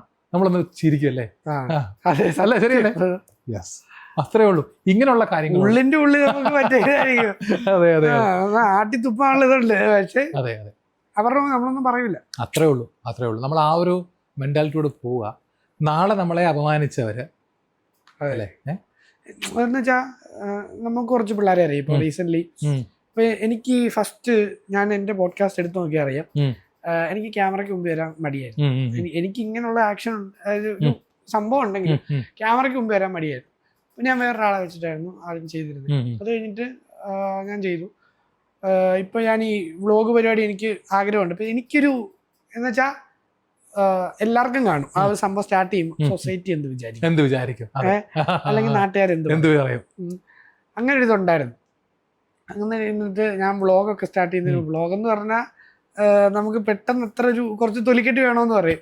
കാരണം എവിടെ വേണമെങ്കിലും നമ്മൾ ഈ ഫോൺ വെച്ചിട്ട് നമ്മൾ മറ്റുള്ളവരുടെ ജീവിതത്തോട്ട് കടന്നു കയറിച്ചല്ലോ അല്ല, നമ്മുടെ തന്നെ കാര്യങ്ങൾ കാണിക്കുവാണെങ്കിലും നമ്മൾ എവിടെയാണെങ്കിലും പബ്ലിക്കിൽ നിന്നിട്ടായിരിക്കും നമ്മൾ ഫോൺ എടുത്തിട്ട് ഒരു കാര്യം പറയുന്നത്. ചുറ്റുപാടുള്ളവർ നമ്മളെ ഏത് രീതി കാണും, ആ ഒരു സംഭവം ഭയങ്കര ഇത് വരുന്നൊരു സംഭവമാണ് വ്ളോഗ് എന്നത്. ഇപ്പൊ ഒരു സിനിമ എന്ന് പറയുവാണെങ്കിൽ ഉണ്ട്, ക്യാമറയ്ക്ക് മുമ്പ് വരുമ്പോൾ ഉണ്ട്, പക്ഷെ അവിടെ ഒരു ഗ്രൂപ്പ് ഓഫ് ആൾക്കാർ കാണാൻ നിൽക്കുന്നതിലുപരി നമുക്ക് പരിചയമുള്ള ടെക്നീഷ്യൻസും ആൾക്കാരും ഒക്കെയാണ് അതിന് ചുറ്റുമുള്ളത്. പക്ഷെ നമ്മൾ ഏതൊരു നാളെ ഒരു പ്ലാറ്റ്ഫോമിലോട്ട് ഇറങ്ങി ഈ വ്ളോഗിങ് പരിപാടി എന്നൊക്കെ പറയുമ്പോൾ അതും ചെറിയൊരു മൊബൈൽ വെച്ചിട്ട് ഈവനൊക്കെ യൂട്യൂബ് ആ ഒരു സെറ്റപ്പിൽ കാണുന്ന കുറെ ആൾക്കാരുണ്ട്. അങ്ങനെ വന്നപ്പോൾ എൻ്റെ തന്നെ പോഡ്കാസ്റ്റിൽ ഇനിയിപ്പോൾ വരാൻ പോകുന്ന റിലീസ് ആകാനായിട്ട് ഒരു പിള്ളേരുടെ കുറച്ച് എടുത്തിട്ടുണ്ട് ഞാൻ. അവരിപ്പോൾ എമർജിങ് ആയിട്ട് വരുന്ന കുറച്ച് ആൾക്കാർ. അപ്പോൾ അതിനകത്ത് ഞാൻ ഒരാളെ വിളിച്ചു, ഷെബിൻ എന്നാ പേര്. അവനെ വിളിച്ചിട്ട് ഞാനിങ്ങനെ സംസാരിച്ചിട്ട് ഞാൻ ഈ കാര്യങ്ങൾ പറഞ്ഞു, പാവം പിള്ളേരാട്ടോ. അപ്പോൾ അവനോട് പറഞ്ഞു, ചേട്ടാ എനിക്കും ആ ഒരു സംഭവം ആദ്യം ഉണ്ടായിരുന്നു. അവൻ എന്നെ പോലെ ജോബൊക്കെ റിസൈൻ ചെയ്തിട്ട് ഇതേപോലെ തന്നെ അവന് ദുബൈയിലായിരുന്നു ജോബ്. ദുബൈയിലെ ജോബ് എൻ്റെ ഏജേ ഉള്ളൂ. ദുബൈയിലെ ജോബ് റിസൈൻ ചെയ്തിട്ട് ഇവിടെ വന്നിട്ട് ഇപ്പോൾ മറ്റേ മ്യൂസിക്കിൻ്റെ റിയാക്ട് ചെയ്യുന്ന പരിപാടിയായിട്ട് ഇപ്പം നിൽക്കുക. അപ്പം എന്നോട് പറഞ്ഞു അവന് അതിൻ്റെ കൂട്ടത്തിൽ വ്ളോഗ്സും ഒക്കെ ചെറിയ രീതിക്കുണ്ട്. അപ്പം എന്നൊക്കെ പറഞ്ഞു ആദ്യം എനിക്കും ഇതായിരുന്നു, നാട്ടിൽ നിന്ന് ഓഫ് കോഴ്സ് ഇങ്ങനത്തെ നെഗറ്റീവ്സ് പരിപാടിയൊക്കെ ഉണ്ടായിരുന്നു. ചേട്ടൻ അതൊന്നും ഇപ്പോൾ ചിന്തിക്കണ്ട, ചേട്ടൻ ഒരു കാര്യം ചെയ്യും. അപ്പൊ അവൻ അറിയത്തില്ലായിരുന്നു ആദ്യം, അവൻ എൻ്റെ ഏജാന്ന് അറിയത്തില്ല. അപ്പൊ അവനെ ചേട്ടനാന്ന് വിചാരിച്ചത്. ചേട്ടൻ ഒരു കാര്യം ചെയ്യും, ഇതൊന്നും ഇപ്പൊ ചിന്തിക്കണ്ട, ചേട്ടന് ഈ സംഭവം ആരെ മൈൻഡ് ചെയ്യണ്ട, ചേട്ടൻ എടുത്തു പോവുക, അത്രേ ഉള്ളൂ. എടുത്തു പോയി കഴിഞ്ഞിട്ട് ഇപ്പൊ എനിക്കുള്ളൊരു മോട്ടിവേഷൻ എന്താണെന്ന് വെച്ചാൽ, അന്ന് എന്നോട് എന്തിനാന്ന് ചോദിച്ചവര് ഇപ്പൊ അവന് 35K ഫോളോവേഴ്സ് ഉണ്ട് ഇൻസ്റ്റയില്, അത്രേ ഉള്ളൂ. അവന്റെ ആ ഒരു ഇതിൽ പറയുമ്പോൾ എന്താന്ന് ചോദിച്ചവര് ഇപ്പൊ അവൻ്റെ കൂടെ വന്നിട്ട് എൻ്റെ ഒരു സെൽഫി എടുത്തോട്ടെ, വലിയ സെലിബ്രിറ്റി അല്ല അവൻ, എന്നാലും അവന്റെ നാട്ടിലുള്ളവർ അവന്റെ ഇടയ്ക്ക് ചോദിക്കുന്നുണ്ട്, എന്നോട് ഒരു സെൽഫി എടുത്തോട്ടെ എന്ന് ചോദിക്കുന്നുണ്ട്. എനിക്ക് ആ ഒരു സാധനം മതി. അപ്പൊ നാളെ ചേട്ടനും ആ ഒരു സാധനം ഉണ്ടാവും. അപ്പൊ ആ ഒരു ഇത് ഉണ്ടാകണമെങ്കിൽ ഇപ്പൊ ആരെയും മൈൻഡ് ചെയ്യണ്ട. നാട്ടുകാരെന്ത് വിചാരിക്കും, വീട്ടുകാരെന്ത് വിചാരിക്കാം. റോഷ അതിനകത്തൊരു കാര്യം പറയുമ്പോഴും ഈ ഞാൻ പറഞ്ഞില്ല, ഞാൻ ഈ എൻ്റെ പഴയ സ്ഥാപനത്തിൽ നിന്ന് ഇറങ്ങിയതിന് ശേഷം ഫ്രീലാൻസ് ആയിട്ട് ഞാൻ ട്രെയിനിങ്ങൾ എടുക്കാൻ തുടങ്ങിയത്. ആ സമയത്ത് ഒരു സിനിമയിൽ നമ്മുടെ ഫൂട്ടേജ് എന്ന് പറയുന്ന മഞ്ജു ചേച്ചിയുടെ ഒരു മൂവിയാണ്. അതിനകത്ത് ഫിനാൻസ് കൺട്രോളുണ്ട് അഗ്നിവേശ് ചേട്ടൻ, അദ്ദേഹത്തിൻ്റെ അസിസ്റ്റൻ്റായിട്ട് ഞാൻ പോയിട്ടുണ്ടായിരുന്നു. ആ സമയത്ത് ഷൂട്ട് കഴിഞ്ഞു. നമ്മുടെ ചിമ്മിനി ഡാമുണ്ട് തൃശ്ശൂർ, അവിടെ വെച്ചിട്ടായിരുന്നു അതിൻ്റെ കൂടുതൽ ഷൂട്ടും ഉണ്ടായിരുന്നു. അപ്പോൾ അതൊക്കെ കഴിഞ്ഞു, തിരികെ വന്നു ഈ ബന്ധുക്കളെ കാണുമ്പോൾ തന്നെ സിനിമയിലെ അവസരങ്ങൾ കിട്ടുന്നുണ്ടായിരുന്നതിന് മുമ്പത്തെ സാഹചര്യത്തിൽ യെസ് നല്ലതാണ് നീ സിനിമയിൽ അവസരങ്ങൾ കിട്ടുകയാണ്. കാരണം ഈ ജോലിയുടെ പല അവസരങ്ങളും ജോലിയിൽ നിന്ന് ലീവ് എടുക്കാൻ സാധിക്കാത്തതുകൊണ്ട് നഷ്ടമായ കാര്യങ്ങളെക്കുറിച്ചൊക്കെ പറഞ്ഞല്ലോ. കുഴപ്പമില്ല, നിനക്ക് അങ്ങനെ അവസരങ്ങൾ കിട്ടുന്നുണ്ടെങ്കിൽ പോകാൻ പറഞ്ഞ ആളുകൾ, ഞാൻ ജോലിയിലെ ചില സമ്മർദ്ദങ്ങൾ കൊണ്ട് റെസിഗ്നേഷൻ ഇടുകയും ഫ്രീലാൻസായിട്ട് ചെയ്യുകയും സിനിമയിലെ അവസരങ്ങൾ തേടി പോവുകയും ചെയ്ത സാഹചര്യത്തിൽ ഇവർ തന്നെ മാറ്റി പറഞ്ഞു, നിനക്ക് ജോലിക്ക് വല്ലുമ്പോൾ കൂടെ വീട്ടിൽ കുത്തിയിരിക്കുകയാണോ? ഞാൻ പറഞ്ഞാൽ ഇന്ന കാര്യങ്ങൾ ചെയ്യുന്നുണ്ട്, വീട്ടിനോട് ഉത്തരവാദിത്വമൊന്നുമില്ല, ജോലിക്ക് ഇറങ്ങി പോടാ എന്ന് പറഞ്ഞിട്ടുള്ള നാട്ടുകാരുമുണ്ട്, ബന്ധുക്കളുമുണ്ട്. അപ്പൊ ഇങ്ങനത്തെ ഒരു സാഹചര്യം നമ്മൾ കേൾക്കണം. അപ്പൊ നമുക്ക് കൊണ്ടാകുന്നൊരു വിഷമമുണ്ടെന്നേ, അല്ലേ? ഇവര് ഈ പറയുന്ന ആളുകളൊന്നും തന്നെ എന്നാ പോട്ടടാ നിനക്ക് സുഖമാണോ എന്ന് ചോദിക്കാറില്ല, അല്ലേ? നമ്മൾ ജോലി ചെയ്തോണ്ടിരിക്കുമ്പോ ആരും തിരക്കാറില്ല. പടം തിരക്കുന്ന ശമ്പളം എത്ര ഉണ്ട് ഈ സംഭവം. ശമ്പളം പറയണേ അവനെ വല്ല പുറത്തോട്ട് വല്ലതും വിട്ടുകൂടെ, അവൻ വല്ല വീട്ടിലോട്ടൊക്കെ തരാറുണ്ട്. അല്ല, പ്രോത്സാഹിപ്പിക്കുന്ന ബന്ധുക്കളുണ്ട്. പറഞ്ഞില്ല. ഇപ്പൊ ഈ ഒരു കാലത്തിന്റെ മാറ്റം വന്നപ്പോഴാണ് ഞാൻ ഈ ഒരു പരിപാടിയായിട്ട് ഇപ്പൊ ഇറങ്ങിയെങ്കിൽ പോലും നാളെ ഇത് ഞാൻ കണ്ടിന്യൂ ചെയ്ത് പോവോ ഇല്ലയോ ഒന്നും എനിക്ക് ഇത് നമ്മുടെ എല്ലാം കാര്യം. കാരണം ഫിനാൻഷ്യലി നമ്മൾ സ്റ്റേബിൾ ആകാനായിട്ടാണ് നമ്മൾ ചെയ്യുന്നത്. കാരണം നാളെ നമ്മൾ സ്റ്റേബിൾ ആകണം, ആ ഒരു ഉദ്ദേശത്തിലാണ്. അല്ലാണ്ട് ഇന്ന് ഞാൻ ജോലി ചെയ്താലും എനിക്ക് അതിനകത്തുനിന്ന് ഒരു 100 രൂപ മാറ്റി വെക്കാൻ ഉണ്ടെങ്കിൽ അത് എന്റെ സേവിങ്സ് ആണ്. അതെനിക്ക് അറിയാഞ്ഞിട്ടല്ല, ഞാൻ 10 പൈസ പോലും കിട്ടാഞ്ഞിട്ട് ഇപ്പൊ ഈ പരിപാടി നിൽക്കുന്നത്. അപ്പൊ എനിക്ക് ഇപ്പൊ ഞാനൊരു 2-3 മാസമായി ഇത് സ്റ്റാർട്ട് ചെയ്തിട്ടുണ്ടെങ്കിൽ, അല്ലെങ്കിൽ ചേട്ടന്റെ 2ാം ക്ലാസ് തൊട്ടുള്ള സ്റ്റാർട്ടിങ്ങിലുണ്ട്, അല്ലെങ്കിൽ പല ജോബും ഇത് കാരണം റിസൈൻ ചെയ്തിട്ടുണ്ടെങ്കിൽ ചേട്ടനും അറിയാം. അപ്പൊ ചേട്ടനൊരു 30,000 രൂപ ജോലി നിൽക്കുന്ന ഒരാളാണെങ്കിൽ വീട്ടിലും എല്ലാം കൊടുത്തിട്ട് ചേട്ടന് 5,000 രൂപ മാറ്റി വെക്കാൻ ഉണ്ടെങ്കിൽ അത് ഓരോ മാസം 5,000 വെച്ച് കൂടിക്കൊണ്ടിരിക്കുക. അത് ചേട്ടന് സേവിങ്സ്, അത് ചേട്ടന് നല്ലതായിട്ട് അറിയാം. ഇതൊന്നും അറിയാത്ത പൊട്ടന്മാരല്ല നമ്മള്. എന്നിട്ട് നമ്മൾ നമ്മളെ പഠിപ്പിക്കാൻ, നാട്ടുകാരും ബന്ധുക്കളും പഠിപ്പിക്കാൻ പറ്റുന്നത് സ്വപ്നത്തിന് പുറകെ പോകുന്നത്. പറഞ്ഞില്ലേ, എന്നാ പിന്നെ പോട്ടടാ, നീ നിന്റെ ആ ഒരു സ്വപ്നത്തിൽ, എല്ലാരെ കുറിച്ചല്ല ഞാൻ പറയുന്നത് കേട്ടോ, നീ ആ സ്വപ്നത്തിന് മുമ്പേ പോകൂ. ഇന്നല്ലെങ്കിൽ നാളെ നീ വിജയിക്കുമെന്നൊരു വാക്ക് പറയാൻ ഇവരെ കൊണ്ട് തയ്യാറാകുന്നില്ല. മറ്റുള്ളവരോട് എന്ത് ചെയ്യാണ്? കുറ്റം പറയാണ്.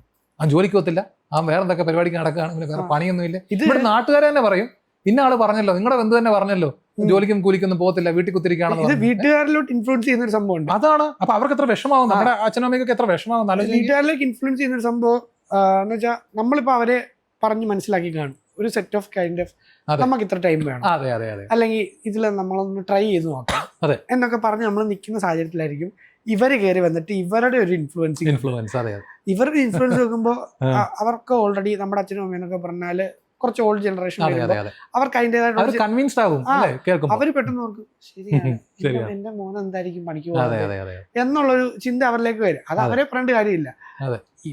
ഇവരുടെ കുടുംബം നോക്കിയിരിക്കാണ്ട് മറ്റുള്ളവരുടെ കുടുംബത്തിലോട്ട് ചെന്നിട്ട് ഇത് പറയേണ്ട ഒരു ആവശ്യമില്ല. അവർക്ക് അവരുടെ കാര്യം നോക്കിയിരുന്ന നാളെ ഇവൻ രക്ഷപ്പെട്ട കണ്ടു. അയ്യോ അതെ അതെ അതെ, എനിക്കറിയാവുന്ന പയ്യനാ, ഞാൻ അന്ന് കുറെ പ്രോത്സാഹിപ്പിച്ചു എന്നും കൂടെ പറഞ്ഞു. നമ്മുടെ ഞാനാ പറഞ്ഞു അതിന് പോകാൻ, എന്റെ ഒപ്പം നടന്ന ചെറുക്കനാ, ഇന്ന് അവനെ കണ്ടില്ലേ, അല്ലെങ്കിൽ ഞാനൊന്ന് വിളിച്ചാൽ മതി, ആ ചെറുക്കൻ വരും. ഇതൊക്കെ മനസ്സിൽ കിടക്കുമ്പോഴായിരിക്കും കോപ്പ് വരും. അതെ അതെ അതെ അതെ. അല്ല പക്ഷേ ഉണ്ടല്ലോ, നമ്മൾ അപ്പോഴും ആ സമയത്ത് നമ്മൾ അവരോട് നൈസായിട്ട് തന്നെ നിൽക്കും. ഇല്ല ശരിയല്ല, അവരുടെ മുമ്പിലൊന്നും പറയത്തില്ല. അത് നമ്മൾ ഓർക്കുന്നത് നാളെ ഇവര് തന്നെ നാളെ അപ്പുറത്തെ വീട്ടിൽ ഇത് പറയും. അതെ തീർച്ചയായിട്ടും. അല്ല ഈ പറഞ്ഞ പോലെ തന്നെ ഈ അനുഭവങ്ങളൊക്കെ ഉള്ളത് നല്ലതാണ് അല്ലേ? ആ ഒരു അനുഭവങ്ങളാണ് നമ്മളെ മുമ്പോട്ട് നയിക്കുന്നത്. തീർച്ചയായിട്ടും, സംശയമില്ല. അപ്പോൾ ഇങ്ങനത്തെ അല്ല, നമുക്ക് ഓരോരുത്തർക്കും ഇങ്ങനത്തിലുള്ള ഒരുപാട് അനുഭവങ്ങൾ നമുക്ക് പറയാനുണ്ട്. ഈ പറഞ്ഞ നാട്ടുകാരെന്ത് വിചാരിക്കും, നാട്ടുകാരെന്ത് പറയും, നാട്ടുകാരല്ല നമ്മളുടെ വീട്ടില് ചെലവിന് തരുന്നത്. നാട്ടുകാരാവാൻ പാടില്ല നമ്മുടെ ഒരു തീരുമാനങ്ങളെയും സ്വാധീനിക്കാൻ, അല്ലെങ്കിൽ ആ തീരുമാനങ്ങൾ നാട്ടുകാരാൽ സ്വാധീനിക്കപ്പെടാൻ നമ്മൾ നിന്ന് കൊടുക്കരുത് അല്ലേ? ആലോചിക്ക്, നാളെ ഈ പറയുന്നവർ തന്നെ നാളെ നമ്മളെ പുകഴ്ത്തി പറയോ ഭയങ്കര സംഭവം അവൻ അന്നേ അവനോ അയ്യോ ഞാനല്ലേ പറഞ്ഞവരോട് അങ്ങനെ ചെയ്യും ഇങ്ങനെ ചെയ്യുമെന്ന് പറഞ്ഞതെന്ന് പറയുന്ന ഒരു കാലം ഉണ്ടാവും. നമ്മളിപ്പോൾ ഒന്നും വേണ്ട, അവരെ നോക്കി നന്നായിട്ടൊന്ന് ചിരിക്കുക, അത്രേ ഉള്ളൂ. പക്ഷെ അത് പലപ്പോഴും പറ്റാണ്ട് പോകുന്ന കുറെ ആൾക്കാരുണ്ട്. ഇപ്പൊ ഈ ചേട്ടൻ മുമ്പേ പറഞ്ഞ പോലെ ഒരു ഡിപ്രഷൻ ഉണ്ടെങ്കിൽ ആ ഒരു ഡിപ്രസ്ഡ് ആകുന്ന ഒരു ടൈം പീരീഡ് നമ്മൾ കൺട്രോൾ ചെയ്യണമെന്ന് പറഞ്ഞു പ്രതികരിച്ചു പോകും. അത് പല ആൾക്കാർക്കും എന്ന് വെച്ചാൽ വളർന്നു വന്നുകൊണ്ടിരിക്കുന്ന പല സാഹചര്യങ്ങളും പ്രതികരിക്കാണ്ട് എവരെന്ത് പ്രതികരിക്കണമെന്നറിയാതെ ഉള്ള കുറെ ആൾക്കാരുണ്ട്. അവരാണ് ഈ പലതും ഞാൻ പറയും, അവരൊറ്റ ഒരു അവര് പ്രതികരിക്കാത്തത് മൂലമാണ് നാട്ടുകാരുടെ ഇങ്ങനത്തെ സംസാരം അങ്ങനെ ഉണ്ടാകുന്നതും. ആ ഒരു ഇത് പല ആത്മഹത്യകളിലോട്ട് പോലും എത്തപ്പെടാം.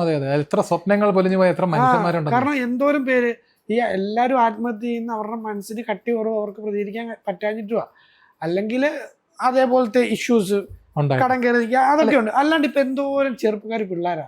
പക്ഷെ അതിനകത്ത് ഒരു കാര്യം എനിക്ക് തോന്നിയിട്ടുള്ളൊരു കാര്യം കൂടെ ഞാൻ പറയാം. ഈ ജീവിതം മതിയാക്കിയവരല്ല ആത്മഹത്യ ചെയ്യുന്നത്, ജീവിക്കാൻ അത്രമാത്രം കൊതിയുള്ളവരാണ് ആത്മഹത്യ ചെയ്ത് പോകുന്നത്. ഒന്ന് ആലോചിക്കുക, ശരിയല്ലേ? അങ്ങനെ നാട്ടിൽ പിടിച്ചിരിക്കാൻ പറ്റാഞ്ഞിട്ട് മാത്രമാണ്. അത് കുടുംബത്തിലെ ഈ പറയുന്ന ഒരു സമ്മർദ്ദമായിരിക്കാം. എനിക്ക് തോന്നുന്നത് ഇപ്പം റോഷനായാലും എനിക്കായാലും നമുക്കൊക്കെ തന്നെ നല്ലൊരു ഫ്രണ്ട് ഉണ്ട്, നമ്മുടെ ബെസ്റ്റ് ഫ്രണ്ട് അല്ലെങ്കിൽ ക്ലോസ് ഫ്രണ്ട് എന്ന് പറയുന്ന ഒരാളുണ്ട്, ശരിയല്ലേ?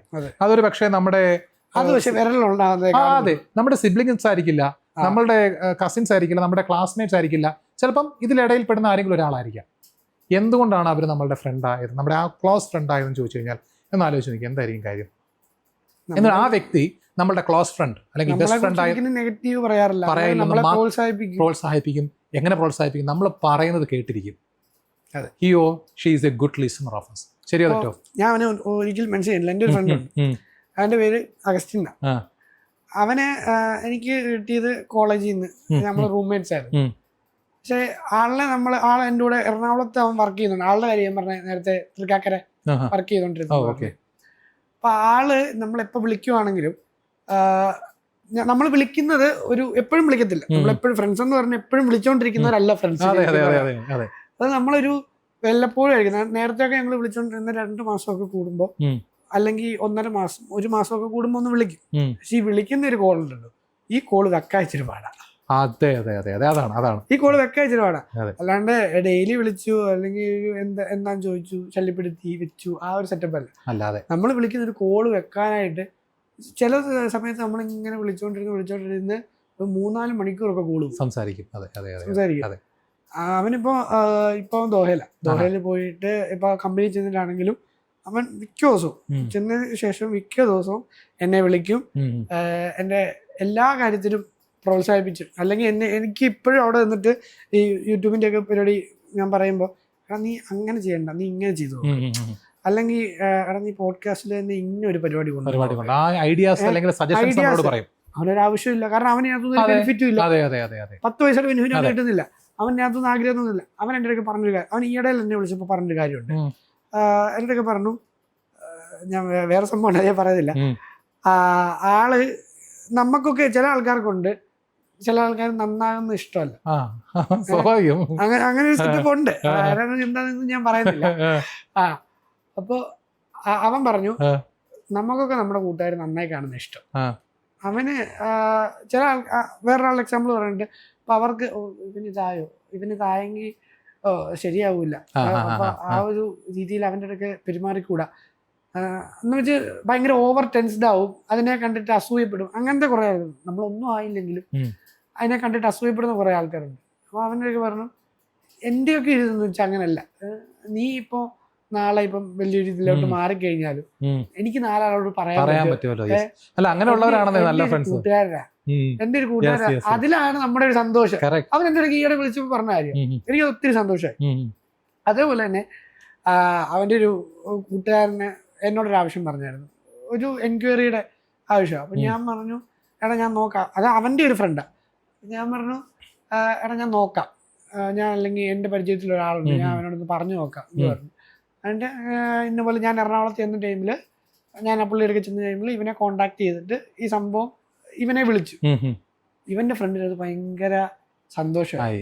എന്ന് വെച്ചാൽ അവൻ എന്നോട് കഴിഞ്ഞ ദിവസം അത് പറയുന്നത്, ഞാൻ എന്തോ കാര്യത്തിന് ഇന്നലെ എന്തോ അവനെ വിളിച്ചപ്പോഴാണ് അവൻ പറയുന്നത്, എടാ മറ്റേ എൻ്റെ ഫ്രണ്ടിനെ, ഞാൻ പറഞ്ഞു എടാ നിൻ്റെ ഫ്രണ്ടിനെ ഞാൻ ഇങ്ങനെ വിളിച്ചായിരുന്നു. പറഞ്ഞു എടാ അവൻ എന്നോട് അത് അന്ന് പറഞ്ഞായിരുന്നു, നീ വിളിച്ചെന്ന് പറഞ്ഞായിരുന്നു. അവന് ഭയങ്കര സന്തോഷമായി. അവനോട് പറഞ്ഞ് ഇന്ന പോലെ എന്താ ആദ്യമായിട്ട് ഒരാള് ഒരു കാര്യം നോക്കാമെന്ന് പറഞ്ഞിട്ട് അതിനു വേണ്ടി എഫേർട്ട് എടുത്ത് വിളിക്കുന്നതെന്ന് പറഞ്ഞു. ഇതിലൊക്കെ അവന് സന്തോഷമോ. പക്ഷെ ഓരോ ആൾക്കാർക്കും ഓരോ ചെറിയ, തീർച്ചയായിട്ടും എങ്ങനെയാണ് മറ്റുള്ളവരുടെ സന്തോഷം നമ്മുടെ ഏത് പ്രവർത്തി കൊണ്ടുണ്ടാകുന്ന പറയാൻ ആൾക്കാരെയാണ് നമ്മൾ ശരിക്കും ഫ്രണ്ടായിട്ട് കാണേണ്ടത്. തീർച്ചയായിട്ടും ആ ഒരു ചെറിയൊരു കാര്യമായിരിക്കും. ഈയിടയിൽ എൻ്റെ വേറൊരു ഫ്രണ്ട് ഉണ്ട്, അവനൊരു പാർട്ടിയിൽ പരിപാടി ചെയ്യുക. അപ്പൊ ഞാനിങ്ങനെ ചുമ്മാ പറഞ്ഞു, നമ്മളൊന്നുമില്ല, നമ്മളിങ്ങനെ ചുമ്മാ പറഞ്ഞു, എടാ നീ ആരുടെ ഒരു യൂട്യൂബർ വിഷ് ചെയ്തെന്ന് പറഞ്ഞേക്കണേ എന്ന് പറഞ്ഞു, ഒരു ബർത്ത്ഡേക്ക്. ആരുടെ ബർത്ത്ഡേ എന്താണെന്ന് എനിക്ക് അറിഞ്ഞൂടാ. അത് ഞാൻ ഇവനോട് കളിയാക്കി പറഞ്ഞു. അപ്പോൾ ഇവനിങ്ങനെ പറഞ്ഞു, ആടാ ഞാൻ പറഞ്ഞേക്കാം എന്ന് പറഞ്ഞു. കുറച്ച് കഴിഞ്ഞപ്പോൾ ഇവൻ എന്നെ തിരിച്ചു വിളിച്ചു. ഇവൻ വിളിച്ചിട്ട് പറഞ്ഞു, എടാ ഞാൻ ഇന്ന പോലെ അവൻ്റെ കൊടുക്കാം എന്ന് പറഞ്ഞു. ഞാൻ പറഞ്ഞു നീ കൊടുക്ക്, നമ്മള് ചുമ്മാ ഒരു വൈബും കൂടി നിൽക്കുക. അപ്പോൾ എന്നോട് പറഞ്ഞു, ആ ചേട്ടാ ഒരു കൊച്ചി ഇറക്കാൻ എന്തോ ബർത്ത്ഡേ പരിപാടി, നമുക്കറിയത്തില്ല കൊച്ചി ഇറക്കാനാണോ എൻ്റെ ഏജിലുള്ള ഫ്രണ്ടാണോ എന്ന് എനിക്ക് അറിഞ്ഞൂടാ, കാരണം കോളിനപ്പുറത്താണല്ലോ. അപ്പോൾ ഞാൻ പറഞ്ഞു, ആടാ ഞാൻ പറഞ്ഞു ഹാപ്പി ബർത്ത്ഡേ. താങ്ക് യു കേട്ടോ, താങ്ക് യു, ഭയങ്കര എക്സൈറ്റഡ്. and ചേട്ടന് ഏതാ യൂട്യൂബ് ചാനൽ? ഞാൻ പറഞ്ഞു ഇങ്ങനെ നമ്മളൊരിത് കൊണ്ടുപോകുന്നുണ്ട് എന്നൊക്കെ പറഞ്ഞ് ഭയങ്കര എക്സൈറ്റഡ് ആയിട്ട് സംസാരിക്കുന്നു. അത് കഴിഞ്ഞിട്ട് ഞാൻ ഇവന്റെ ഫോൺ കൊടുത്തു. നമ്മളുടെ ജോയലിന്റെ ഫോൺ കൊടുക്ക്. ജോയലിന്റെ ഫോൺ കൊടുത്ത് ഞാൻ അവനോട് പറഞ്ഞു, അല്ലടാ അവൻ എന്നോട് പറഞ്ഞ ഞാൻ ഇങ്ങനെ പറഞ്ഞു യൂട്യൂബർ വിഷ് ചെയ്ത് തമാശക്ക് ഇങ്ങനെ പറഞ്ഞു. അപ്പൊ അവൻ ഇതുവരെ ഒരു യൂട്യൂബറിനോട് സംസാരിച്ചിട്ടില്ല. കൊച്ചു പയ്യന, അവന് ഭയങ്കര എക്സൈറ്റ്മെന്റ്. അവനൊരു യൂട്യൂബറിനോട് സംസാരിച്ചില്ല. നമ്മളെന്താ യൂട്യൂബർ, നമ്മള് പക്ഷെ നോക്കുമ്പോ അവന് സംസാരിച്ചപ്പോ ഭയങ്കര സന്തോഷമായി. നമ്മളൊന്നും അല്ലെങ്കിലും സംസാരിക്കുമ്പോ അതാണ് അവിടെയാണ് കാര്യം അല്ലേ, നമ്മളൊരാൾക്ക് സന്തോഷം എന്ന് പറയുന്നതാണ് വലിയൊരു കാര്യം. തീർച്ചയായിട്ടും അതെ. അതിന്റെ കുറെ കാര്യങ്ങൾ ഇങ്ങനെ വന്നതിന് ശേഷം കുറെ അല്ല അപ്പൊ കിട്ടുന്ന സന്തോഷമല്ലേ, നമുക്കും സന്തോഷമുണ്ട്. അതെ, നമ്മളെക്കാട്ടിൽ ഇരട്ടി സന്തോഷമായിരിക്കും അവർക്ക് കിട്ടുന്നത്. പക്ഷെ ഇത് നമ്മളൊന്നും അറിഞ്ഞുകൊണ്ട് ചെയ്യുന്നതല്ല. പക്ഷെ നമ്മൾ എന്തോരം ഒരാളെ ഇൻഫ്ലുവൻസ് ചെയ്യുന്നു എന്നുള്ളത് പിന്നീട് നമ്മൾ ചിന്തിക്കുമ്പോൾ അത് വല്ലാത്തൊരു. അല്ല എനിക്ക് തോന്നുന്ന കാര്യം റോഷൻ, നമുക്ക് ഈ പറഞ്ഞ തരത്തിലൊക്കെ നമ്മൾ സ്ട്രഗിൾ ചെയ്ത് മുമ്പോട്ട് പോകുന്നു. ഏതെങ്കിലും ഒരു സമയത്ത് നമ്മൾ ഈ പറയുന്ന നമ്മുടെ ആ ഒരു സ്വപ്നത്തിൽ ആ ഒരു എത്തുമെന്നുള്ള നമ്മുടെ ഒരു വിശ്വാസം ഉണ്ടല്ലോ, ആ ഒരു ഒപ്റ്റിമിസ്റ്റിക് ആയിട്ടുള്ള ഒരു വിശ്വാസം ഉണ്ടല്ലോ, ആ സമയത്തും നമ്മുടെ കൂടെ ഉള്ളവരെ അല്ലെങ്കിൽ നമ്മുടെ കൂടെ അന്നും ഉണ്ടായിരുന്നവരെ തീർച്ചയായിട്ടും നമ്മൾ ചേർത്ത് നിർത്തുക എന്നുള്ളതാണ് അതെ. ഏറ്റവും വലിയൊരു കാര്യം. ശരിയല്ലേ? അതെ. അതാണ് നമ്മൾ പേഴ്സണലി സംസാരിച്ചപ്പം ഈ ഒരു ഇതിനു മുൻപ് നമ്മൾ സംസാരിച്ച് പറഞ്ഞിട്ടുണ്ടായിരുന്നൊരു കാര്യം, നമ്മുടെ ജീവിതത്തിൽ ഒരുപാട് ആളുകൾ അവരുടെ സ്നേഹത്തിൻ്റെ, ദയയുടെ, പരിഗണനയുടെ ഒക്കെ തന്നെ ഫലമായിട്ടാണ് നമ്മളിതാ ഇവിടെ നിന്ന് നിൽക്കുന്നത്. അത് നമ്മുടെ മാതാപിതാക്കൾ, അമ്മയച്ഛനും ആയിരിക്കാം, നമ്മുടെ സഹോദരങ്ങളായിരിക്കാം, നമ്മുടെ ബന്ധുക്കളായിരിക്കാം, നമ്മുടെ അയൽപക്കക്കാരായിരിക്കാം, അല്ലെങ്കിൽ നമ്മുടെ കൂടെ പഠിച്ചവരായിരിക്കാം, നമ്മുടെ അധ്യാപകരായിരിക്കാം, ഗുരുക്കന്മാരായിരിക്കും, ആരും ആയിരിക്കാം അല്ലെ, അവിടെയൊക്കെ തന്നെ ആ ഒരു പരിഗണനയിലാണ് നമ്മളിവിടെ വന്ന് നിൽക്കുന്നത്. അവരെയൊക്കെ തന്നെ നമ്മൾ അത് ഏത് നിലയിൽ നിൽക്കുമ്പോഴും അതിനോടൊക്കെ തന്നെ നമുക്കൊരു ഗ്രാറ്റിറ്റ്യൂഡ് ഉണ്ടാവുക അല്ലേ, അവരൊക്കെ തന്ന ആ ഒരു സ്നേഹത്തിന്, ഒരു പരിഗണനയ്ക്ക് ഒരു ഗ്രാറ്റിറ്റ്യൂഡ് ഉണ്ടാവുക എന്ന് പറയുന്നതാണ് ജീവിതത്തിലെ ഏറ്റവും വലിയ കാര്യമെന്ന് ഞാനും വിശ്വസിക്കുകയാണ്. നമ്മുടെ വളർച്ചയ്ക്കൊപ്പം അവരെയും കൂടെ ചേർത്ത് പിടിക്കുക. തീർച്ചയായിട്ടും. ഒന്നുമല്ലെങ്കിൽ നമ്മൾ ഒരു സമയം നമുക്ക് കിട്ടുമ്പോൾ അവരെ ഒന്ന് വിളിക്കാൻ, നേരത്തെ പറഞ്ഞ ഇന്ന് ഫോൺ വിളിക്കാൻ അല്ലേ ആയിരിക്കും, പക്ഷെ അവർക്കുണ്ടാക്കുന്ന ഒരു സ്നേഹമുണ്ട്. ഞാൻ ഇപ്പോഴും ഒരാളുടെ ബർത്ത്ഡേ ഉണ്ടെങ്കിൽ ഞാൻ കൂടുതലും മറ്റേ സ്റ്റാറ്റസ് അടുത്തുള്ള നമ്മളെപ്പോഴും കാണുന്ന കൂട്ടുകാരാണെങ്കിൽ സ്റ്റാറ്റസ് ഇട്ട് പോകും, അല്ലെങ്കിൽ സ്റ്റോറി ഇട്ട് പോകും. ഇല്ല, ഞാനിപ്പോ നമുക്ക് കുറെ നാൾക്കുള്ള ഫ്രണ്ട്സ് ഒക്കെ ഉണ്ടല്ലോ, ഇന്നോട് ഒരാളെ ഞാൻ വിളിച്ചു. അപ്പൊ ഞാനിങ്ങനെ ഫ്രണ്ട്സിന്റെ ഒക്കെ ബർത്ത്ഡേ വേറെ ആൾക്കാർ സ്റ്റോറി ഇടുന്ന കാണുമ്പോൾ ഞാൻ വിളിക്കും. ഞാൻ സ്റ്റോറി ഒന്നും ഇടുന്നില്ല, ഞാൻ വിളിച്ചിട്ട് വിഷ് ചെയ്യും. എനിക്കത് മതി. ആ ഒരു സിമിലാരിറ്റി എന്നും കാണുന്ന സ്റ്റോറി ഇട്ടില്ലെങ്കിൽ അവർക്ക് ഇപ്പൊ ഞാനും ചേട്ടനും സ്ഥിരം ഒന്നിച്ച് കിടക്കുന്നു, നീ എന്താ എന്റെ സ്റ്റോറി ഇടാൻ, ആ ഒരു അതിപ്പോ തമാശക്കാണെങ്കിൽ, അല്ലെങ്കിൽ നാളെ ബാക്കിയുള്ളവർ നോക്കുമ്പോഴും ഇവനും അവനോട് ഒന്നിച്ച് കിടക്കുന്നു, അവൻ ഇട്ടില്ലല്ലോ, പിന്നെ അപ്പൊ ഞാൻ അറിഞ്ഞില്ല, ആ ഒരു സ്കീമിലായോ. പക്ഷെ കുറെ നാളത്തെ ഒരു ഫ്രണ്ട്ഷിപ്പ് പുതുക്കാനാണ്. ഇന്നൊരാളുടെ ബർത്ത്ഡേ ആയിരുന്നു, അപ്പൊ ഞാൻ ഇവനെ വിളിച്ചിട്ട് ഞാൻ ഇങ്ങനെ വിഷ് ചെയ്തിട്ട് ഞാൻ ഇങ്ങനെ പറഞ്ഞു, വിശേഷമൊക്കെ തിരക്കിയിട്ട് ഞാൻ പറഞ്ഞു എവിടാണ്, വല്ലപ്പോഴും ഒക്കെ വിളിക്കും എന്ന് പറഞ്ഞിട്ട് എനിക്ക് അതാ സന്തോഷം. തീർച്ചയായിട്ടും. ഞാനും ഈ സുഹൃത്തുക്കൾ നമുക്ക് പരിചയമുള്ളവരാണ്, നമുക്ക് അവരുടെ മൊബൈൽ നമ്പർ നമ്മുടെ കയ്യിലുള്ളവരാരുമായിക്കോട്ടെ, അവരുടെ ബർത്ത്ഡേ ആണെന്നുണ്ടെങ്കിൽ ഞാൻ നേരിട്ട് അവരെ വിളിക്കും ഇതേ രീതിയിൽ. പക്ഷെ അവർക്ക് കിട്ടുന്ന ഒരു എക്സൈറ്റ്മെന്റ് ഉണ്ടല്ലോ, ഞങ്ങൾ ഒരിക്കലും പ്രതീക്ഷിച്ചില്ല കേട്ടോ, വിളിക്കുമെന്ന് പ്രതീക്ഷിച്ചില്ല കേട്ടോ എന്ന് പറയും. എന്നോട് പറഞ്ഞു, നീ ഓർത്ത് വിളിച്ചല്ലോ, ആ ഒരു വാക്ക് നീ ഓർത്ത് വിളിച്ചല്ലോ, അത് മതി. അതെ. അല്ല, ഈ പറഞ്ഞ പോലെ തന്നെ നമ്മൾ എന്തുമായിക്കോട്ടെ, ആരുമായിക്കോട്ടെ, ഇനി ആരും ആയില്ല എന്നുള്ളതുമായിക്കോട്ടെ, പക്ഷെ മറ്റുള്ള മനുഷ്യന്മാരിലുണ്ടല്ലോ ഇതേ രീതിയിലുള്ള ചെറിയ ചെറിയ സന്തോഷം നമുക്ക് കൊടുക്കാൻ പറ്റുന്നുണ്ടല്ലോ, മതി. അല്ലേ, അതാണ് വലിയ കാര്യം. അതെ. അപ്പോൾ ഇനിയുള്ള യാത്രകളിൽ ഈ പോഡ്കാസ്റ്റ് കണ്ടിട്ടാണെങ്കിലും ചേട്ടൻ്റെ ലൈഫിലാണെങ്കിലും എന്തെങ്കിലും മാറ്റം ആർക്കെങ്കിലും, ഏതെങ്കിലും ഡയറക്ടേഴ്സിനായിക്കോട്ടെ ആർക്കെങ്കിലും വരാൻ പറ്റുമെങ്കിൽ, ഇത്രയും പാഷനേറ്റ് ആയിട്ടുള്ള ചേട്ടൻ്റെ പാഷനും സിനിമാഗ്രഹങ്ങളും എല്ലാം ഈ ഒറ്റ പോഡ്കാസ്റ്റിൽ കൂടെ തന്നെ മനസ്സിലാവുമെന്നുള്ളതിനകത്ത് യാതൊരു സംശയമില്ല. ഇത് മൊത്തം കണ്ടിരിക്കുന്ന ഏതൊരു പ്രേക്ഷകരും അത് മനസ്സിലാവുമെന്നുള്ളതിനകത്ത് യാതൊരു സംശയമില്ല. അത് ചേട്ടനെയും എത്രത്തോളം ഇൻഫ്ലുവൻസ് ചെയ്യുന്നുണ്ടെങ്കിൽ അങ്ങനെ ചെയ്യട്ടെ. അതിനോടൊപ്പം തന്നെ എൻ്റെയും പുതിയൊരു വളർച്ചയാണ്, ഇതിലും എല്ലാവരും കൂടെ നിൽക്കുക എന്നുള്ളൊരു അഭ്യർത്ഥന മാത്രമേ എനിക്കുള്ളൂ. തീർച്ചയായിട്ടും റോഷ, ഈ ഒരു ഇനിഷ്യേറ്റീവിന്, ആ ഒരു മുൻപോട്ട് പോക്കലിന് എല്ലാവിധ ആശംസകളും പ്രാർത്ഥനയും നേരുകയാണ്. അടുത്ത വട്ടം നമ്മൾ വീണ്ടും കാണുമ്പോൾ ഈ പറഞ്ഞതിൽ നമ്മൾ രണ്ടാളും ഓരോ പടി മുകളിൽ നിന്നുകൊണ്ട് നമ്മുടെ ആ ഒരു ആഗ്രഹ സബലീകരണം എന്ന് നമുക്ക് മലയാളത്തിൽ പറയാം അല്ലേ, അവിടെ ആ ഒരു പടി മുൻപിൽ നിന്നുകൊണ്ട് നമുക്ക് സംസാരിക്കാനും ആ ഒരു സ്നേഹം, സൗഹൃദം ഒക്കെ തന്നെ പുതുക്കാനും നമുക്ക് സാധിക്കട്ടെ എന്ന് സർവേശ്വരനോട് പ്രാർത്ഥിക്കുന്നു. Okay, all the best.